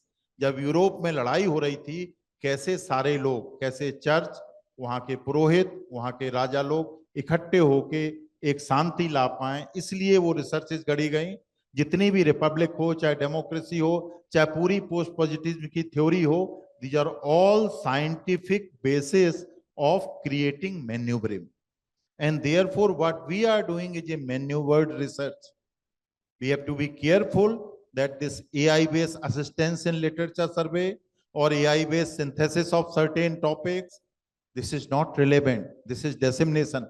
What is Right. relevant? Dr. Bajpai, I please sum up in 2 minutes. Yeah, sir, I am summing up within half a minute. What I am appealing to you all, research is a thinking process. Start thinking logically. Use data to validate your logic or to discard your logic. Create new logic. Have balance in your life. Use all dimensions of the perspective that are given to you. Never be follower of any roadmap. And don't worry about whether you are a failure or you are successful. Failure is the best way of doing research. Risk-taking research, impact-based research, and failure of research, they must be the part of research. I have only 3 suggestions. Please do not evaluate research on the basis of publications. Evaluate research on the basis of training given to the student. Please do not evaluate the research on the basis of institute or the environment where a student is working. Evaluate the research on the basis of efforts that student has done in understanding the logical sequence of doing research. And third and final thing, create an environment in the country where all people in their daily lives, they use logic, they use theories and the concept in dealing their life. Thank you very much. Thank you very much, sir, for such an insight into about ethos and culture, what is prevalent, how to build the environment where ethics could be there. But I would like to mention here that power is very relevant even when it comes to practical research. It is not the best product that gets sold in the world. It is not the best products which get awarded Nobel Prize. It is not the best research scholars who are awarded the Booker's Prize or writers. There are power plays here also. And power has played a role from time immemorial. As you rightly mentioned, that what the USA or other countries, they propagate that this is the best form of government, presidential government or whatever, those may not be the best. But unfortunately, power politics does play a role in research also. That is the truth. It is a harsh reality, harsh truth, not digestible, but that is what it is. So we move on further. Now I request the co-chair, Dr. Itirai Chaudhary, to please say something and give a chance to Dr. Sangeeta Jauhari to address.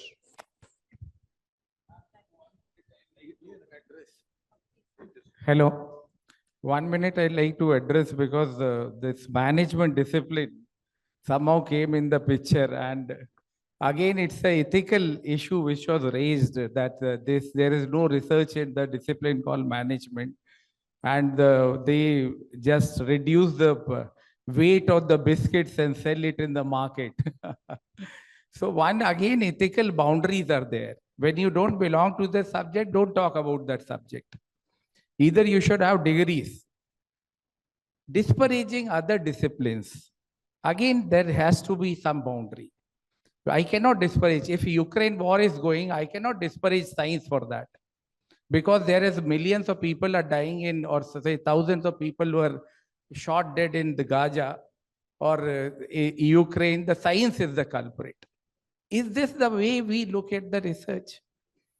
So citing one evidence, somewhere some company is doing and disparaging the whole domain, and this is, I think that is not correct. And if X is not research, Y is not research. So the point is that if you go into and that is again, if it has to be then interdisciplinary, it has to be interdisciplinary. Take one co-author. That is what we do in research. If you don't belong to, because it's applied, management is an applied economics. And there is some science in it. Had it not been a science, then we can go on debating that. My only question is that, my point is that, if we know that discipline very well, we are well versed that, if we have well grounded that, then we should talk about that. Disparaging a whole domain sarcastically, since we have got a mic,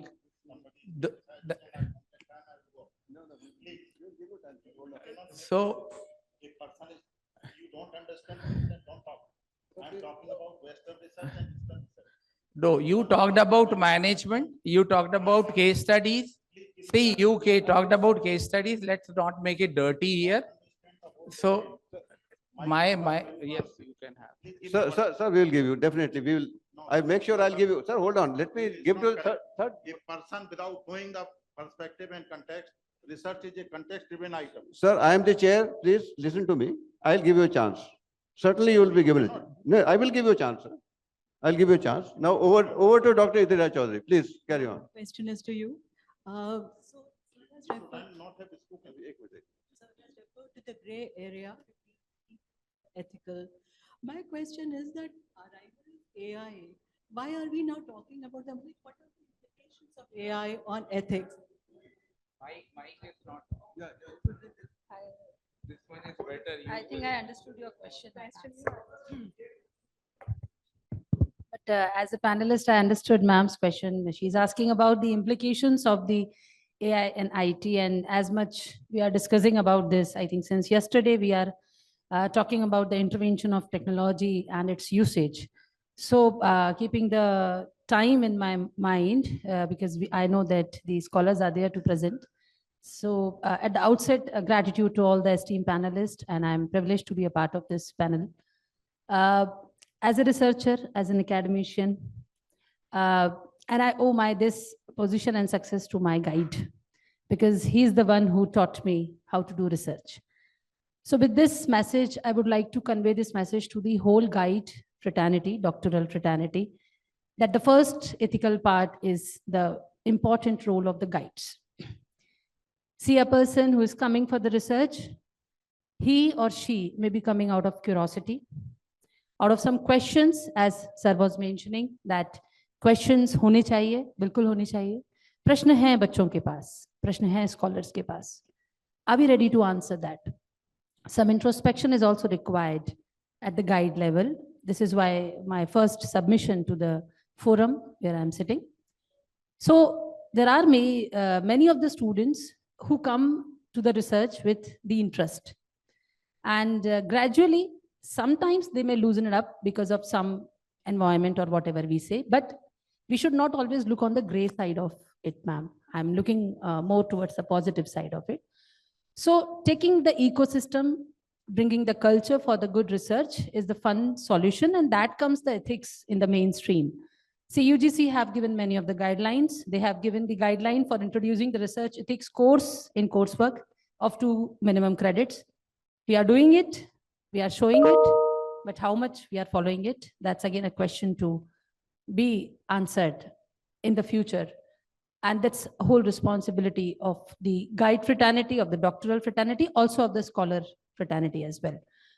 So with the intervention of technology, I don't think, ma'am, that technology is all the time is curse. It all depends on our usage, how we are using it, sir. How we are using it and what are all the guidelines. See, usually we go with the reactive approach. I think as a scholar, as a student, because I was also a student.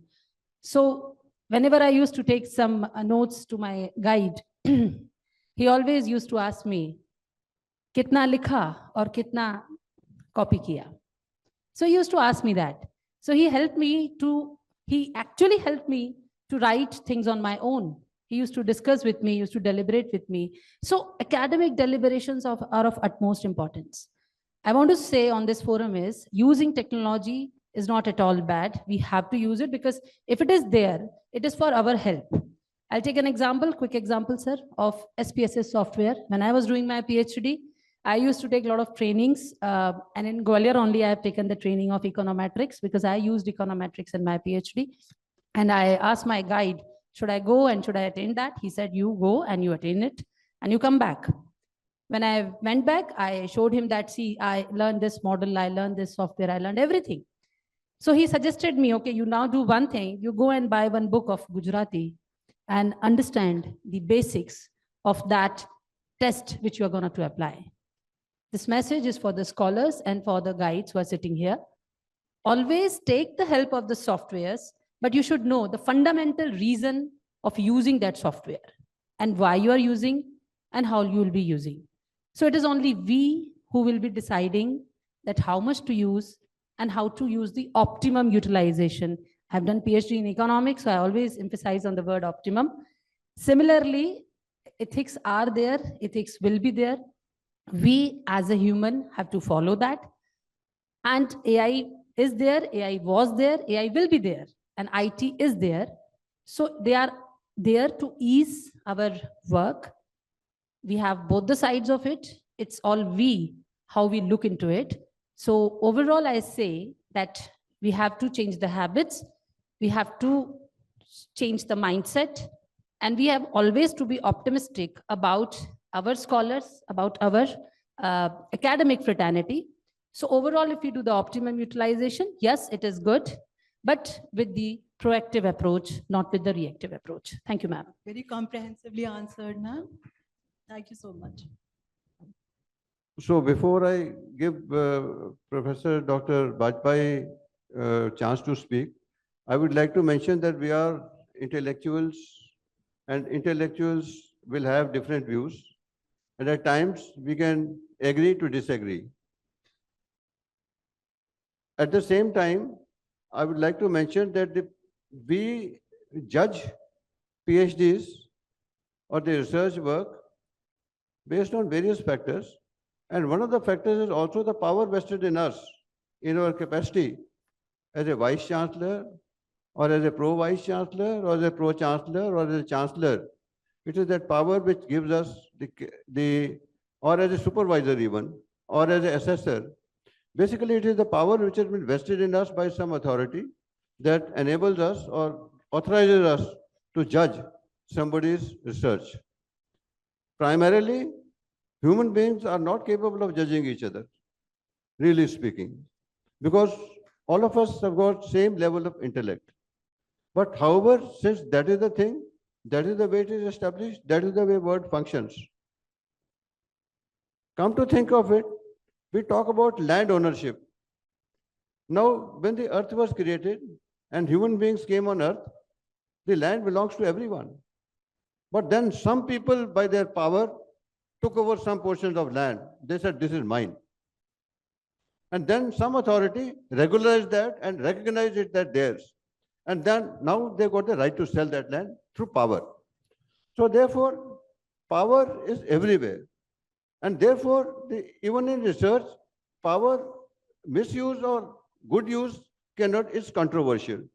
So therefore, to that extent, the powerful nations, as was brought about Dr. Bajpai about USA and all, they do they may or may not misuse their power or use their power. So that is it. Sir, over to you for 1 minute only. Sir, I just want to clarify that management was an example of Western way of misorienting research. I have all respect for management and I have nothing against management. Unfortunately, I didn't know that you are a professor of management and you will take it personally. What I was saying, please give me 1 minute. Whether it is management or physics, I can give you the example from physics. I am from physics. I can give you example from agriculture. And you know how the green revolution started in the country. And later on, after 30 years of green revolution, all of us, we realized that it was a wrong step. We have not created proper environment to have the food security in a proper manner. Even the creator of that, the great scientist of our country, he realized that it is a mistake. So I am not talking of that management is doing something wrong. What I am saying that in the name of innovation, in management discipline, the Western powers, including the World Bank and IMF, they have sponsored program which were not classified as the so-called balanced research program. And I can give hundreds of examples in various disciplines. What I wanted to actually convey the message that the Western philosophy and the science and technology emerged out of it is not only incomplete, it is not balanced. It has its own orientation and we have to be careful that we are not trapped in that orientation. And I was giving the innovation as an example, the SWOT analysis that we do, and it is a very, or the operational research that we do, they are done from the physical point of view. What kind of natural disaster it is taking, it is not accounted into it. And therefore, the 360-degree vision that has come up in the research very recently, it was to correct that factor. Being a scientist and a logical person, I cannot disrespect any discipline. But at time, you have to analyze and you have to give these examples so that people understand it properly. And so please, if you have heard, I beg your pardon. It was just to make my point, nothing to touch your discipline, sir. Thank you very much. Right. Now, there are many other ethics which can be discussed. Now, let us have a question answer session for about 10 minutes in which anybody would like to raise an issue. Yeah.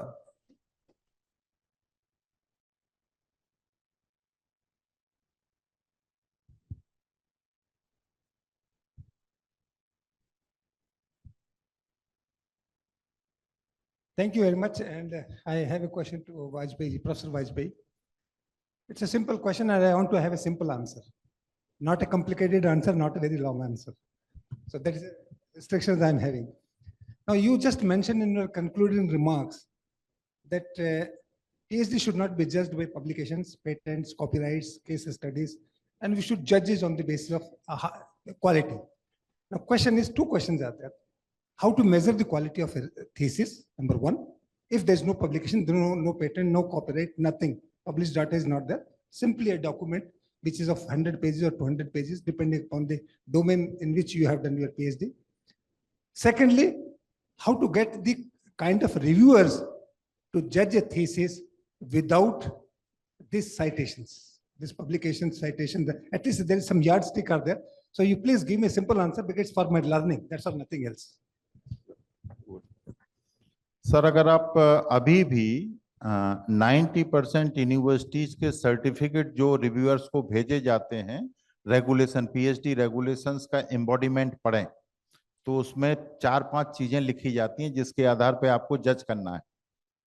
पहला लिखा जाता है whether it contains the original research work, whether the research methodology is correct, whether the research hypothesis that is, even though I am a physics person, we don't have much social science. So all these things, do we really judge? We just see the publications, bibliography. If it is a experimental thesis, then we see what are the instrumentation they have used, how they have explained, and Ultimately, the report is written on the basis of how many publications and what kind of publications are there. So do the reviewer touch whether the student has created a research pyramid? What are the research questions they have asked, whether they have been addressed or not? Whether the critical analysis of the literature already existing in terms of the theoretical framework they have taken, they contain or not? I give one example from my own field. Quantum physics is considered as the ultimate science.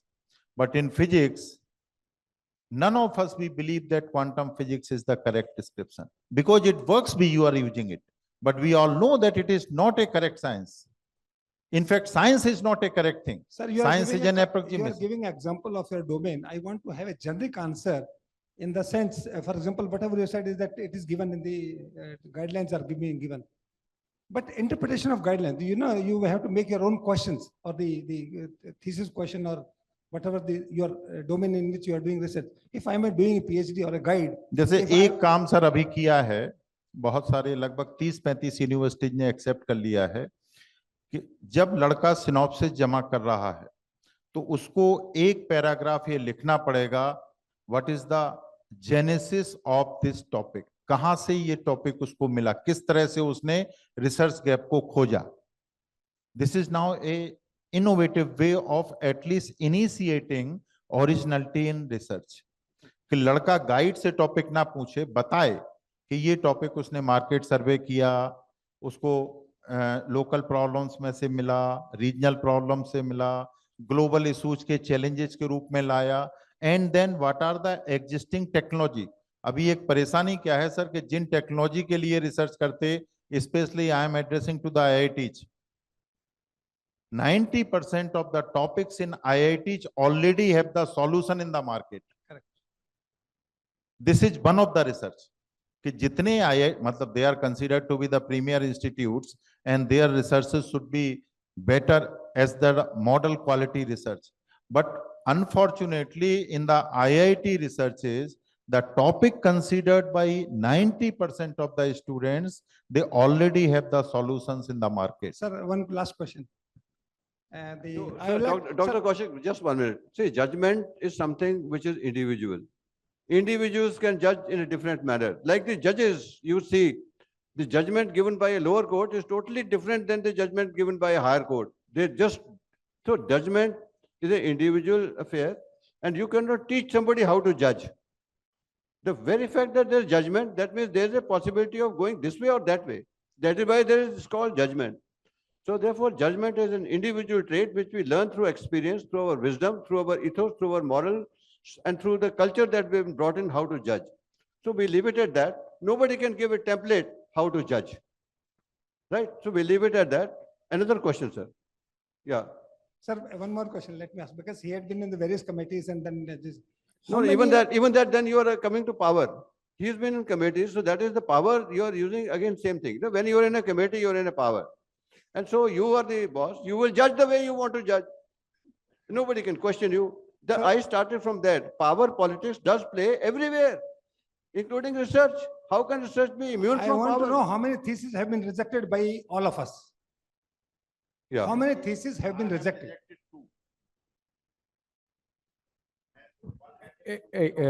One of the central university has discarded external evaluation. There has to be a presentation only at the faculty level, and they approve because of the question which you have asked. How many of them have been rejected? When none has to be rejected, let it be a faculty level presentation. At least there will be a good amount of dialogue, and that was just a small intervention. Yeah, next question, please.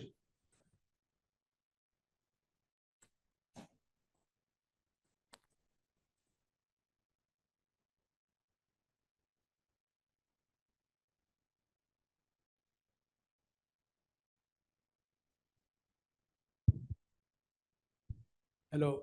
In fact, I didn't want to ask any question, but I'm extremely pleased to keep this session of panel discussion, because the panel discussion means that people will have a different opinion.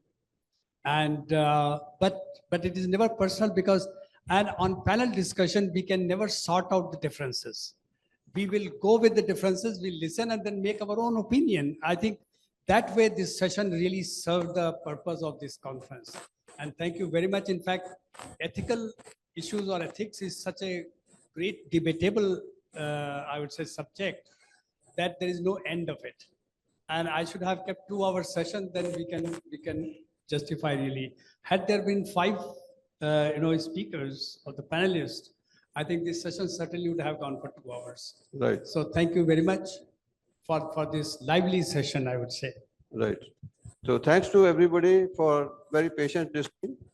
And thanks to my co-panelists who have answered the questions in a very thorough manner and who have put forward their views. And the views can be different. We can always agree to disagree. But the main thing remains that we must be concerned for improving the quality of research. That there is no doubt, and I am sure we are all doing that. So thank you very much. Jai Hind. Thank you, Chairperson and eminent speakers. We now request Professor Dr. K.K. Dwivedi, President, Global Academy of Doctorate, to kindly present the green certificates to our esteemed chairpersons and panelists. Sir, please.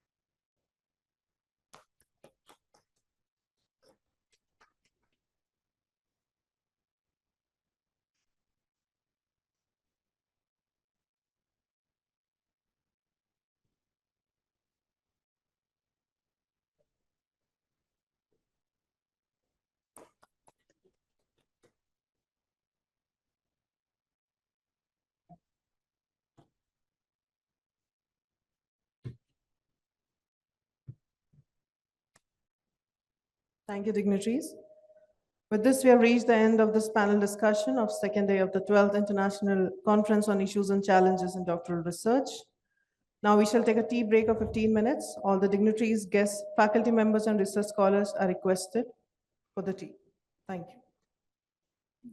We'll be back here sharp at 3:45 p.m. Thank you.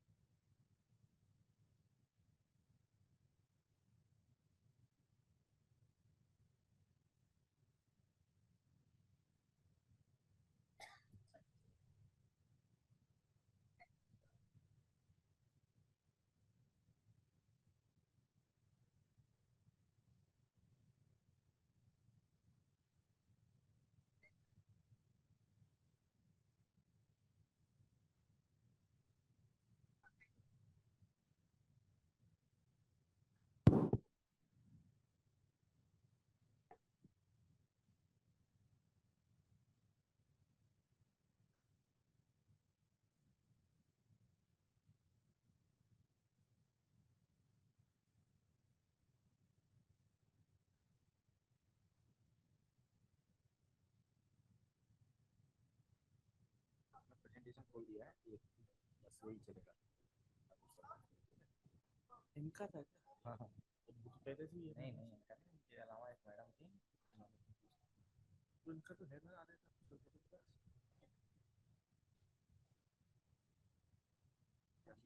नहीं, सरकार पहले से आता था। हाँ हाँ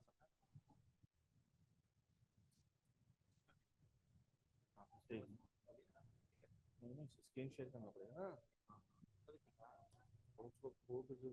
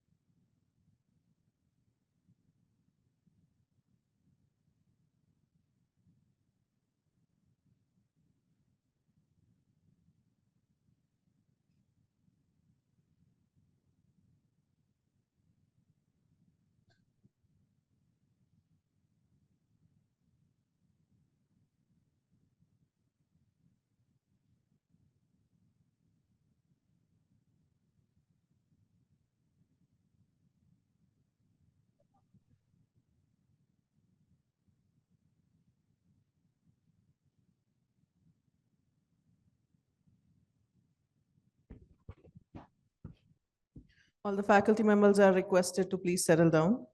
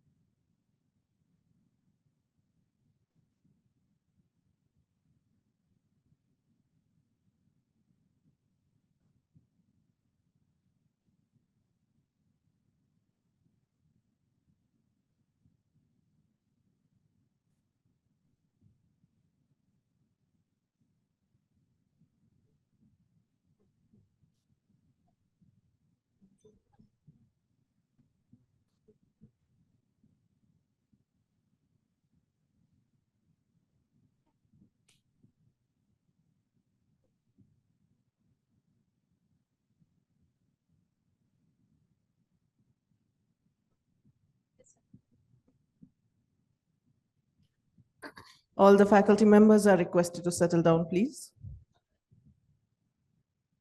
Welcome to the 9th session of the second day of 12th International Conference on Issues and Challenges in Doctoral Research. The theme of this session is Critical Skills for Researchers. To chair this session, we have with us Professor Dr. A.W. Santosh Kumar, Vice Chancellor, Amit University, Mumbai. Sir has joined us online. And co-chair, Professor Dr. Vinay Dwivedi, Director, Amity Institute of Biotechnology, Amity University, Madhya Pradesh. As speaker for this session, we have with us Professor Dr. R.A. Thakur, Director, IITM, Srinagar. We request the esteemed chairperson and eminent speaker to kindly set the dais.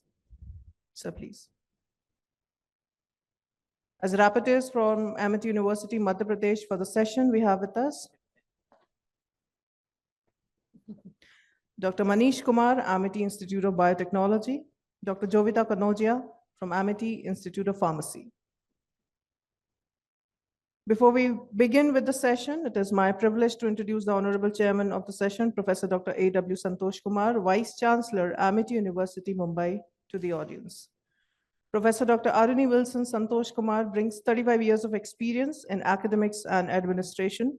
He previously served as a Vice Chancellor of 2 leading Indian universities and spent 16 years in the US, where he held roles such as Dean of Academic Affairs and Professor of Microbiology and Global Health. As Director of the Center for Genomics at Loma Linda University, he secured 5.8 million USD in NIH funding. Dr. Kumar holds a PhD from AIMS New Delhi and completed postdoctoral fellowship in the US and Singapore. Its accolades include the President's Medal for Best Researcher and multiple awards for his contribution to medical research and education. Thank you, sir, for being with us. Thank you. Now, we would like to introduce you, co-chairman of this session, Professor Dr. Vinay Dwivedi, Director, AIB AUMP. Dr. Vinay Dwivedi has 22 years of teaching and research experience. University topper in BSc, MSc, and MTech. He completed his PhD in biotechnology engineering from Uttar Pradesh Technical University with research conducted at ICPO and ICMR Institute, focusing on cancer biology. Dr. Dwivedi has published over 55 research papers, holds 10 patents on copyright and 5 awards. His research interests include nanobiology, biotechnology, IPR, environmental and ecology, and cancer biology and bioremediation. So we welcome you to the session. The plenary talk of 15 minutes will be presented by Professor Dr. R.A. Thakur, Director, IITM Srinagar, on the topic Critical Skills for Researchers. Sir, please.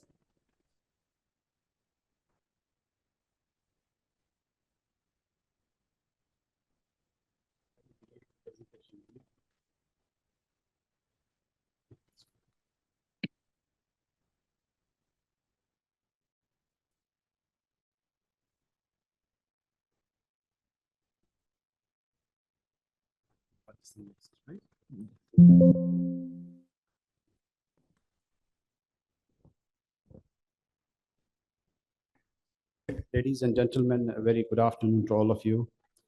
And I feel honored to be a part of this intellectual diaspora where I can, put in things across and very straight, And earlier, my, talk was about, connecting ourselves to the grassroots level and looking at things and ascertaining things, how we can, cope up with the situations that arise when it comes to a student from the Indian, origin. Now, I'll take you a bit more into the horizon as far as the expectations of the research at the international, efforts are concerned and the collaborative ways are concerned. So I will take you to my presentation, and I hope I will be given a patient hearing, and please try to understand in reference to context what I am trying to put forward to the eminent, learned men over here. The topic which I try to, address is empowering scholars, building sustainable competencies and adroitness for doctoral research excellence. And it comes skill sets, and that would be required by a research scholar. at the time once he is being registered as a research student, research scholar, to the point when he's getting or fetching his PhD or her PhD degree. When it comes to, empowering scholars, what are the things that would be required and how we can do that? What are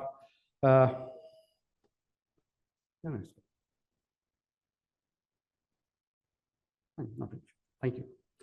And what are the things we might be requiring in a larger perspective, and how we can compete at the global level, and what are the things we would be looking in terms of the strategic intent as far as the people, those who are in the decision-making, capacity and powers and influences in the higher education setup of India, and how we can tessellate, how we can, coop up and benchmark the things at the international level, so as we are very much, in tuned with the contemporary efforts of putting research first at the international scenario. I would be, discussing and exploring strategies for doctoral research collaboration, and enhancement. And I will be taking you through the importance of international collaborations. I will be talking about the current trends in collaborative doctoral research. I'll be talking about the role of the technology in enhancing research collaborations. And I will be also, taking you through the funding opportunities at the global level. And as a matter of fact, we are born to be good, to be, good at every level in terms of the humanistic approach. But when it comes to the research, there I always find, an individualistic approach, a country-based approach, or a regional-based approach. When it comes to, the research perspectives from the international level, there are two dimensions to it. The first dimension is like, you are trying to solve the local problems. This is number one. When you are trying to solve the local problems, how come you are being helped by the others? Or unless and until it is something, a symbiotic way of association, wherein you are putting your things across and they are putting their things across, and you come up with a mutual thing wherein both parties agree to each other's, parameters of research and, code of conduct and sharing of the results, sharing of the wealth, which is being, which is the outcome of the research in terms of patents or in terms of whatsoever, copyrights or the technological breakthroughs and other things. When it comes to the importance of international collaborations, we highlight the significance of global partnerships in advancing doctoral research and, and quantity and impact.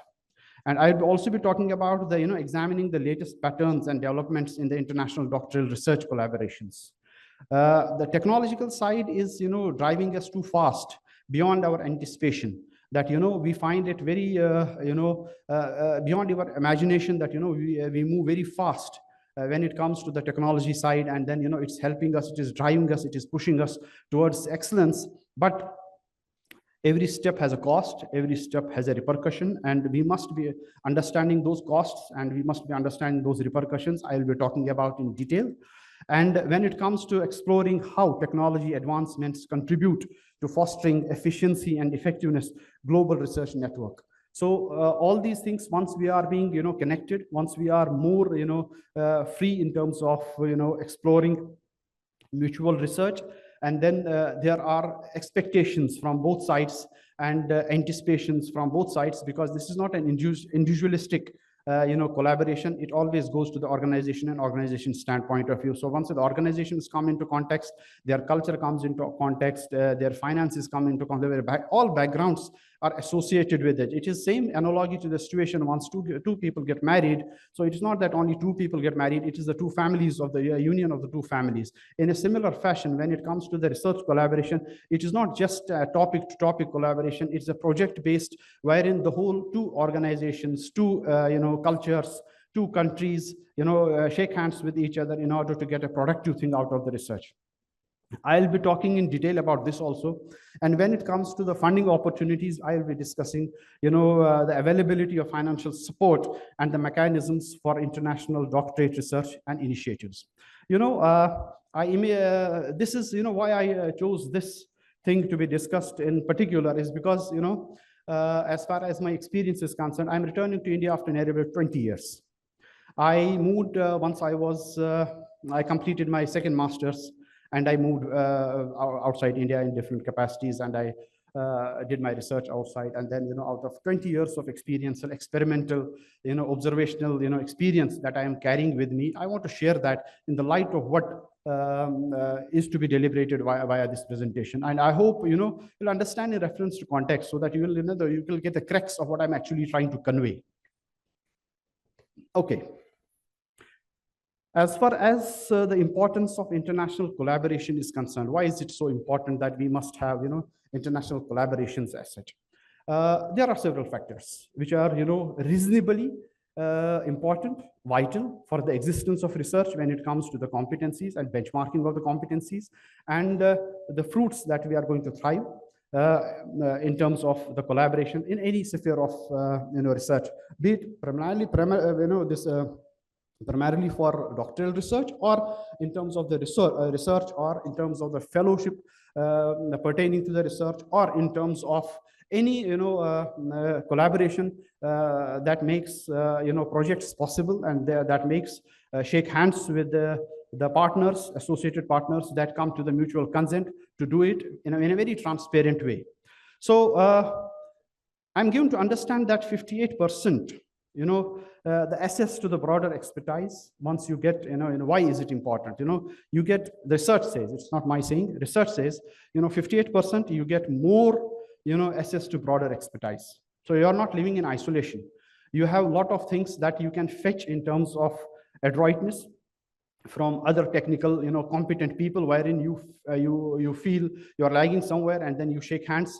Why do you shake hands? Shake hands because, you are looking for something which you yourself cannot do, or you want to shift that burden to other party, and the other party also wishes to shift the burden of that portion which they are not capable of. So there is a mutual, agreement, and then you shake hands with each other, you move towards a common goal. So the research says like 58% you have, broader access to, expertise, methodologies, and resources.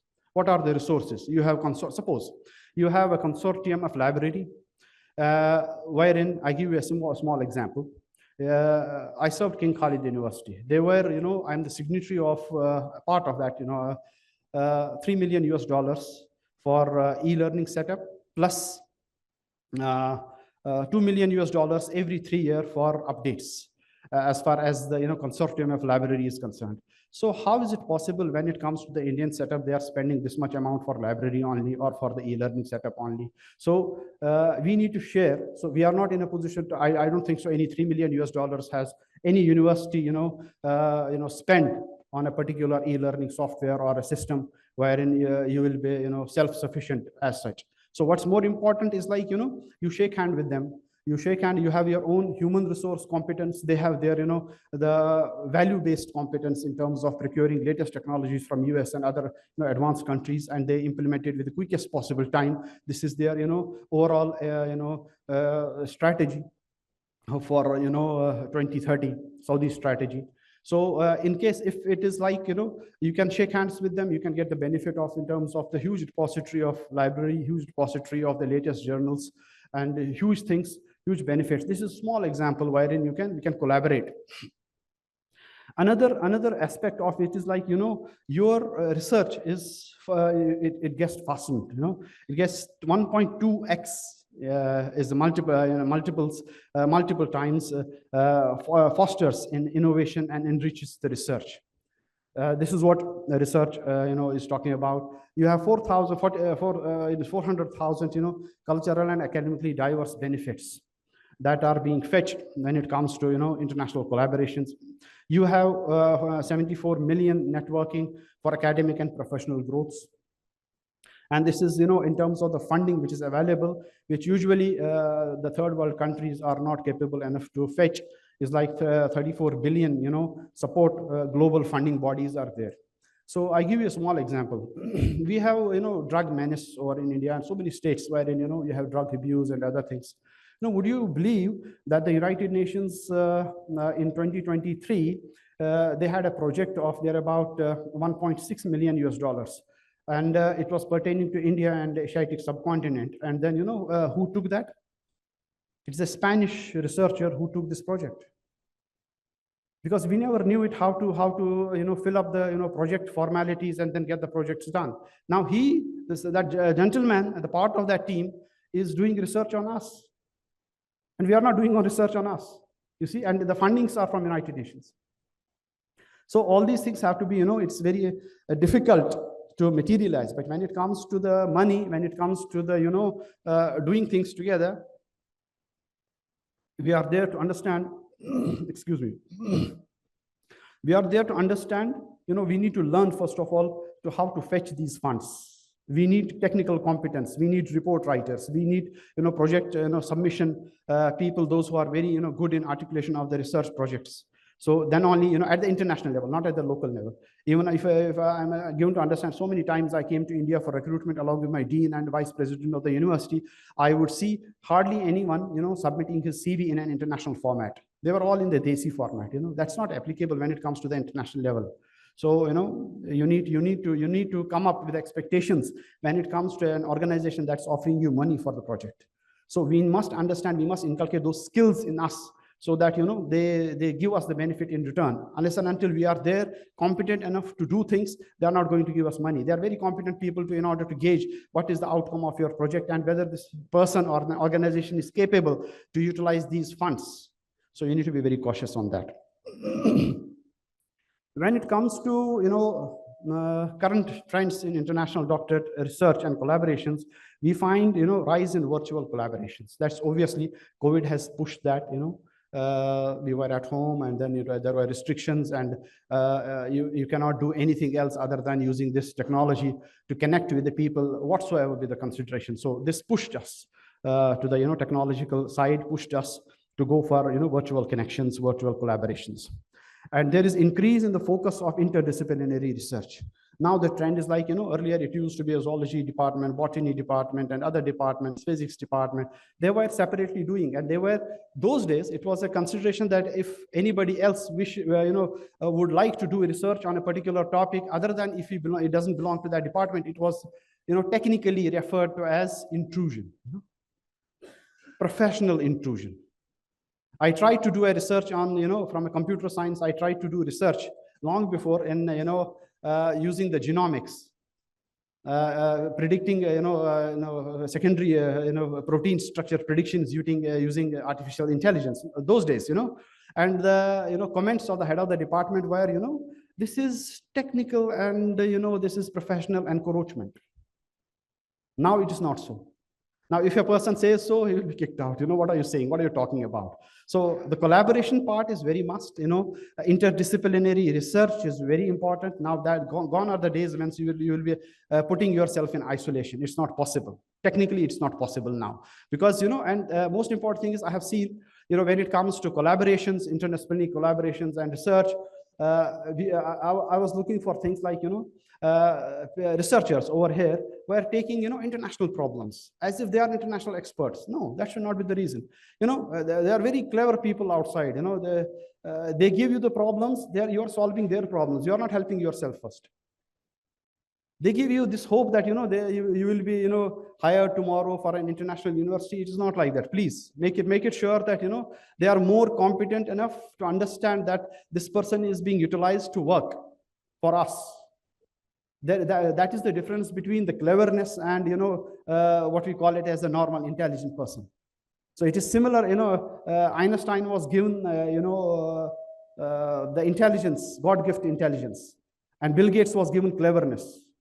He used other people's mind to get the things done for himself. So you should not get used. You should not get like a disposable commodity in the international market as far as the research is concerned. You are doing research, do it for you have your own parameters, you have your own fundamentals, you have your own ethics. So solve your local problems, so you will grow along with them. If there is a possibility of an expertise, shaking hands, most welcome. If there is no, do your local work. Do not be, deluded by such a thing that you are not in a position to do. You are competent enough to do it. They need you. You need them. Provided it's a mutual, benefit and symbiotic association. It's a mutual thing. It's not like they take you for a ride. It's not a brain drain type of a thing. Another issue, wherein the international doctorate research collaborations, they focus on, is emphasis on equitable partnership. This is very important. That's what I was referring to. Equitable partnership means, nobody is a boss and nobody is like, the subordinate. In terms of research, we are all equal. We share the resources. Each are having equal fundamental right to the outcome of the research, and each are thriving the benefits equally, and the benefits are, scattered in a very uniform fashion. It's not accumulated at one place. So that is the benefit when it comes to the equitable partnership. And we have, example of European Union Horizon 2020 program funds, interdisciplinary projects, encouraging cross-border research and initiatives for impactful, outcomes. We have another example of Welcome Trust initiatives. You can Google it down, and then you have a lot of, benefits associated with this thing. And it promotes equitable research partnerships globally, supporting sustainability and inclusive, scientific collaborations.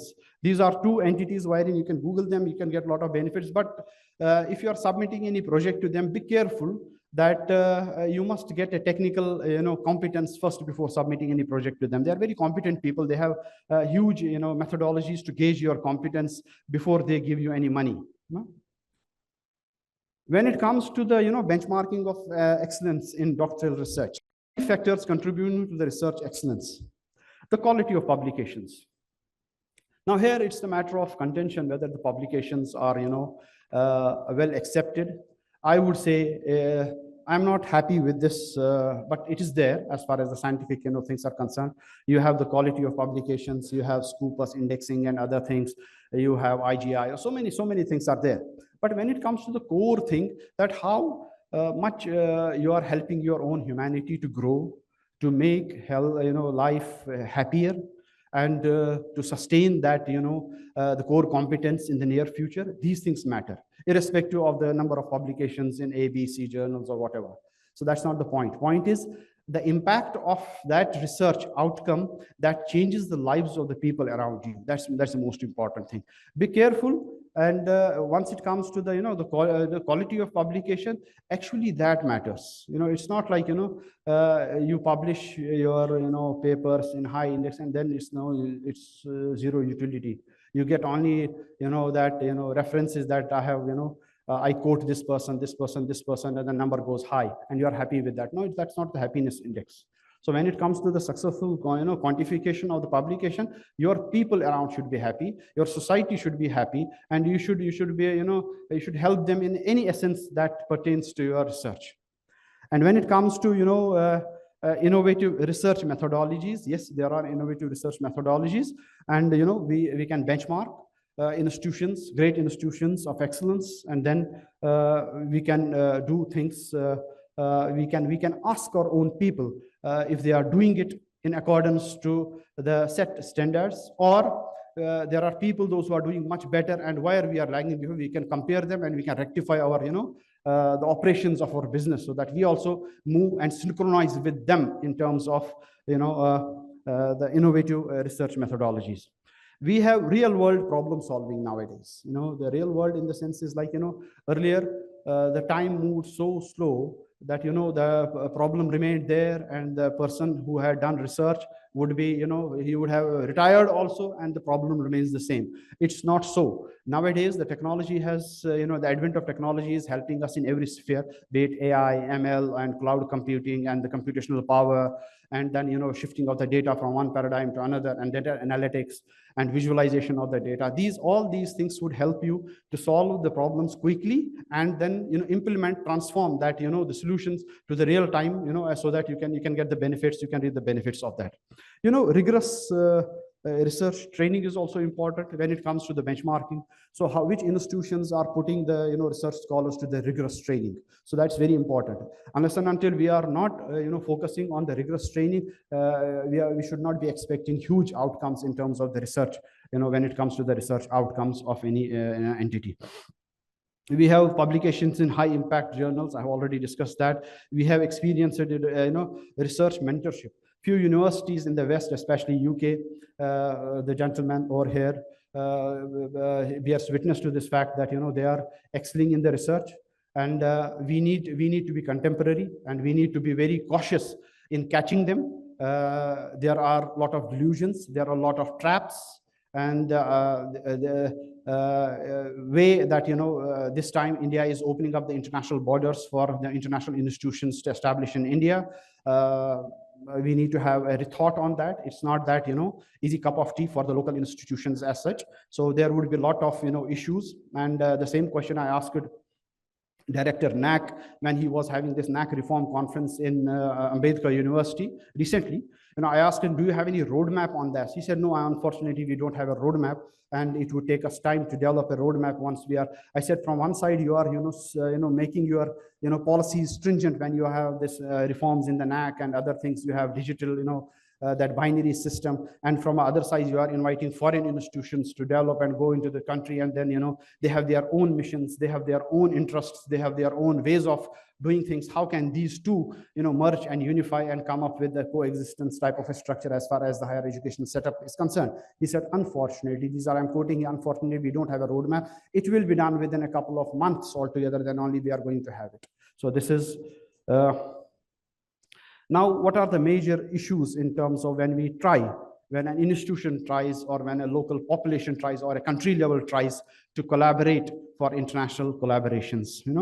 We have cultural and language barriers. These are the big things. You cannot communicate. They are doing research in one fundamental paradigm. You are doing in the technological, disarray. They are advanced too much of the technology. You are not. And sometimes, you have cultural boundaries, cultural, dogmatism, wherein you cannot find conducive atmosphere to carry research.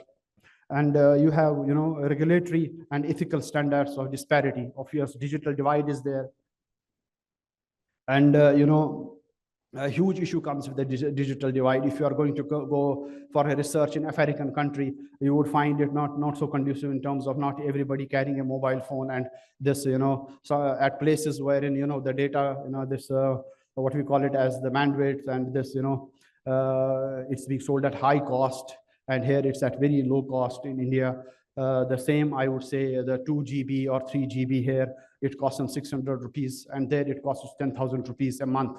So huge disparity. So they might not be using it in terms of their quantification. You are using it. So the huge differences are there. So these differences need to be nullified and studied before you approach to them for the mutual, research projects. I give you an example of how things are done.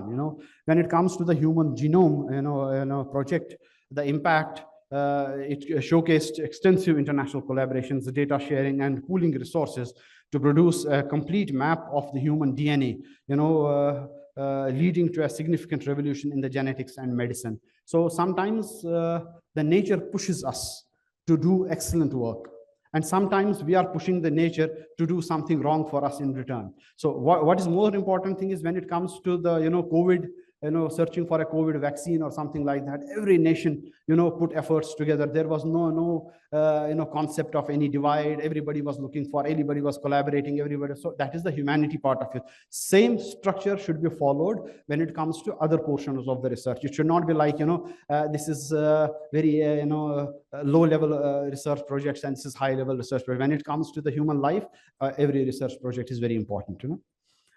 So we have, few the competencies that doctoral research excellence, we need to develop these key skills for success in doctoral research. What are these skills? The critical thinking and, problem solving skills. Not everybody is carrying the same cup of tea when it comes to, critical thinking, and we need to develop that critical thinking. We need to have a training modules. We need to understand what critical thinking is all about. And, not everyone becomes a good and successful businessman. I find it few communities in the world. I give an example. One is Marwadi community of Gujarat. Another is of the Chinese community, Shanghai community, and other is of the Israeli community in the Tel Aviv.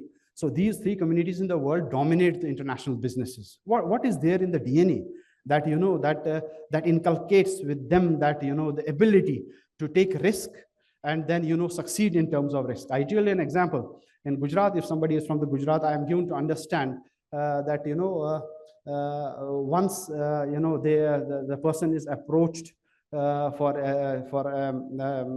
a match they don't gauge a person by money or by the success he has got in terms of the business, but by the quantum of number of times, how many times he has failed. So the number of times he has failed gives you the best prospect that he is a learned man. That means out of 7 failures, he has learned at least 70 times. Rather than the business successful at the first time and going, that means he's still learning. So learned and learning is a huge difference. So this is the critical thinking needs to be developed. And then problem solving is not that everybody cup of tea, and it needs these skills are to be very controlled, very interesting, and very these can be inculcated by trainings, by observations, by experimentations, and putting them in the real workforce, and then all these things can be done. Proficiency in data analytics and project management and academic writing. So I find majority of the people from India, when they were in, we are running out of time, sir. So please bind it to 2 minutes. Yeah, then please. we can- Thank yeah. you. I find them very, so much less, competent when it comes to the writing skills, because Hindi, they are number one, they are very good in communication skills, and they are in the writing skills. But when it comes to the English, so they were not so competent, and they were lagging behind, and they were getting the projects written by other English fellow men, and they were asking huge money from them when it comes to the international scenario. So you need, similarly, I'll skip, we have digital literacy is must, and and we must be interpersonal skills, collaborations, and communication skills, and networking skills are very important. We have only 2 slides are there. I'll be finishing them within stipulated time. My apologies for this thing. As far as the role of technology in enhancing research collaborations, it's like facilitating communication and data sharing. It helps us. Digital collaboration and platforms are very important. These 2 aspects needs to be understood from the technology-enabled real-time communications. Other than that, letter writing, and then today we have seamless data sharing and efficient collaborations among research worldwide. Similarly, digital collaboration platforms like we have Zoom and Microsoft Teams and virtual meetings, discussions, and project management. And these are actually the funding opportunities, which normally huge funding opportunities if anybody or any institution or any a group of people working together for a particular project. These are very easy, very articulate people there, and very easygoing. There is nothing like fishy things that you have to bribe somebody and getting the projects. No, these 6 organizations they are giving you huge ample amounts for research projects, and you need to approach them in a right way. And there are multiple already. You can, even if you check any of these in the website, they have multiple, at least 50 to 60 projects all the time available with them. The only thing is like you need to be competent enough to take them. And we have the hurdles of in international collaboration. Strategic planning is important, and cultural sensitivity training is also to be done. Effective communication must be there, as already discussed, and technology utilization. There are technology side that some are not using, but we need to be technology very competent, and resource sharing is very important. And we measure in impact and success of research collaboration. These are 5 factors: number of quality publications, real world applications and research findings. Applicability is important, advancing knowledge and addressing societal challenges, strength in professional networks and capacity building. It's, these are the examples of, and we need to have a call on the action to fostering global research and networks. I had been a bit fast, my apologies for that. And I hope I have done, a bit of,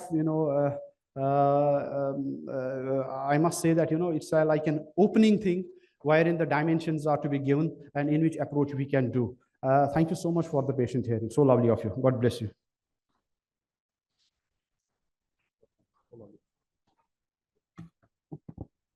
Thank you, sir, for such an informative talk. Now we, now we invite everyone for a discussion of 10 minutes.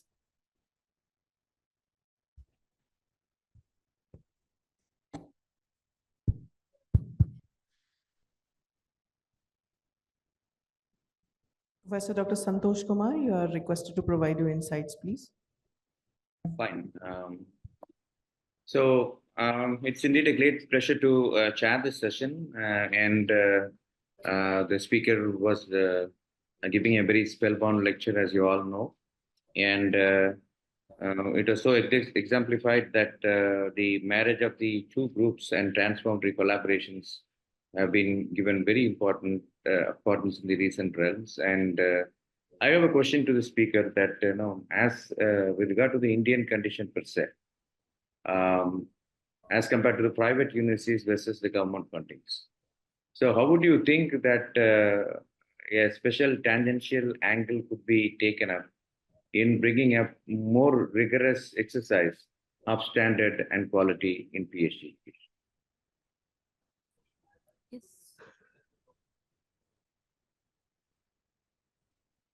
Sir, could you please repeat your question? No, I was asking as compared to the public and the government universities, what is the tangential angle that we could take in order to improve the rigor and the standard of PhD research in private universities?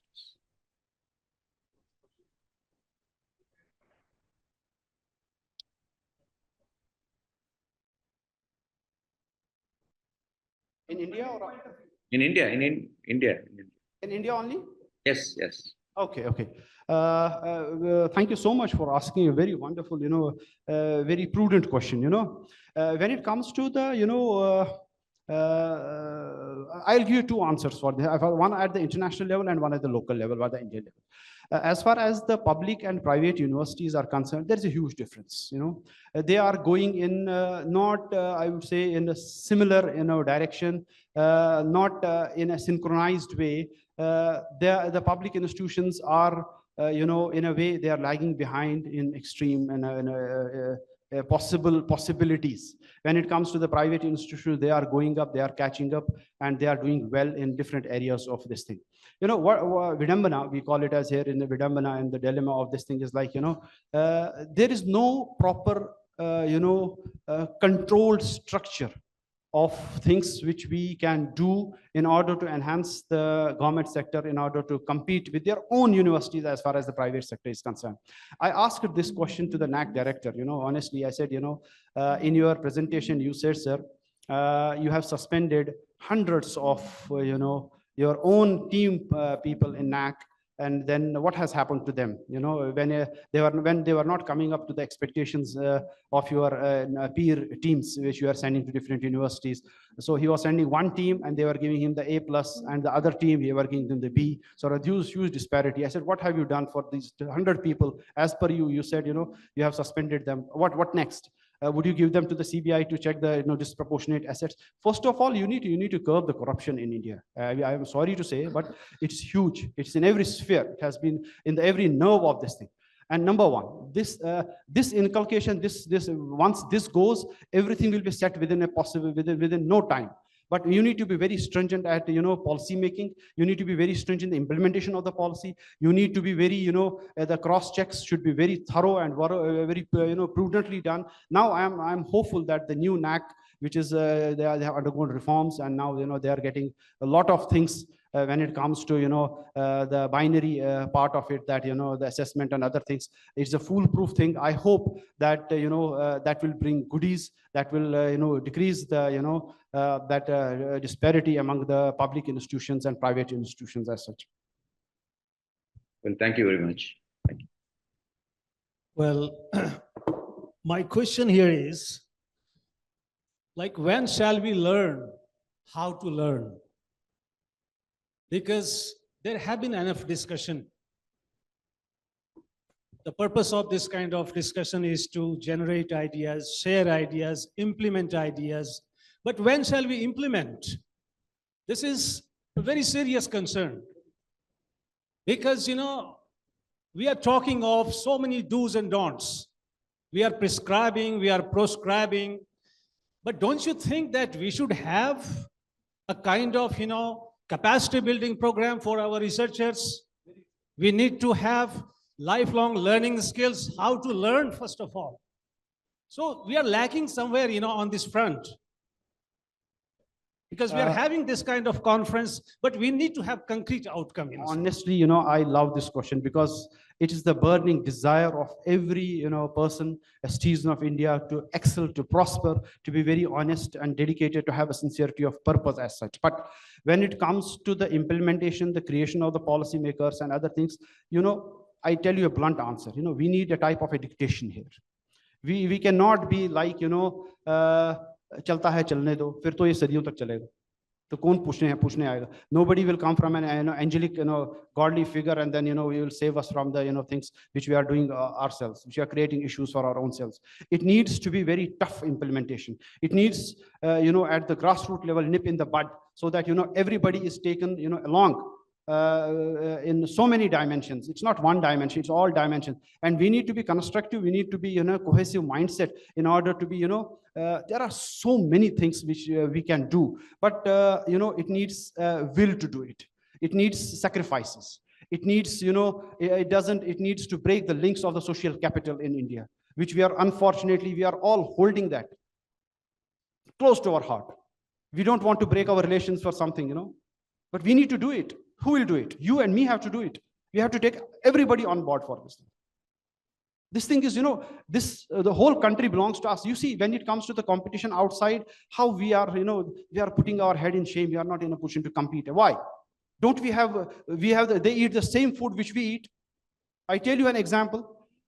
I was in Saudi Arabia, 2:30 at night. That Safai wala used to come and clean. He was in India from Kerala. 2:30 midnight, he was cleaning the, with the machine, he was cleaning the roadside of that, If the same prospect is being given here, he's not in a position to deliver. क्या होगा इस देश का?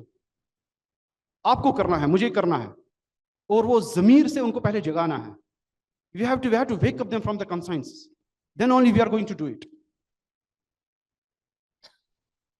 I get emotional at times, The same we people. I have to, how many times, it's like then, mute spectators, we could see going wrong and then we are not doing it. How could we do it? The same Indian, one of my students, they come to me, give me 1 minute, sir. They come to me for recommendations when I was working in college university as a dean, They come for me to recommendations. I have to, get an admission in American university. I said, okay, I was writing. After 6 months, he's coming back to me as a student, So how was the American university? How was that college, I said, very wonderful. But sir, in US, I know much better because, they say, they are all near about 60% of the faculty are from India. I said, then why don't you go to India for studies? He said, no, because, American universities have created a brand impression in Saudi Arabia. I have to get an American degree. Though all the faculty members, those who are teaching me are from India. एक तरफ से शान होती है कि नहीं भैया वहां इंडिया के लोग वहां मतलब they are excelling here. But why can't they excel here? Why can't they make policy makers to their point? Take them to task. होगा नहीं, मंत्री है, सब बाबू है. I'm sorry, but ये सब चीजें सच है. मानने के लिए कोई तैयार नहीं है, सुनने के लिए कोई तैयार नहीं है. अब I hope that new generation comes up to the expectations of us and for themselves also. They have to do it. Who will do? अफसोस लगता है. Think on that, please. Sir, एक question है छोटा सा. What he asked, I am just extending it. Can you give me 1, 2, 3, 4, 5, 6, whatever you want, examples of what to do, how to learn? ये process हमारे अंदर कैसे आए, सीखा कैसे जाए? मैं आपको मतलब बड़े आदर के साथ, with due respect, great respect for you, for learned people, when it comes to, an interaction between an educational institution and the people at the helm of affairs. One file from the table of a babu to the other table doesn't move for 6 months. Do you expect? What do you expect? So do you think I'm coming to the point. Give me governance issue is the issue or academic is the issue? First is the governance issue. First is the control structure. First is how you take them to task. You must have a say. The university authorities at times say, we know much better. The education department in the government says we know much better. There's a tussle. And in between are the colleges and universities of government affiliation, private affiliation, जो भी है उनका. आपस में नहीं बनती है. Sir, तो strategy कैसे, sorry, unified sorry for strategy the कैसे होगी intervention. sir? We have a model of universities in India now, a number of them, so-called private universities. You take the example of Amrita, you take Chitkara, Please you have a take seat. Galgotia, you take Sivnadar, you take MET. There are at least 24 universities that are very good universities. And Acknowledge they that. have no Absolutely. governance problem. Absolutely. They don't have any interference of regulatory authorities, very minimal interference. So we have a model where governance is not an issue. Now, why can't we create an ecosystem where we know how to learn? Sir, देखिए sir, आप university level, higher education level में कौन आता है? School से college, college से higher education, university से university तक. आपको पहले mindsets at a grass root level से ही उनको पहले क्लीन करके आना है. They have to be raised in such an environment wherein they fetch fruits for you. They are worth. It's not getting an admission for an academic higher education institution, whether in the payment seat or free seats or whatever. It's not like that. Somebody's person who is not worth a single coin is being given 25 lakh 30 lakh rupees for going MBBS to the Pune University. क्या करेगा वो, आप मुझे बताइए. 40% marks लेके getting admission in with a payment of 35 lakh rupees. वो 35 लाख कब कमाएगा? क्या करेगा वो उस देश को? वो तो पहले MBBS करके ही पहले घूस लेना स्टार्ट कर देगा, क्योंकि उसको वो 35 लाख वापस निकालना है भैया. सच बात बता रहा हूँ आपको. ये these are, and similarly in other profession, खाली डॉक्टर इंजीनियर की बात नहीं बता रहा हूँ.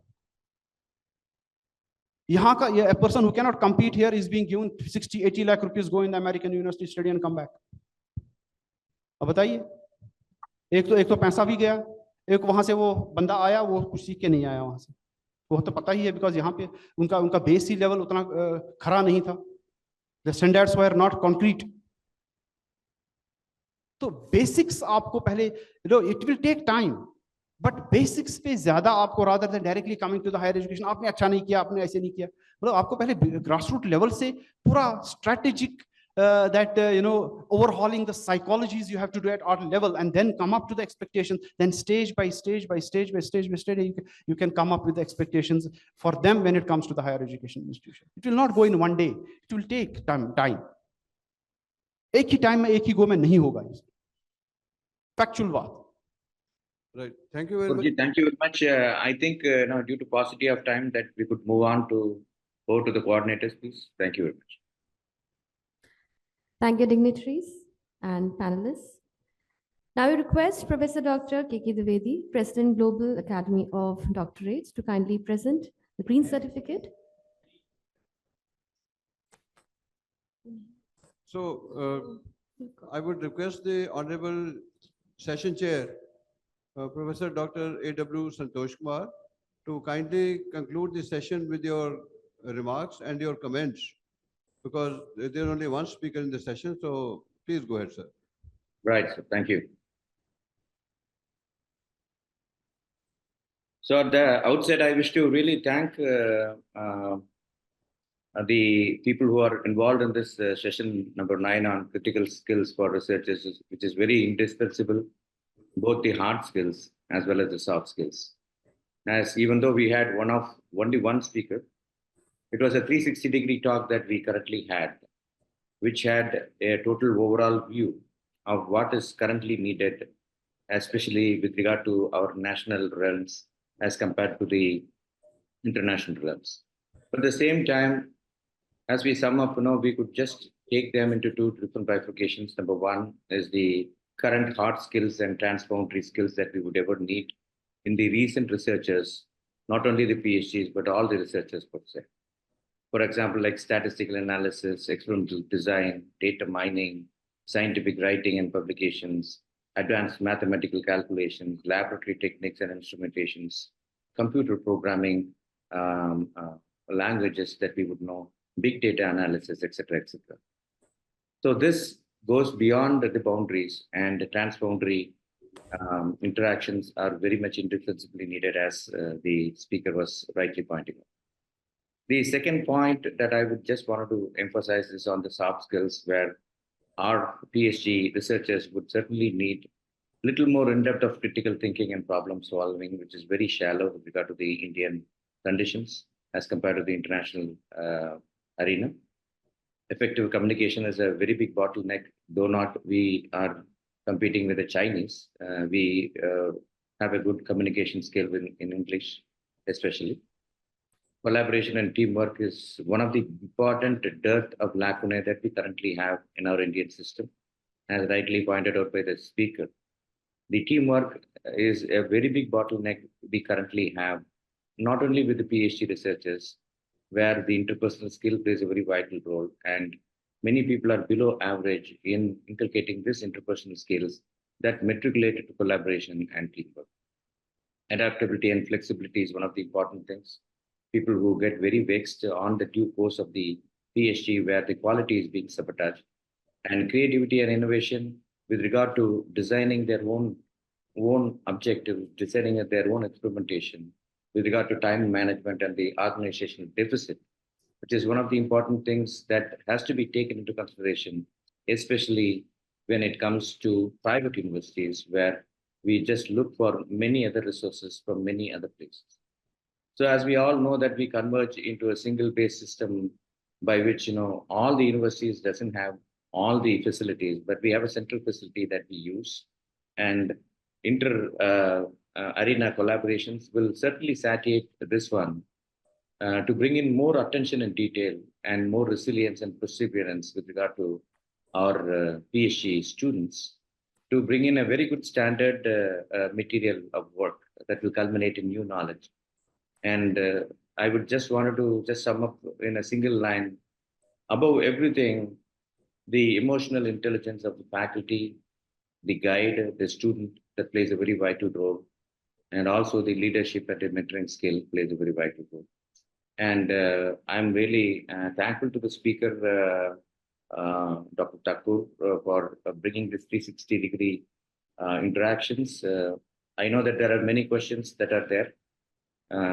Blaming the dark, it is better to light a candle. That I think this international conference would certainly bring in light and new deliberations. I really wish to thank the co-chair, Vinay Dwivedi ji, Manish Kumar, rapporteur, and Dr. Jovita, rapporteur, and all the coordinators, and the elite people who are there gathered here for this conference. Thank you very much. Thank you, sir. Now we request the Honorable Pro-Chancellor, Amity University, Madhya Pradesh, to kindly present the green certificate to our esteemed chairperson and speaker. Sir, please.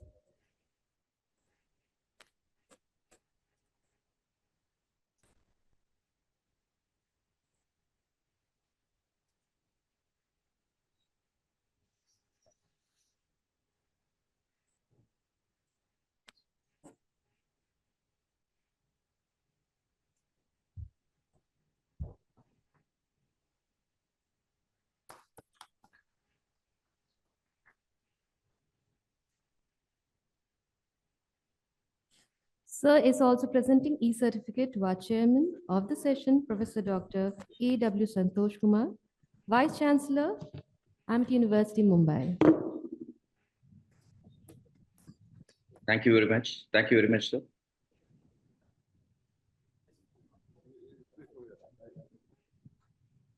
With this, we have reached the end of our 9th session of the 12th International Conference on Issues and Challenges in Doctoral Research. Further, we'll proceed with the 10th session of the 12th International Conference on Issues and Challenges in Doctoral Research, which is focused on country perspectives. To chair this session, we have with us Professor R. A. Thakur, Director, IITM Srinagar, and co-chair, Professor Sanjay Kumar Jha, Director, ASLA and FL, Amity University, Haryana.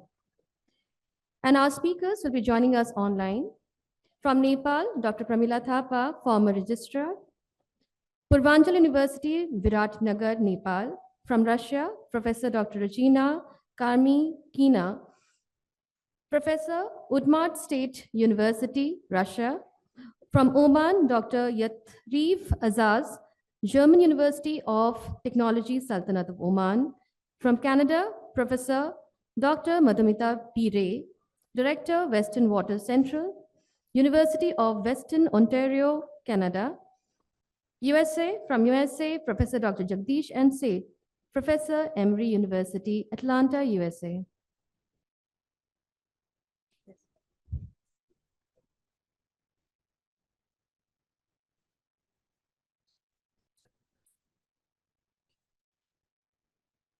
Okay.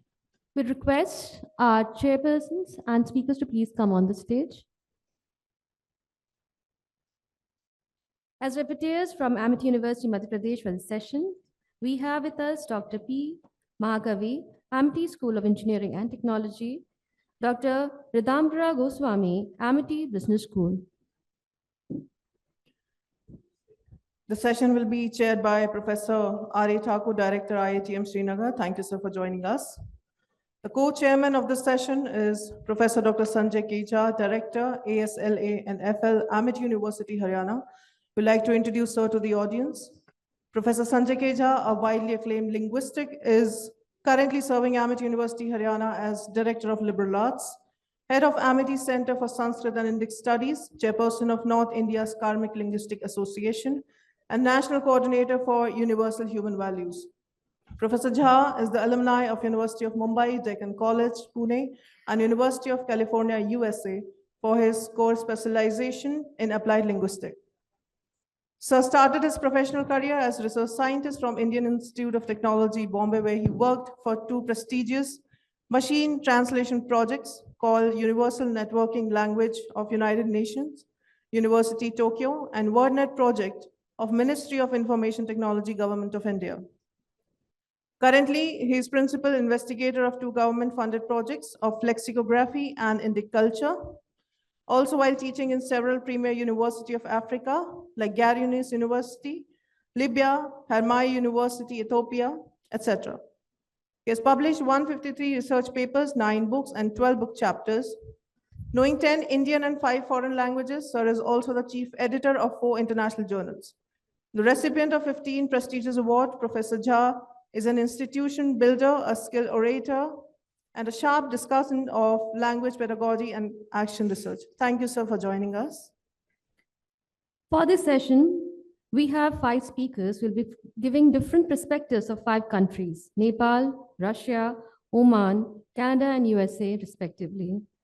Every invited speaker will present their country perspective in the next 5 minutes each on quality aspects and innovation thrust areas of doctoral program in their respective countries. From Nepal, we have Dr. Pramila Thapa, former registrar, Purvanchal University, Viratnagar, Nepal. Ma'am, we invite you for your talk.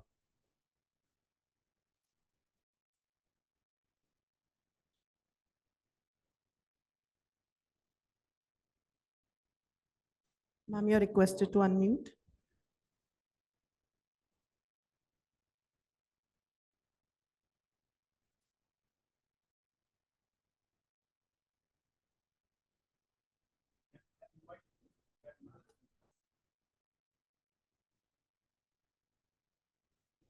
Dr. Pramila Thapa. Excuse me, ma'am, can you hear us? Please unmute yourself. He's sharing, sir. He's presenting, sir.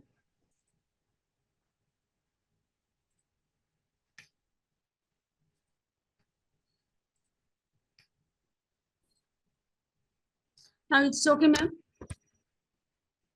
My PPT is okay. It's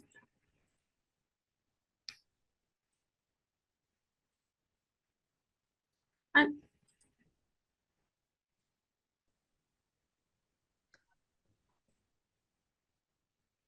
see.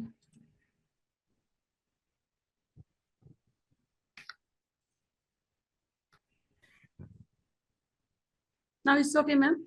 PPT.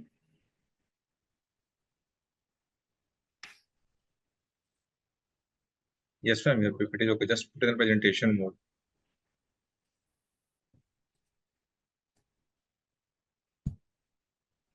My audio is okay? Yeah, you are audible enough.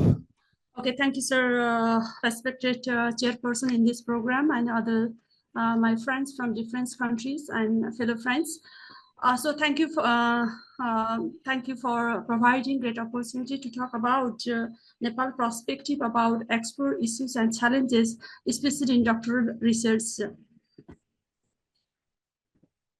So first, we know Nepal, this is a beautiful country. In Himalayas, we have lots of opportunity with having diverse cultures, religions, languages, and different geographical areas.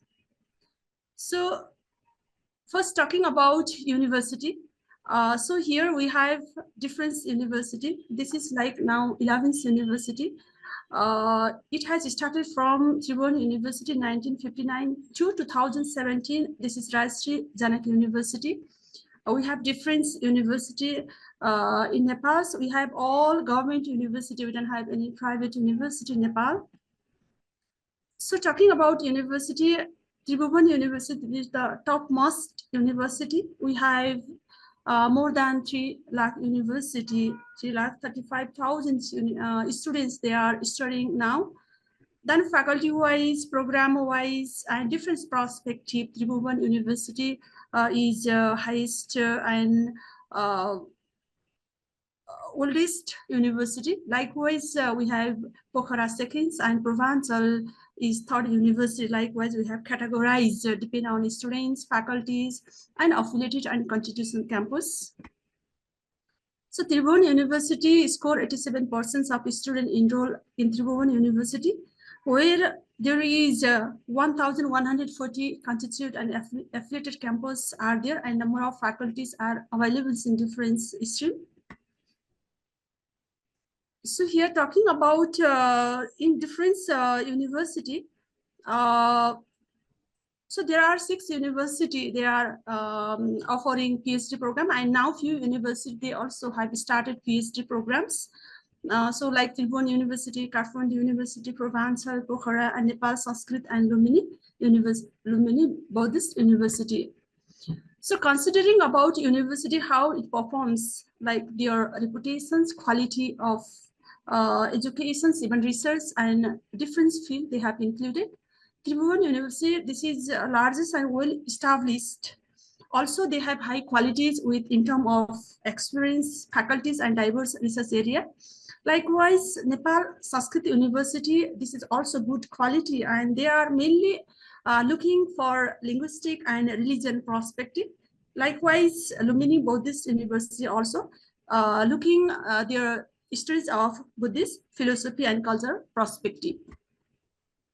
So considerations of quality assessments, this is depend on their faculty expertise, research facilities, international collaboration, and research output, which Tribhuvan University has to maintain this level somehow than other university, and then Kathmandu University, they are also performing well, and they also want to increase their innovative and prospective ways in different new field in the research area.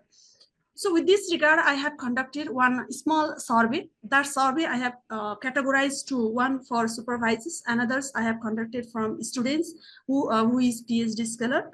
So here I have developed few questions like how supervisors in Nepal feel overloaded with multiple research students. This is based on supervisors' feedbacks.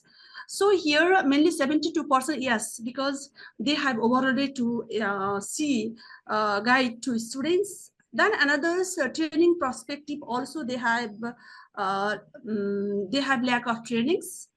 Then another's their workload also have found 63% 6. They have shared their experience workload also. So they have shared some information. So while I was collecting that survey informations, so there is student commitment issues because students drop rate is high, and then they are having a tough time to engage full time in the studies. Then some students, they like to get easy degree mentality. So they want to see shortcut ways. Another, there is supervisor eligibility.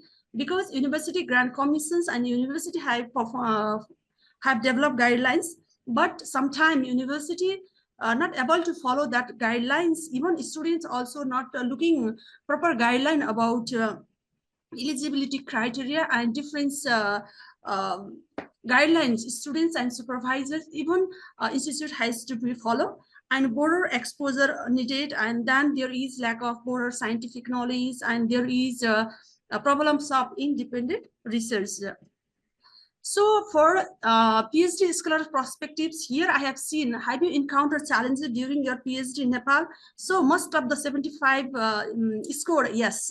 So while they are writing theses, getting proper time from supervisors, data insufficiency, time management. Likewise, resources also they have inadequate in terms of funding, recognition, supervision, and problems of e-library. So another's, they have you experienced supervisors? So they are not getting experienced supervisors because they are not giving time and less motivations. Likewise, then another's, here academic environment research also they have less funding opportunity, even problem of publishing papers. So another's also, they have some suggestions given from policy level has to take serious and utilize their data for making planning and policy. But it has gradually improved in Nepal, not like previous time. I need professional environment. Likewise, PhD scholars have shared some their opinions about challenges and issues.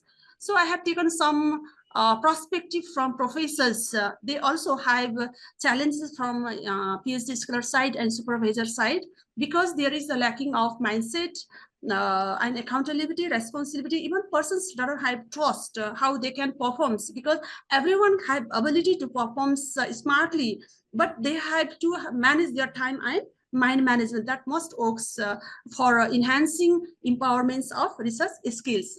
So another professor, he has guide more than the 1200 in master and few and PhD thesis also. He also sharing about the same ways, workload, time, guidance. Likewise, then another professor also had suggested that in Nepal, governments have established scientific institutions to promote developments.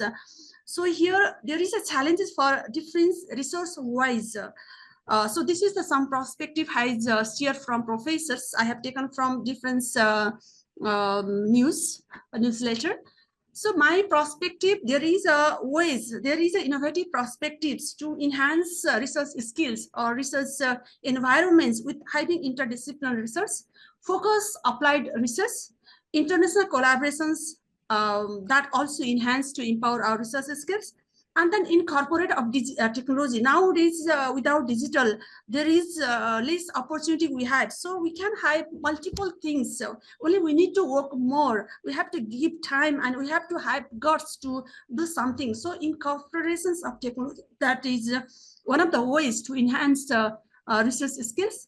Then we have to take care about the sustainable development. This is wonderful ways. We have to identify different ways, but only we have to utilize our brain powers. We have to utilize our willingness to communicate across such situations and find ways to have proper research skills, and capacity building and knowledge transfer has to be there. We have to learn so many soft skills as well as different softwares to utilize in research skills, and encourage of social innovations. That is some innovative perspective to enhance research skills. Thank you so much. This is all about myself from Nepal. Thank you so much for providing great opportunity.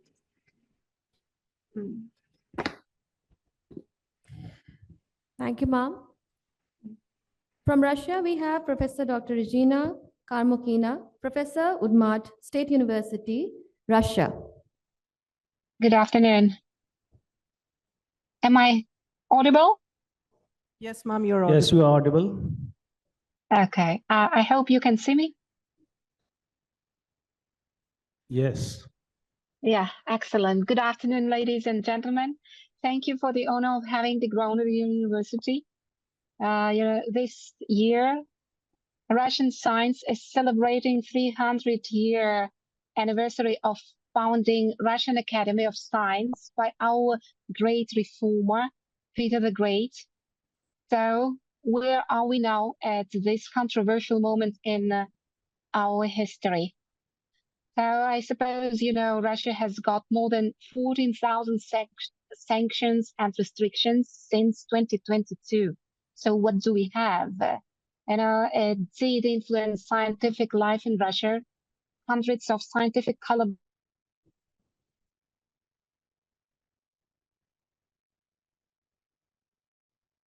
Yeah, Dr. Regina, have you got any PowerPoint presentation?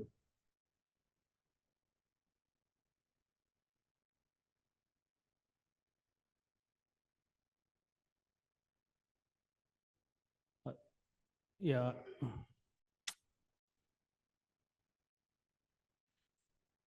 I think her system is hanged.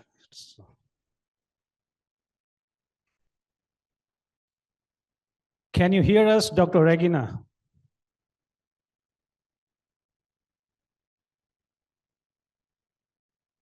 She's not muted.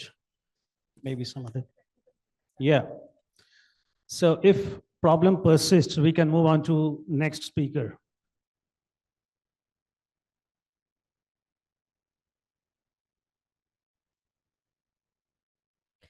To present an Oman perspective, we have with us Dr. Yatriv Azaz, German University of Technology, Sultanate of Oman.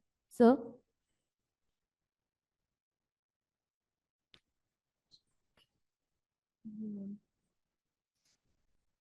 Dr. Azaz, are you around?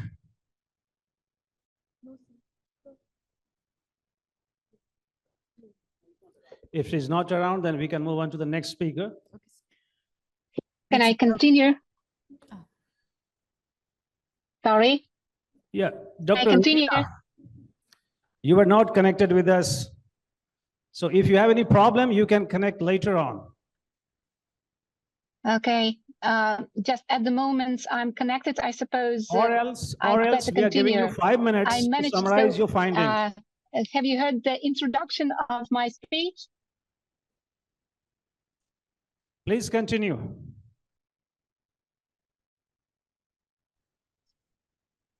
You have a time limit of 5 minutes only.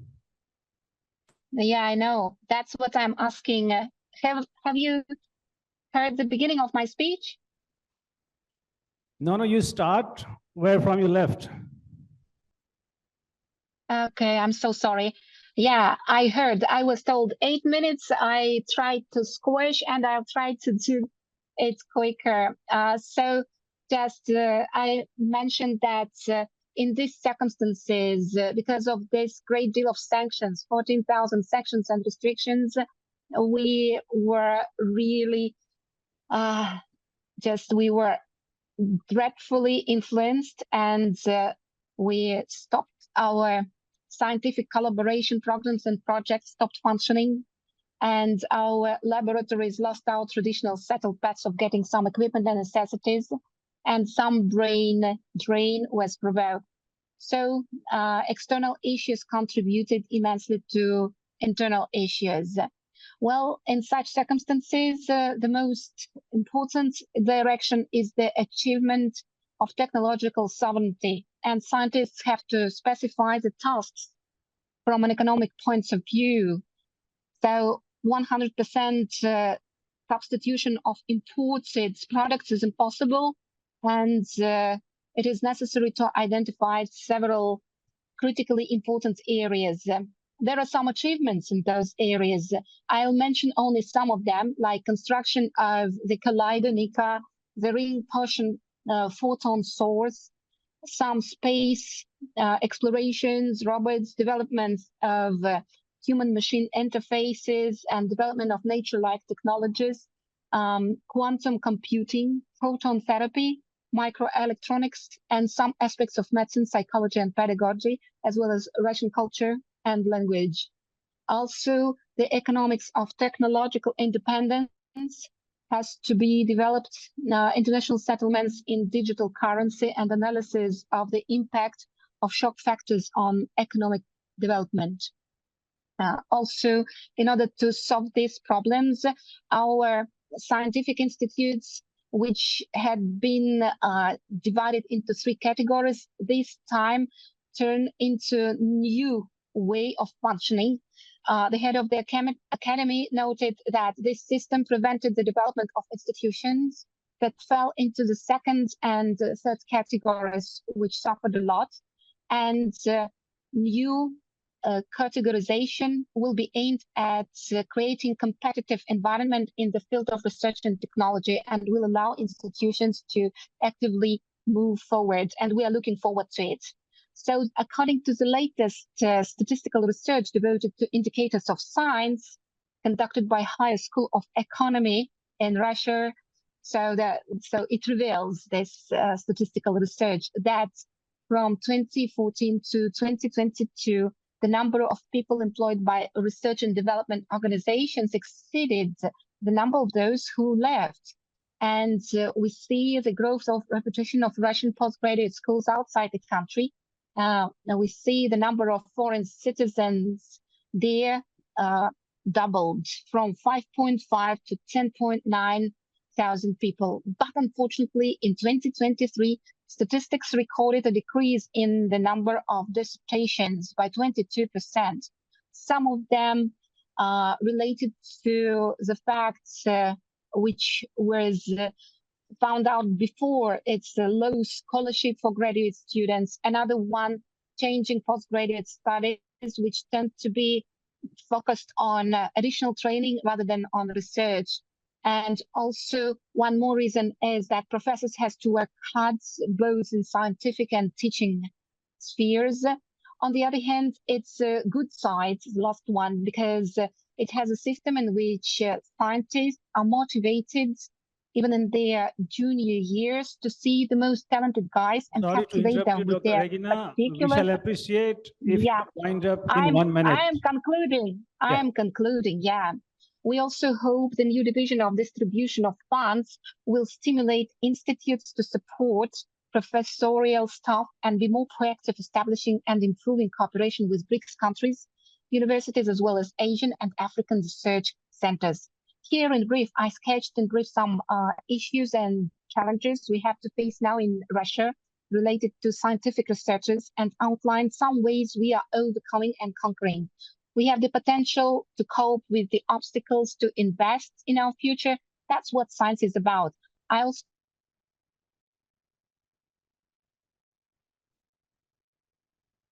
Thank you. Thank you very much, Dr. Regina.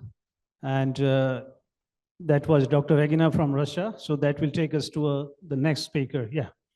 Can we have from Canada, Professor Dr. Madhumita Bire, Director in Western Water Center, University of Western Ontario, Canada.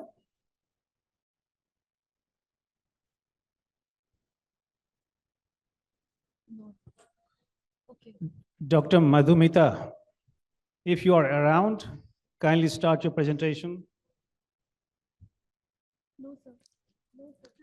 She's not Okay, joined. so we shall move on to the next speaker. From the USA, can we have Professor Dr. Jagdish Enchit, Professor, Emory University, Atlanta, USA.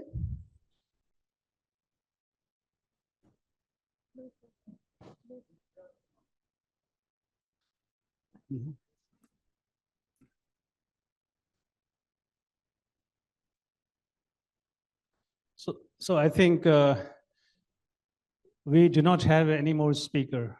Yes. So if you do not have speaker, then we are here to speak. Okay. Well, first of all, I would like to know how many research scholars are there in this hall? Can you raise your hands?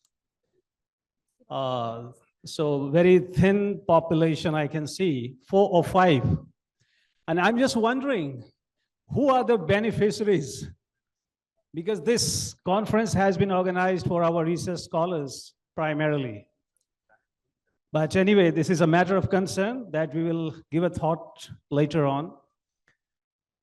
But well, I was just thinking of setting the tone of this session, but I was not aware that so many speakers will be absent for whatever reasons. So with greetings of the day, let me at the outset extend my heartiest welcome and my profound happiness to all of you, especially Amity Gwalior in general, and Professor K.K. Dwivedi in particular, for organizing such an innovative conference on doctoral research. Now, one thing I was just thinking that why do we do research? We have, I think, 6, 7 research scholars. Can anybody say, why do we need research? हम research क्यों करते हैं? This is my question to you. Why do we need research? We have spent good amount of time. Please do not shy. Speak up. Why do we need research? Anyway, if you are so hesitant, let me respond to you. We do research because knowledge is transitional.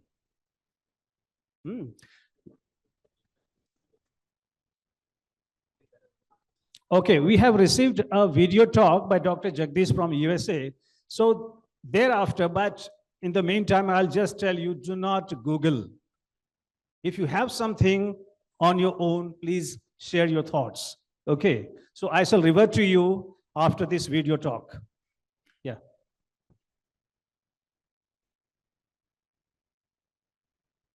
Greetings. I'm Professor Jagdish Sheth at Emory University. Thank you for inviting me to the 12th International Conference on Issues and Challenges of Doctoral Research.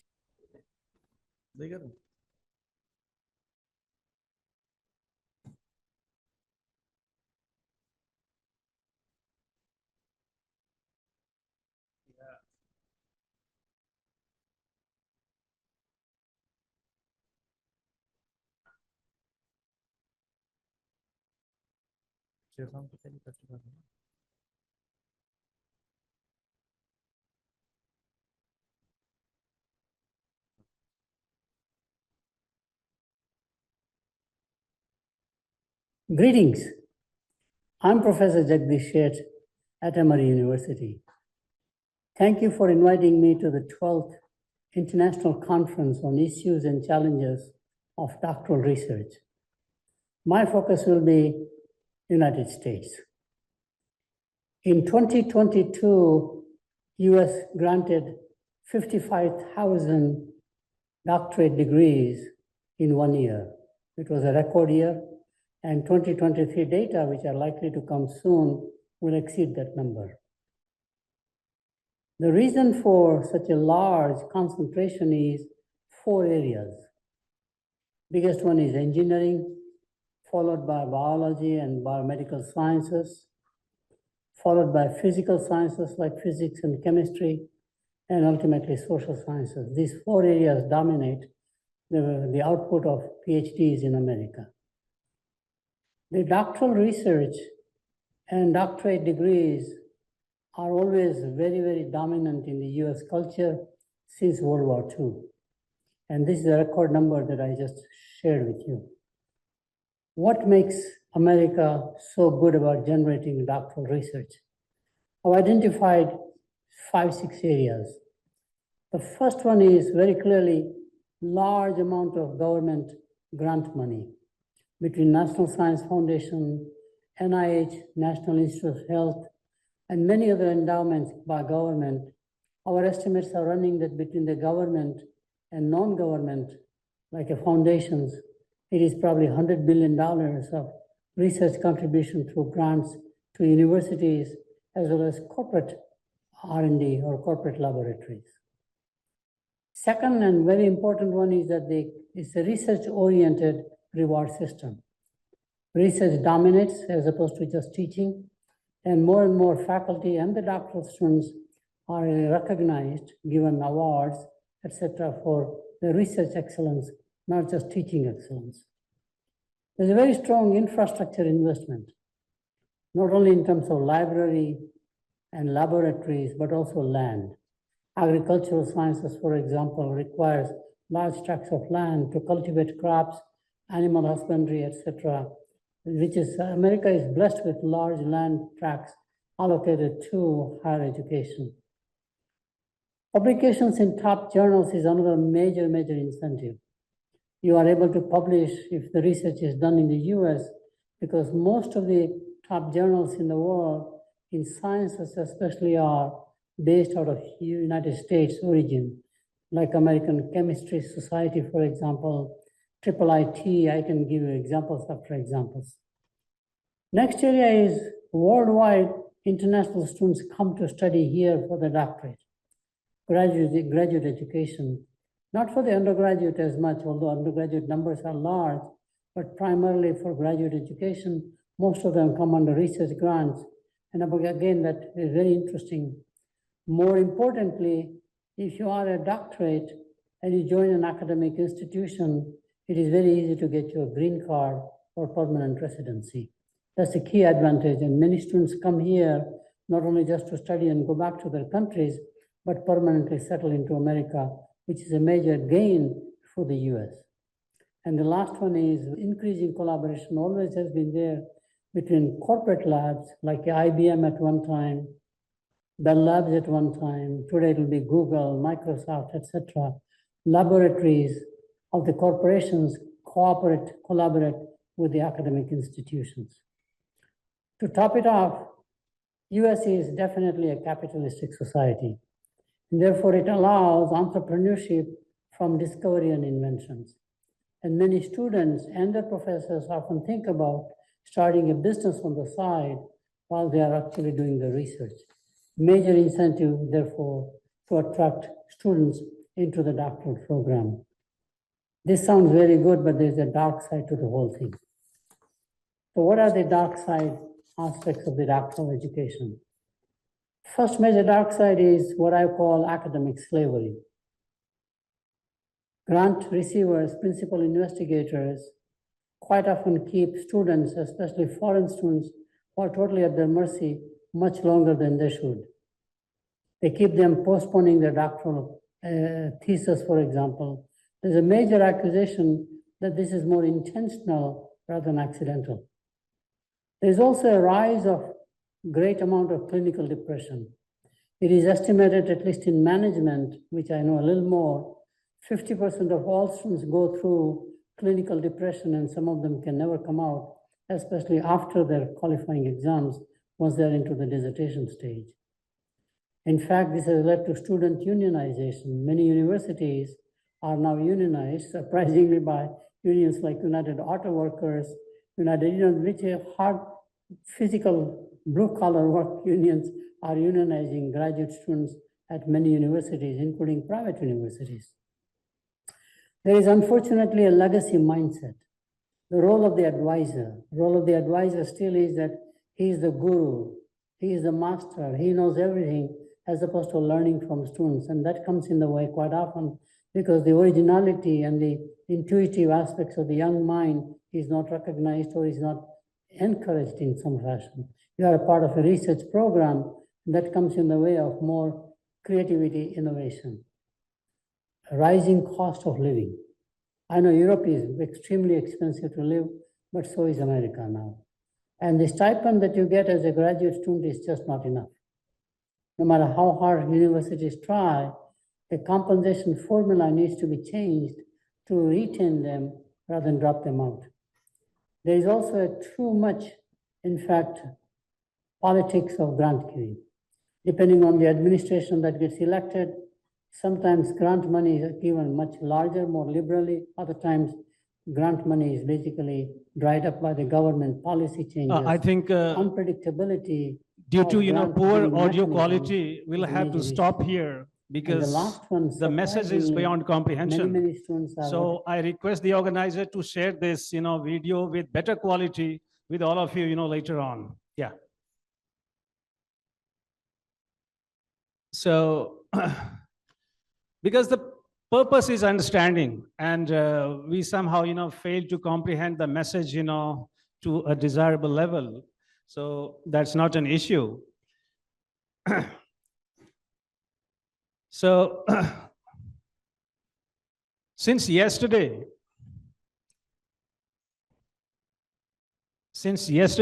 a lot has been said by the stalwarts of academia on research, methodology, doctoral research in particular.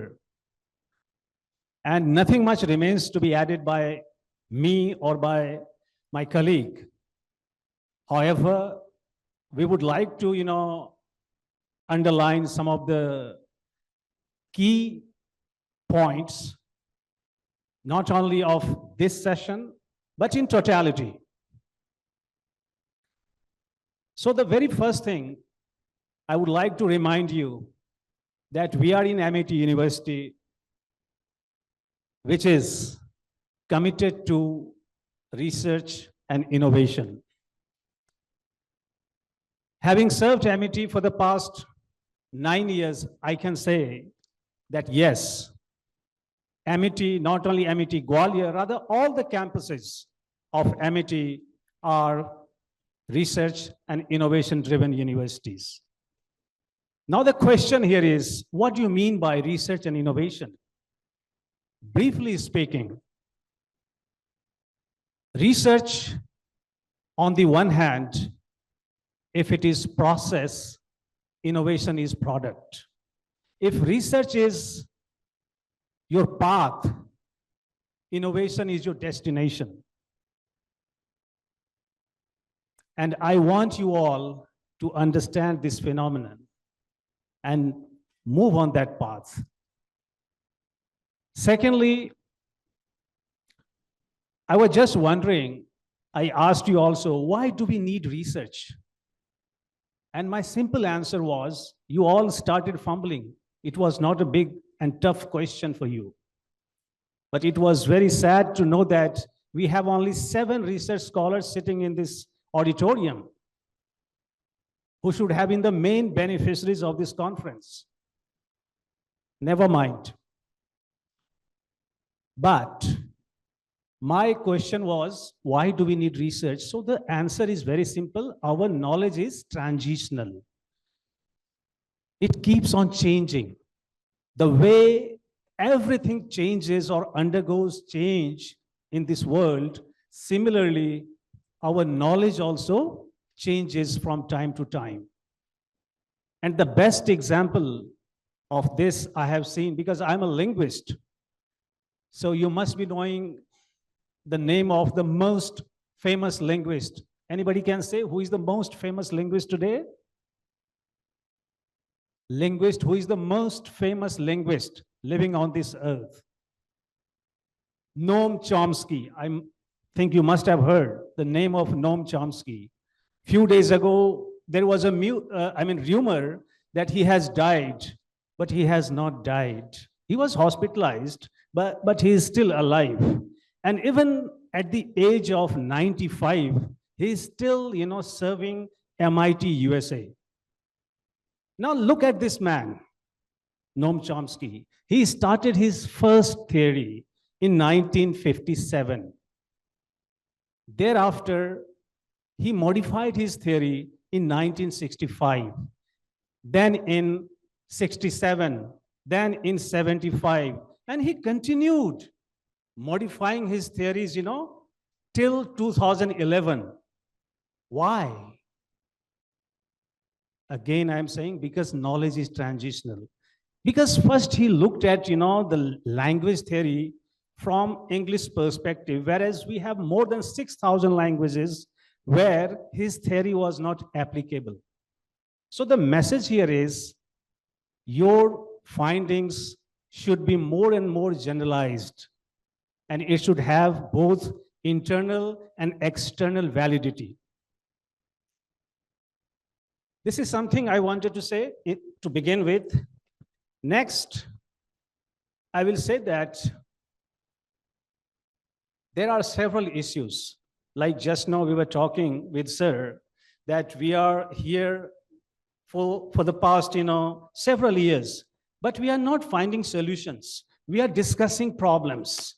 We are not part of solutions. Even I asked Sir, this question I raised to him, that we are talking of so many value-added things, but when shall we think of implementation? And that was my question, that how to learn. We need to learn how to learn. So instead of, having this kind of conference, I would have preferred, having more so of, workshop-based or capacity building program for our research scholars. Because one coursework is not enough. Let me tell you very frankly. We also give coursework of 6 months. Nothing happens. Nothing happens. I ask every month, we have more than 50 students being enrolled in MIT, Haryana. But when I interview them, my first question is, what do you mean by research gap? Everybody falls flat over there. They do not understand this basic fundamental thing. What is research gap? Can anybody say, any research scholar here, what is research gap for you? If you don't understand your research gap, which comes from your comprehensive, adequate, and appropriate literature review, how will you bring novelty in your work? You might end up doing a research which has already been done by somebody else, either in India or somewhere else. So this is something which worries me a lot. Then another takeaway of this conference, I feel that yesterday a number of speakers emphasized on, avoiding overuse of technology. I really don't know, why are we becoming so slave to technology? Do you want machine to think on your behalf, to feel on your behalf? This is what do we expect? No. Let's have some rationality. Sir was saying that we need to have critical thinking. We need to have problem-solving abilities. But how that is possible, sir? This is my question. And that's what I will say, that we need to have, capacity building programs, And we are not having that sort of programs. How can we expect critical thinking if we don't impart capacity building program? We cannot think of our researchers, becoming very good creative writer. Not to say of writing one chapter. I bet even here, if any scholar writes one paragraph thematically correct or grammatically correct in English, believe me, I'm ready to lose everything. We are in a very, very awkward situation because I have to struggle a lot with my researchers every day. So you should also think of, language. Even our Honorable Pro-Chancellor, sir, was emphasizing yesterday on, having some sort of, workshops, some programs to enrich your academic research writing skills. Because, see, your research, you might have done, good piece of work, no doubt. But nobody's questioning that your research is not well researched. But I'm saying that they are poorly written. They are poorly interpreted. They are poorly structured. And that is the reason you often face rejection when it goes to your experts or to any good journals. So these are some of the remarks I wanted to share with you. And as far as the nature of your research is concerned, personally, I'm an action researcher.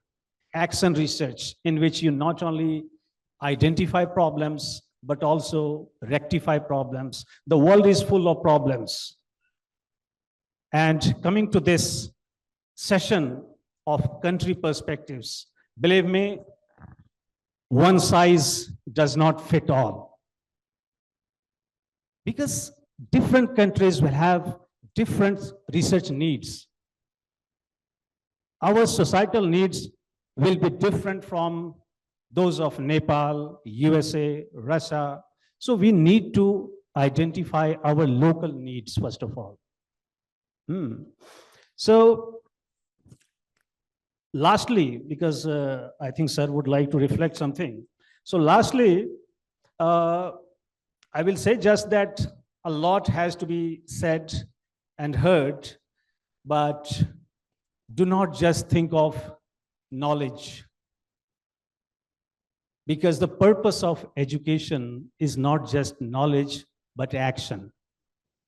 And I will end up my deliberation with a quote of Einstein, Albert Einstein, who said that anyone who has never made a mistake of doing something new has never tried anything new. So make a mistake of doing something new. Do not hesitate, do not shy. Okay, so with these remarks, I wish you all a happy research, and God willing, we shall meet again, maybe in some capacity building program, because this time I had come here for the purpose of, imparting one, very, very hands-on experience, based, writing a research paper. I thought that 45 minutes I'll give how to write your findings, how to structure your work. Okay, so no problem. We shall talk sometime later, about length, structure, and all these things of your research papers, because these things are not taught in any coursework. So thank you very much. Thank you. I am given to understand, this is from the heart, Professor Dwivedi ji, also, Lieutenant General V.K. Sharma ji, we owe them respect. Not because, they are the people, those who are there, and the Vice Chancellor Sahab also from this university, they are helping hands and then collaborated with each other and then, made this event happen in a very, fantastic way. We all are participants. I wish to quote an example. When it comes to Harvard Business Review and, each volume, once it is being inaugurated, what costs a particular person to go there physically and then have a seat booked for himself in order to be present there physically. Anybody can give me a guess how much a single seat costs? Once you wish to physically be there in the inauguration of an issue of Harvard Business Review, I tell you, it's $5,000 US. Why is it so important for, and then, it's not just a brand that Harvard Business Review is. It is the research, it is the input, it is the people, those who are the best minds, they come together, they discuss, and then they, share ideas, and they do best things, and they may, even within a half an hour time, they make strategies, future-oriented strategies in order to do the best in whatsoever circumstances and whatsoever dimension they are. So I see the day is not too far when such a diaspora, when it comes to the international doctorates and then their issues and then challenges, how to fix them and how to move ahead of time, and such time would become, and then you would also be seeing that the seat is value is $5,000. And I love to see that day sooner or later. Most important thing is that we are all here, we all learned, we all deliberated, we all talked, we all networked. Fine, what next? Rightly put in by the August gathering, the eminent professors, then when we are going to start acting on it. That is my job, that's your job, that's everybody's job in their own capacities, in their own domains, and in their own functionalities. We have to do it. Nobody is coming, an external agency, to, it reminds me of the Newton's law. Every state in its, what's that law? In a state of rest or of uniform motion, unless and until some external forces strike. One of the days. We have human tendencies. We must be the self-starters, go-getters. In every domain, हमने तो सहा है. We have already gone through. Dwivedi ji ने सहा है. उनको idea आया. उन्होंने इसको, he has put in this, good gathering, good concept in future. The fact is, the persons, those who are really at the helm of affairs, they have to act within their own domains. With these words, I end with a couplet. कौन कहता है कि दिल जले, कौन कहता है कि दिल जले और धुआं ना उठे, चोट जो लगती है तो पत्थर भी सदा देते हैं. With these words, I thank you, everybody, so lovely of you and great of you. God bless you all. And God bless this organization as such. Thank you, sir. Now I request the Honorable Pro-Chancellor, MP University, Madhya Pradesh, to kindly present the green certificate to our esteemed chairperson, Dr. Jha. So please.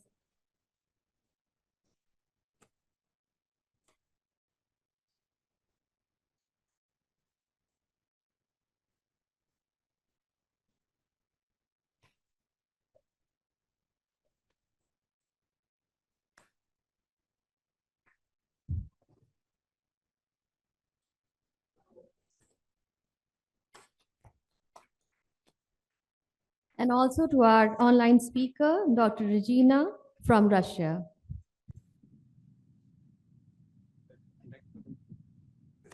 Thank you, sir. With this, we have reached the end of our 10th and last session, the 12th International Conference on Issues and Challenges in Doctoral Research.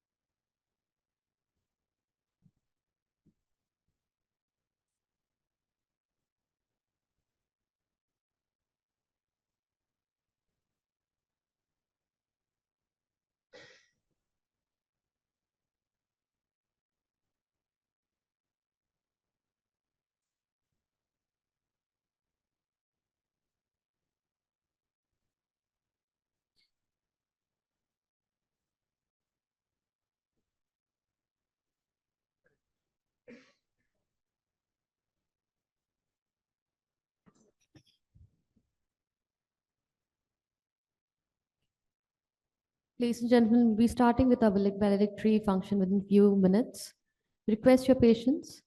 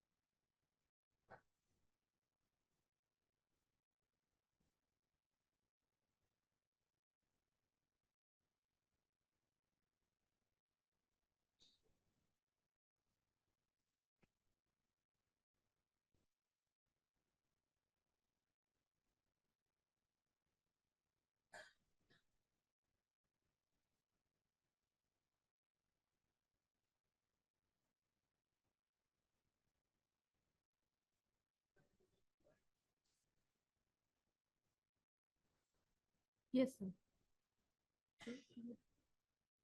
So with your permission, sir. Done? We'd like to request the participants who are sitting here to give their feedback on this conference.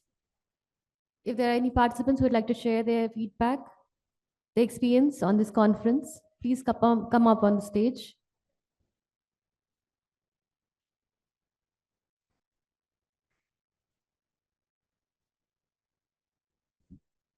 Especially the research scholars.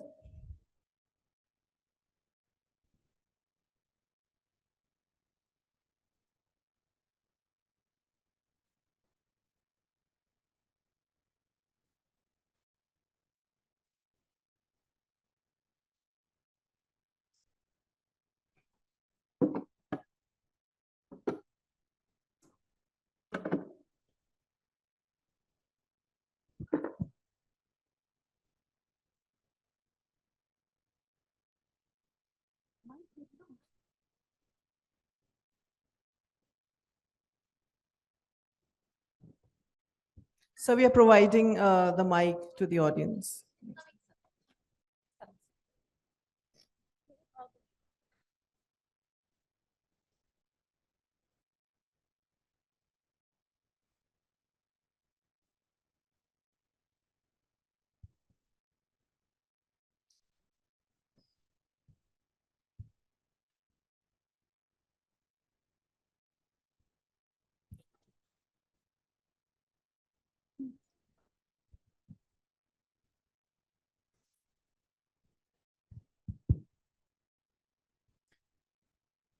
Scholar, we would request you to please start with the introduction and then please. Yes.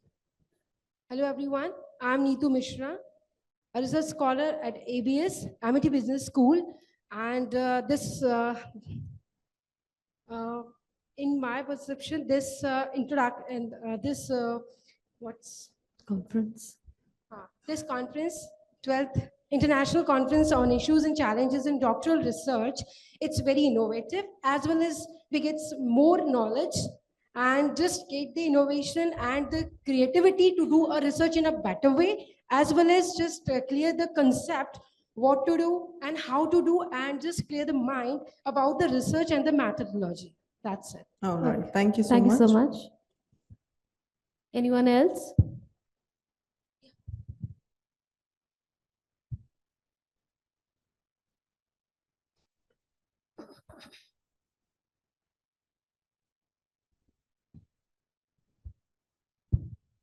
Good evening, all dignitaries.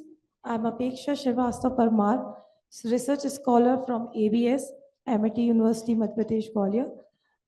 Thank you for giving me this opportunity to give my feedback on this 12th International Conference.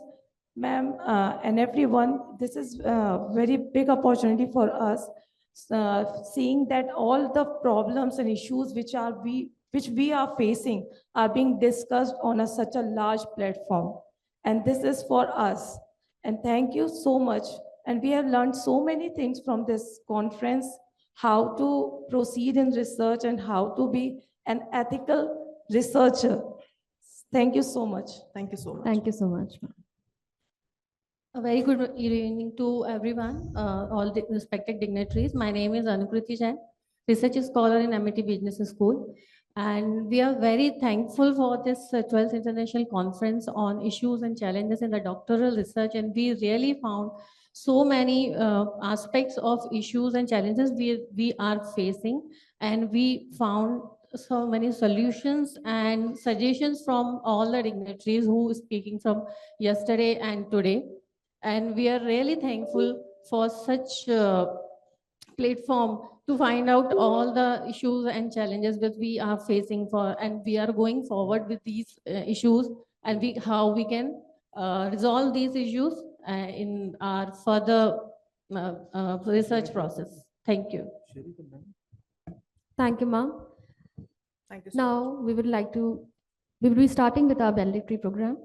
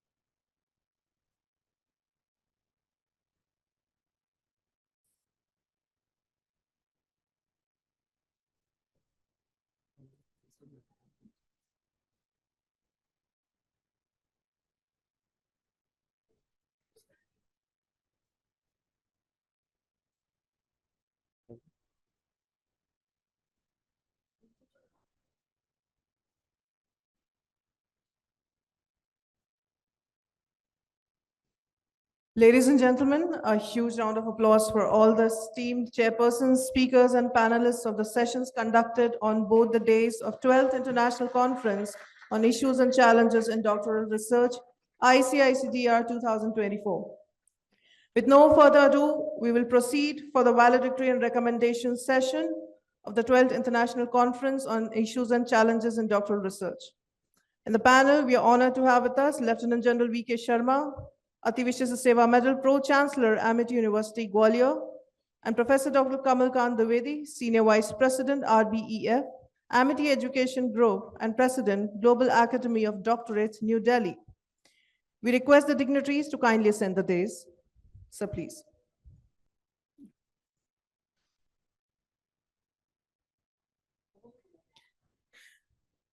We request the other dignitaries to please join Sir on stage.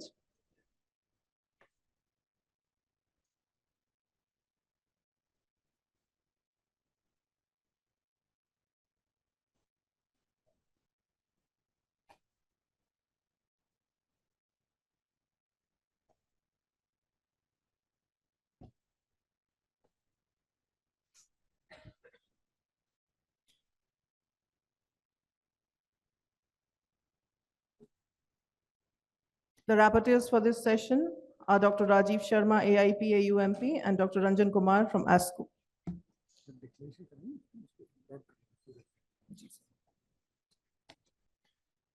We would like to request the co-patron of the International Conference, Lieutenant General V.K. Sharma, Ati Vishesha Seva Medal, Honorable Pro-Chancellor, Amity University, Madhya Pradesh, and Senior Vice President, Ratnan Balved Education Foundation, to give his concluding remarks on this occasion. Sir, please.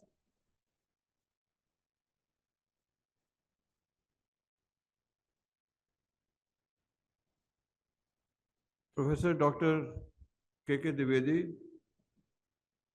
all the participants who have participated, all the honorable speakers, the honorable vice chancellors who are sitting here, the senior faculty members, all the PhD research scholars, faculty members, staff of my university who are sitting here, and all those who attended the session online.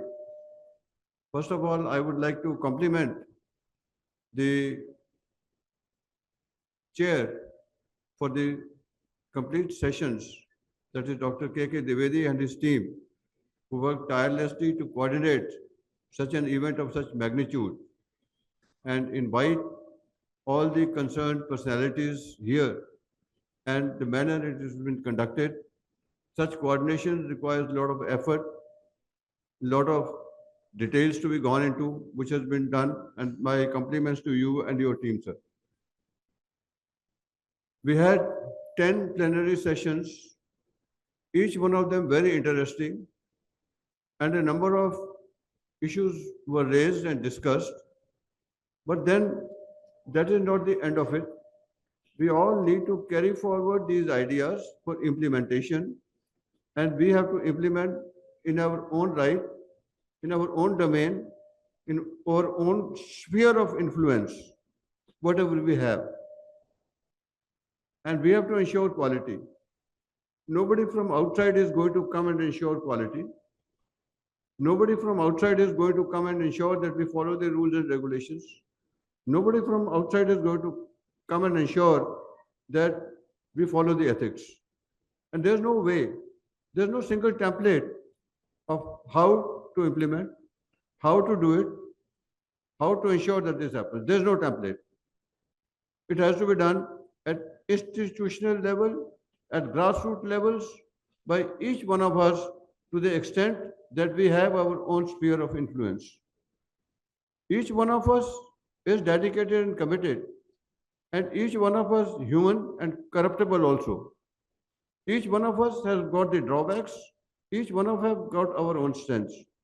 It is we as individuals who have to concentrate on our strengths, utilize them for the benefit of the society, for the benefit of research in the academic world, know our weaknesses and drawbacks, and try to contain them to the minimum possible levels or eradicate them. That is what development is all about. As a matter of fact, when we are born as human beings, our purpose of life is to improve ourselves. Our purpose of life is to strengthen our strengths, overcome the weaknesses, and some of the gross weaknesses that each one of us got, including myself. I do not exclude myself from that. That is what the aim is. If that is very clear in our mind, then only we can progress. The progress cannot be achieved in a day. To say that after today's session, the things have sunk in everywhere and things will be hunky-dory, it's not going to be so. But yet, if we are convinced in our own mind that we are the ones who have to compete with ourselves and improve ourselves, then only the things can improve. There is a lot of scope for improvement, no doubt about it. The external agencies which are out of our control, not within our control, those who lay the framework, the government who makes the rules, the UGC and other authorities who tell us what to do, they are not within our control. What is within our control is our own sphere of influence. If you can control that, and if you can ensure that in that small or big sphere of influence, in whatever state and whatever authority you are, that you are doing the right things, the right way, at the right time, in the right manner, then I think we can achieve success and we can march towards progress. It is collective work which has to be done by each one of us. Each one of us is important. Nobody is less important than anybody. The researchers are as important as the guides, and the guides are as important as the vice chancellors and the pro-chancellors and the pro-chancellors or pro-vice chancellors or dean academics, dean research, all those people. But then also, I think the smallest person who is running around taking your lab samples, PNs, the clerks, those who are helping you, the typists, each one of them is important. No one is less important than anybody else, and human values must be very well understood. Don't underestimate anyone, and also don't underestimate that the person in front of you, howsoever small he may be in his stature, that he does not understand, he does not know what you are talking about. Only thing he will not tell you on your face. If you are adopting unethical means, the junior most person will understand and he knows that what you are adopting and what you are up to. That is very well known to him. Only thing, he does not speak to you, maybe out of respect for you. He doesn't want to point out, but he knows. People understand. People are intelligent. Average level of intelligence, if you see, whether it is the clerical level, or it is the PNs, or it is the workers, or it is intellectual, you will find the average level of intelligence of all human beings is almost same in whatever class you can take. Just bear that in mind. And bear that in mind that higher your level, the more you need to be transparent because you are more visible to more number of people. And there are more number of people assessing you in their minds, although they may not be telling openly. That is my message for everybody today. And I'm thankful to my own university staff, faculty members who have taken so much of time to ensure that this conference is a success, coordinated everything to the best possible resources that we have and in the best possible manner that we could do it. So thank you very much once again and Jai Hind. Thank you, sir. Now we request the conference chair, Professor Dr. Kamalkant Dwivedi, Senior Vice President, RPEF, Amity Education Group, and President, Global Academy of Doctorates, New Delhi, to address the audience with his concluding remarks. Sir, please.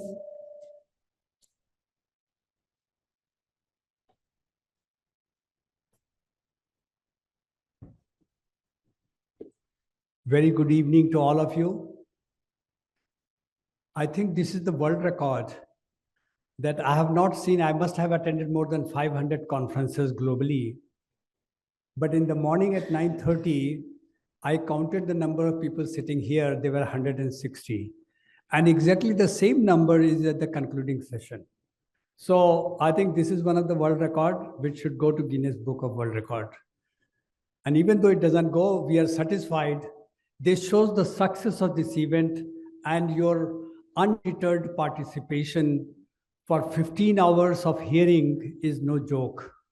But we cannot reduce the duration because we have to cover so many facets of this particular theme of the World Doctorates Day. At the very outset, I would like to thank Lieutenant General V.K. Sharma ji and his team. In fact, the team is as large as I think the whole battalion is 150 or more. I think the list that I have is 150 is a committee members, but I'm very sure that many of you who are not a committee member must have also worked very, very hard in order to make it a grand success. Now, the tradition has been that out of these 10 or 11 sessions that we have conducted in a day or a half, there are so much of output that it is very difficult to sum up everything in 30 minutes. Due to paucity of time, we are actually going to share the report of this event to all of you, those who participated later on. But today, one of the very essential documents that actually has to be released, and that is called Amity Declaration on Quality of Doctoral Research. Now, this document is sacrosanct in some way that the outcome of this conference will be circulated globally all over the world and even to the government bodies and UN agencies, that the doctorates together, that also not only from India, but 6 other countries, those who participated in this event, they actually resolve that what should be the measures in order to ensure that the quality of doctoral research will enhance or will improve. So I think this will be a great, great contribution of this conference. So today we have to adopt this in a formal way. So what we are going to do is to display these things on, the document on the screen, and then we will read line by line, and with your approval, we can adopt it, and then we will be sharing it to others. Now, before we do that, I would like to again thank the hard work done behind this. And I think the person whom I would like to, other than the officials and the committee members of this campus, in my central team, we have Mr. Bhagat Singh. Bhagat ji, Bhagat naam, aap jara khade ho jaye. I think he must not have slept for about a week continuously. And all the products that you see in your bag is a lot of hard work done by him, coordination with the press and designer and so on. So thank you very much, Bhagat ji. And my very small team, of 4 persons. Dr. Malik, please stand up. His ideas and his hard work, constant input, very positive input. Then I have Dr. Seema, Neha, and Nisha. Please rise up. Now, actually, they have not missed any name, those who have registered and worked very, very hard. Thank you very much for your contribution. And in fact, one of my team member has joined as a research scholar because she's so motivated with this particular mission. Nisha is now a research scholar at our Rajasthan campus. And the beauty is that she's working on quantification of the quality parameters of doctoral research. So this is going to be a very good addition when we talk about quality, how to quantify the quality and how to grade the thesis from a very good to average to below average, and those kind of things is going to be there. So with these words, I think if I might have left somebody, please excuse me, because I mean, my mind is focused towards the declaration, but I'm very sure that it is also the blessings and the support from the management of Amity Group. My own chancellor, Dr. Asim Chauhan, has been a constant inspiration to us, and it is under his leadership that we have conducted this event here in this campus. So thank you very much for your coming and your patience and your participation, and God bless you. And after this declaration, please go home and be the ambassador of Global Academy of Doctorates, so that the message should go far and wide. Please be in communication with your friends and other colleagues and tell them the importance of this particular subject. So I wish you all the best. So may I have the declaration on the screen?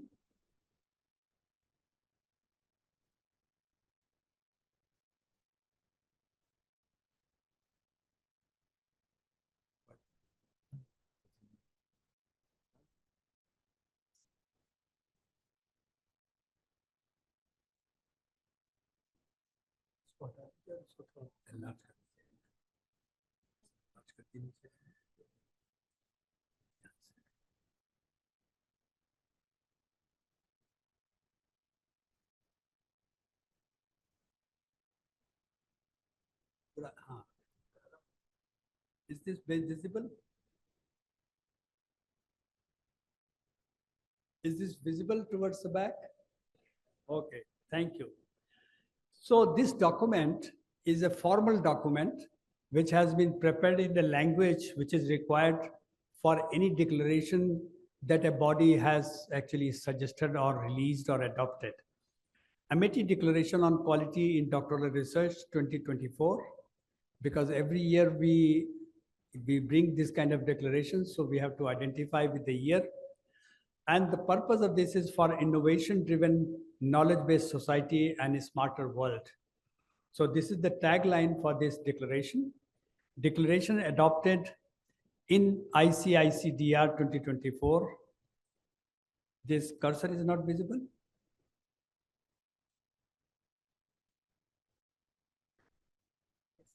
Cursor is not visible.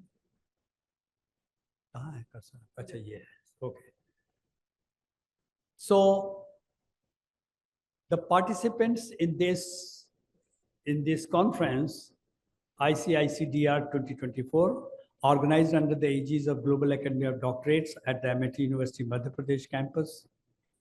On, I think the campus is spurious, we'll remove this later on the occasion of the World Doctorates Day. Even though it is 2 days before, but I think we accept this as an outcome of the World Doctorates Day. So here I read this, and please, if you have any suggestions which is really improving the quality of this document, it will be well received, it will be appreciated. But minor changes, I think we will do it ourselves when we go back, and if there are any language issues, we'll sort it out. So we, the participants, attending the 12th International Conference on Issues and Challenges in doctoral research ICICDR 2024, organized by the MIT University, Madhya Pradesh, on the occasion of World Doctorates Day on 22nd and 23rd August 2024, under the aegis of Global Academy of Doctorates and attended by eminent thought leaders, academicians, and researchers from India and abroad. This conference was held in 10 technical, this is 11, I think can I change it here? Achan, I think Neha, or you should write down that what changes are required. So it is a 11 technical, actually this particular paragraph is taken from the previous one. Last year there were 10 technical sessions. This year we have 11 because we have an oral presentation session which was added to it. So, and the panel discussion, critical skills for the researchers, country perspective, poster presentation, इसमें oral presentation भी add कर दीजिएगा, and interactive sessions. All attendees have adopted a solemn pledge to adhere to the highest ethical standard that is on the first day in the inaugural session, good academic and research practices, and dedicate themselves to serve the society at large with devotion and integrity. Comprising hundreds of scientists, academicians, researchers, technologists, engineers, consultants, industrial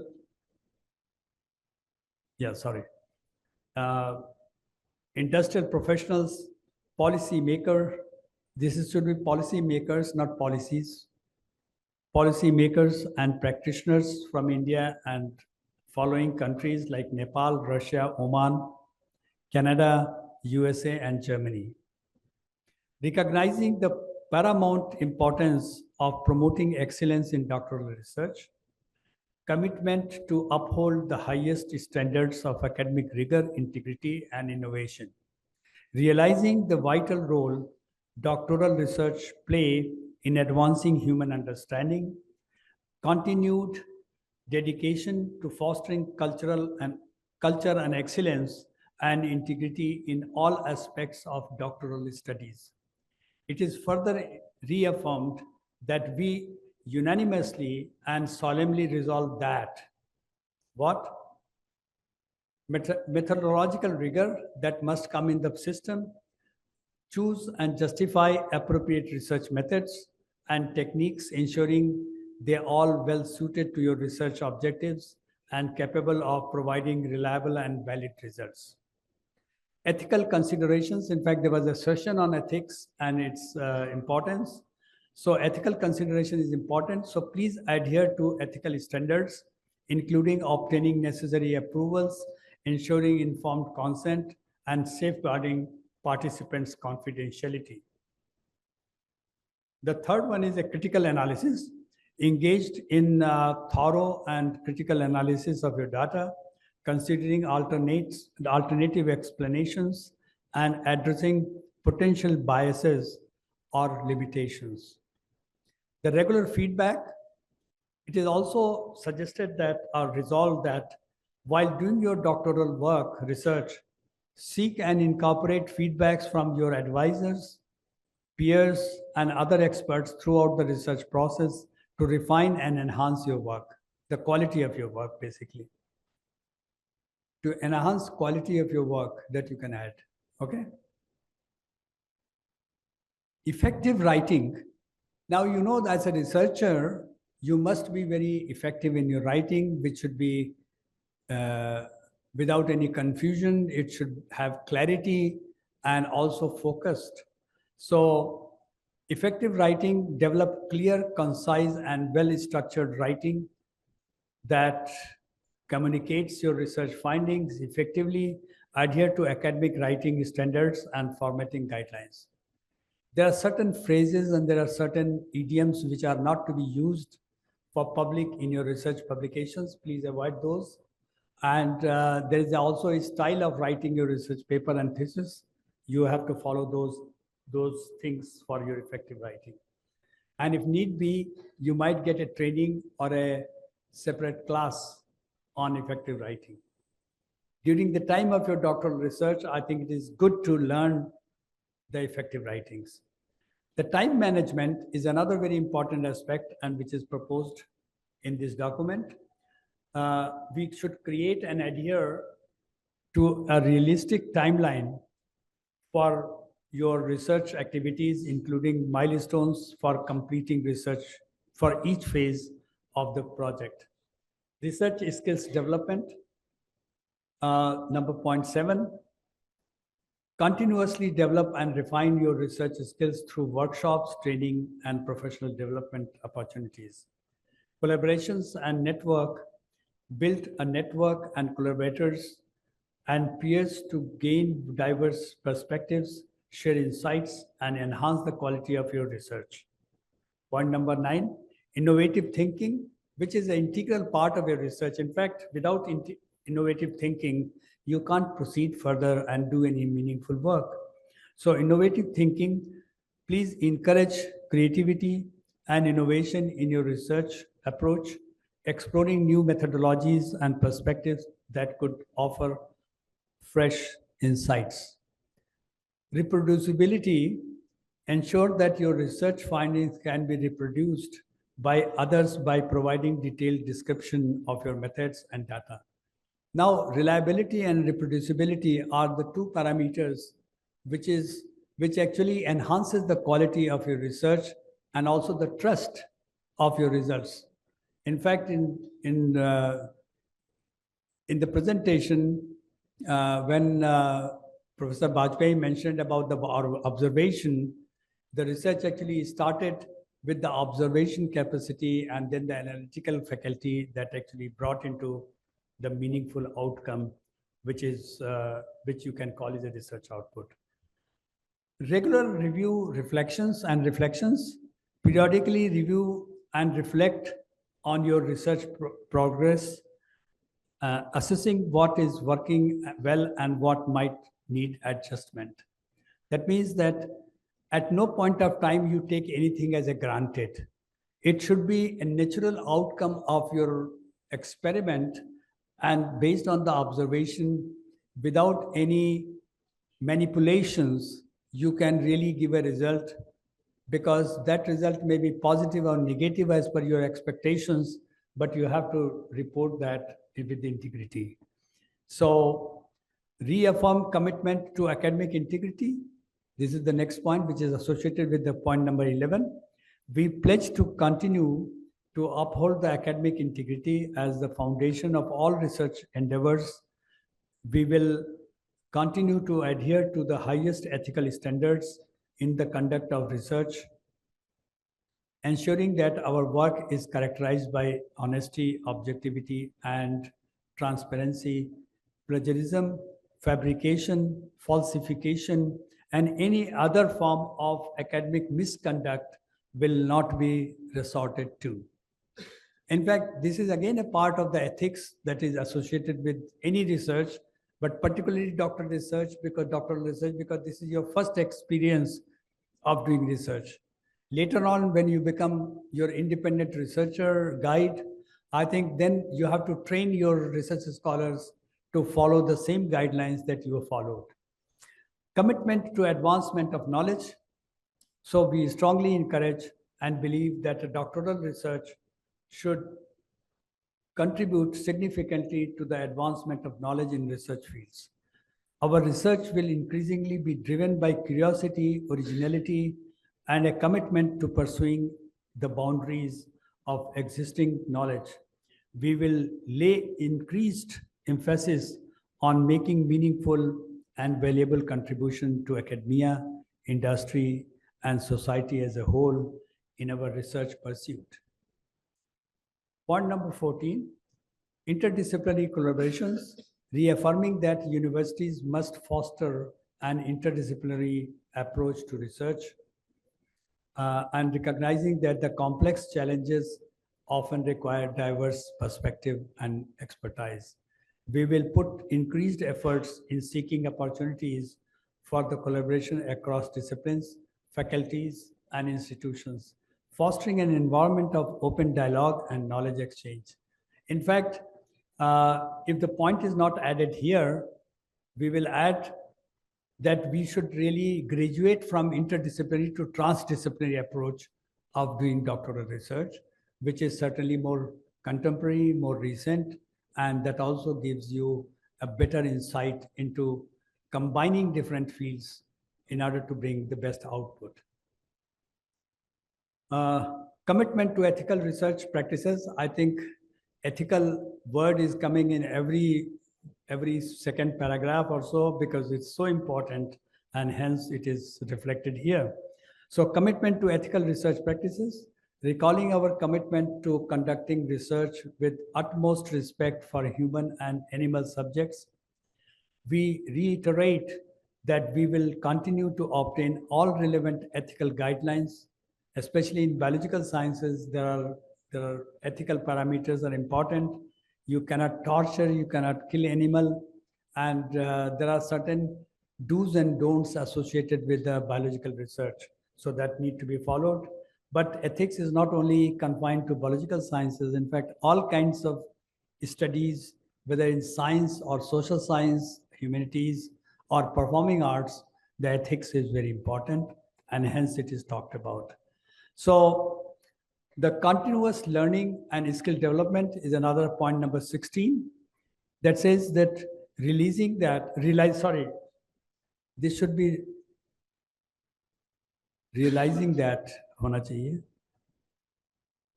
that the universities must encourage lifelong learning and skill development. We will actively seek opportunities to enhance our research skills, attend workshops, conferences like this, and engage in scholarly activities that broaden our horizon and deepen our expertise. Point 17, responsible use of research outcome. Please don't feel otherwise that it is too long a document, but I try to cover as many aspects as possible so that no issues can be left behind. I know that it is still not very, very comprehensive. It is not the final output that nothing can be added. So a lot of more points can be added, but I try to be as exhaustive as possible. Responsible use of research outcome, acknowledging that our research findings may have far-reaching implications for society. We will put increased efforts in disseminating our results, considering the potential societal, economic, and environmental impact on our work. Striving for excellence, this should come from inside to all researchers. I mean, you have a self-confidence and urge to achieve excellence. So striving for excellence, in our pursuit to strive for excellence in all our academic efforts or endeavors, we will continue to embrace challenges as opportunities for the growth and improvement. We will continue to maintain a growth mindset and seek ways to enhance the quality and impact of our research. Promotion and diversity and inclusivity.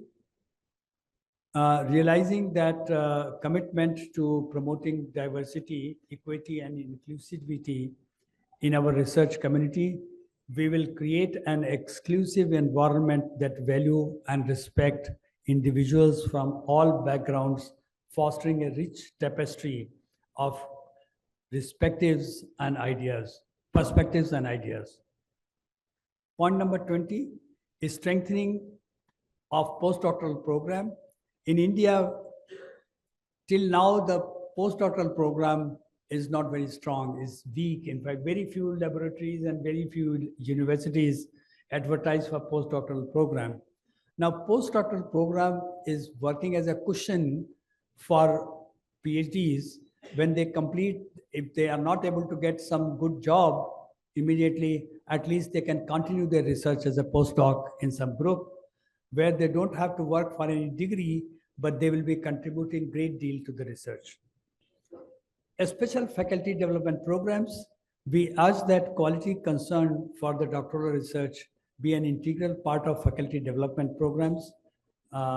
You know that a lot of FDPs and workshops and orientation programs are launched, which you can be part of. Liberal public funding and workshop and conferences. We know how difficult it was to find out funds for this conference. But funds are available, but they are not easily approachable.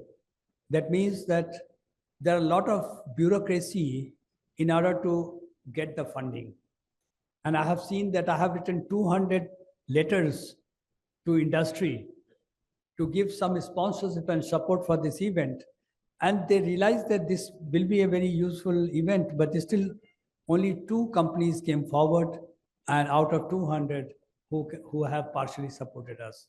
One was the Kentaro, and they have given substantial amount, and other company is an IT company. So the point number 21, a special faculty development program.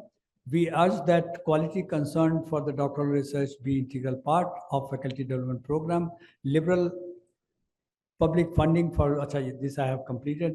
Number 23, PhD be the essential qualification. This we have been urging the academy has been urging the government not to dilute the qualification for a faculty in the university, and we urge upon the policymakers in the government and UGC to not to dilute the qualification of the faculty. Every faculty in the university must have a PhD degree where it is offered. There may be some subject where PhD is not offered or not taken.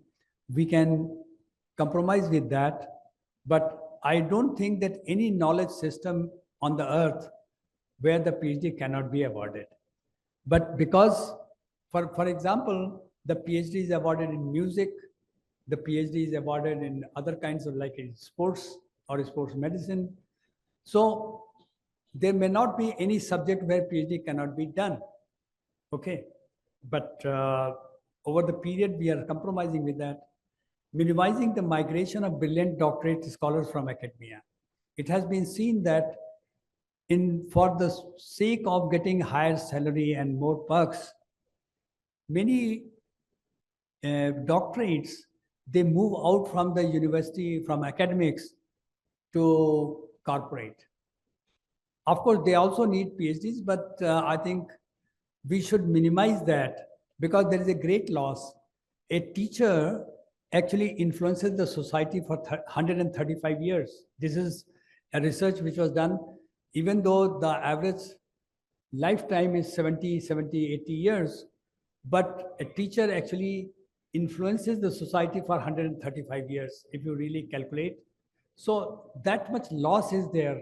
If somebody has done PhD for about, let's say, 25 years of hard work, and that person, instead of circulating the knowledge to the next generation, and generations, I would say, not generation, short, I cannot be short. So that is important. Okay, I will not do illustrations. Okay, because all these topics are so dear to me, I can't stop, to give some example and share. But anyway, I'll stop that. So I think the point number 25 is emphasis on disciplinary knowledge and research methodology, acknowledging that the number of students taking admissions in PhD programs carry with them accommodated deficit of disciplinary knowledge and research methodology. Increased emphasis needs to be placed on disciplinary knowledge. So that is why actually this pre-PhD courses is nothing but refreshing and enhancing your disciplinary knowledge in the subject that you're in, and also empower you for research methodology. Point number 26, increased emphasis on communication skills and linguistic competence. Part of it is repeated, but don't worry. We urge that doctoral regulations must contain clauses to scale up communication skills and linguistic competence of the PhD students to help those scholars who lack such skills. Point 27, I think there are 30 points, so we are coming to the end. Benchmarking the quality of doctoral research. We urge benchmarking the quality of doctoral research to the highest international standard. In fact, this work we are doing ourselves. IT transform and stress to, sorry, this is, I think not IT, but I think we'll change this. transform the stress to eustress. Now, eustress, when we talk about that stress should be relaxed, people should be relaxed because there are a lot of stress in doing doctoral research. So acknowledging that the psychological breakdown during the research process and mental trauma faced by the scholars is a challenge.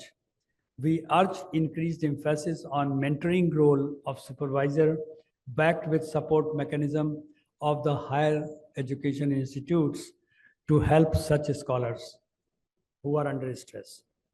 Artificial intelligence as a tool, we urge that while making ethical use artificial intelligence for research, continued effort need to be made to cultivate critical thinking of the scholar.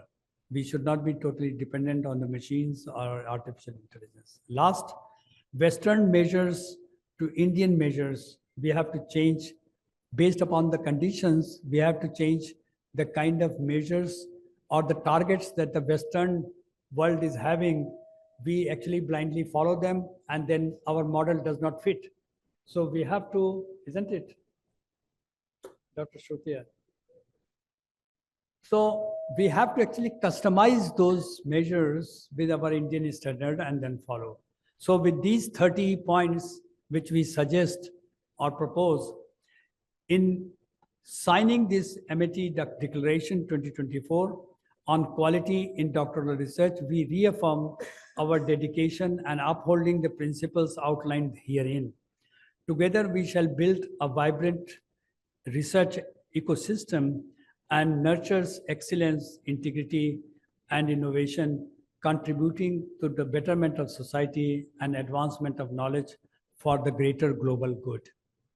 Thus, resolved and adopted on 23rd August 2024 at Gwalior, India, signed by me and the Pro-Chancellor. So this particular document, if anybody is having any comment or suggestions, you're most welcome. Otherwise, if you permit, and if you think that this actually covers most of the things that we discussed or think about to be improved, then we can adopt this as it is.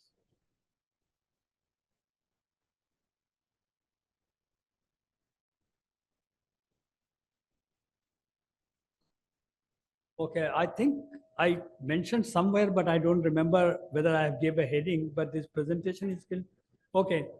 Okay, I think this is suggestion. If this suggestion you think that when I write writing skills, then presentation skills like speaking, that if somebody has to do PhD and then become a teacher, then the presentation skill is very critical. I think very true, and I think we can add that. Sir, what is your opinion? So if you approve it, then we consider it, this document is adopted. Okay, so let us clap. I think you all did a great job.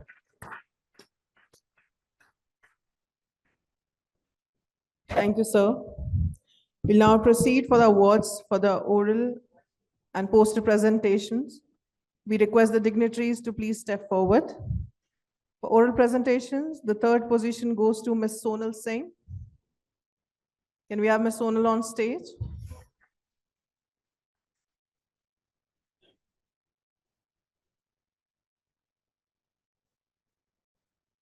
Yes, sir. Second position goes to Dr. Anshu Dwivedi and Ms. Richa Mittal. And the first position goes to Dr. Gitanjali Thakur.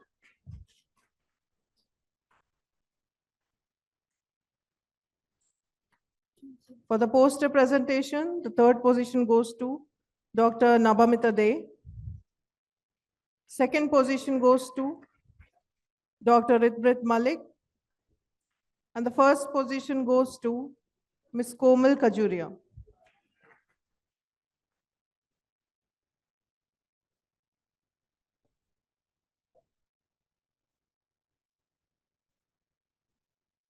Yes. Yes, please.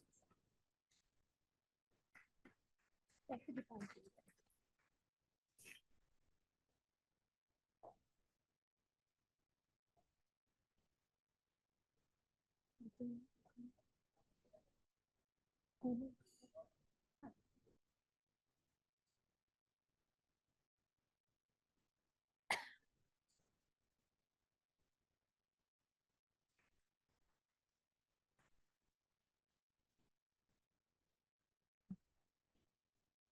Please.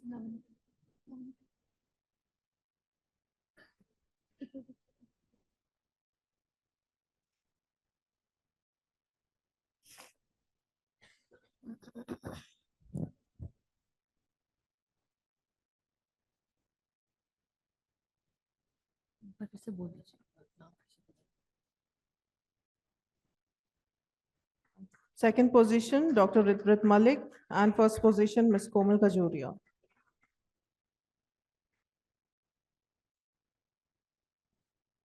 So please.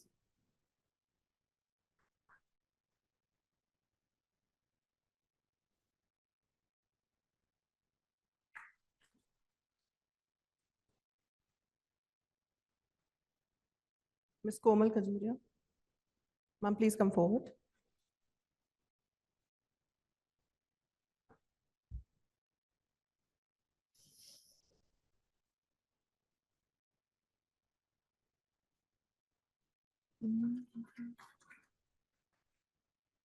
We now request the dignitaries.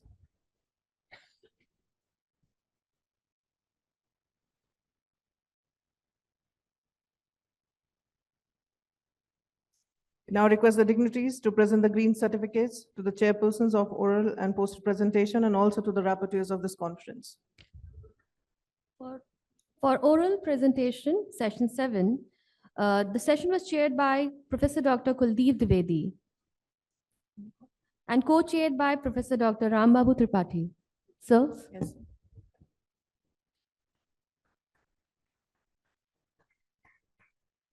Session. The chairpersons and the co-chairpersons.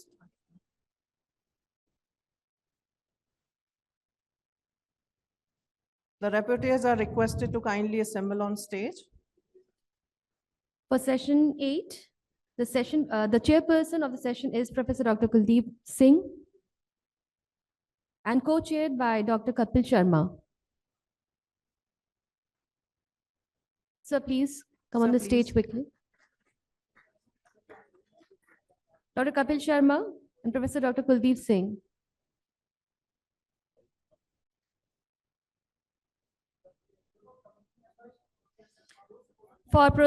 For poster presentation, it was chaired by Professor Dr. Pankaj Mishra and co-chaired by Professor Dr. Raghavendra Kumar Mishra. Sir, please.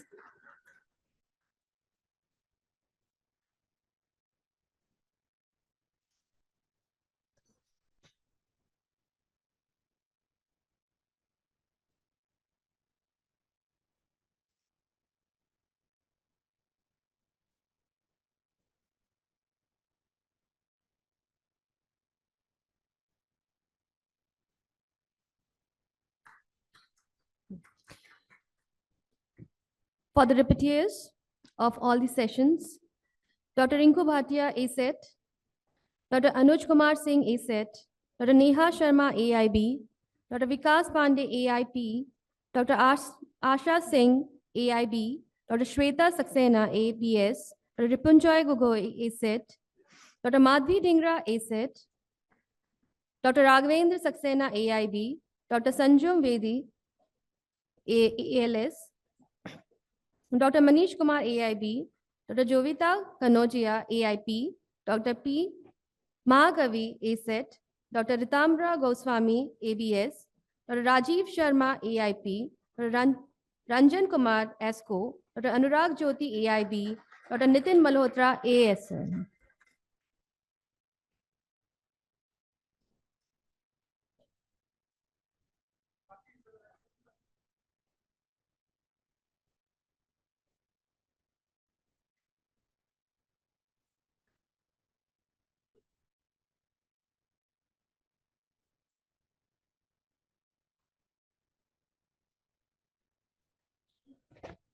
The rapporteurs are requested to collect the certificates first.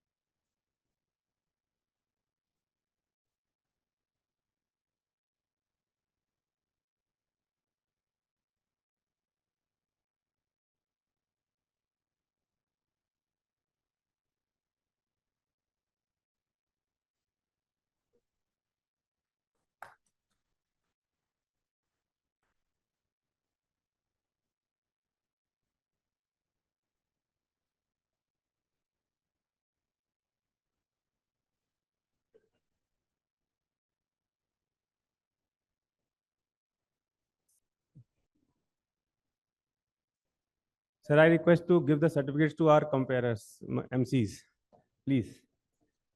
Dr. Vishaka Mandal and Dr. Miss Anvesha Singh, they please. जाइए.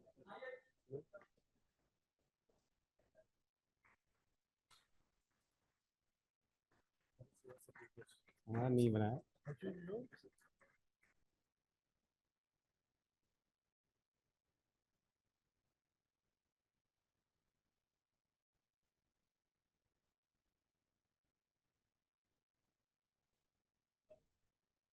नहीं हमारा नहीं.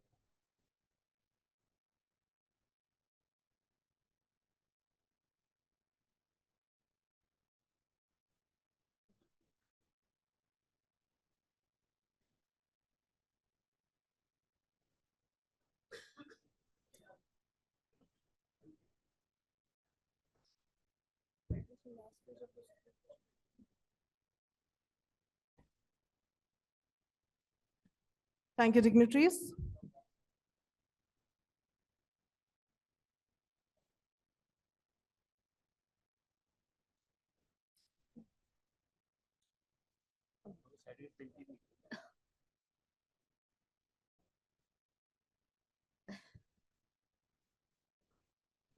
Yes, sir, please.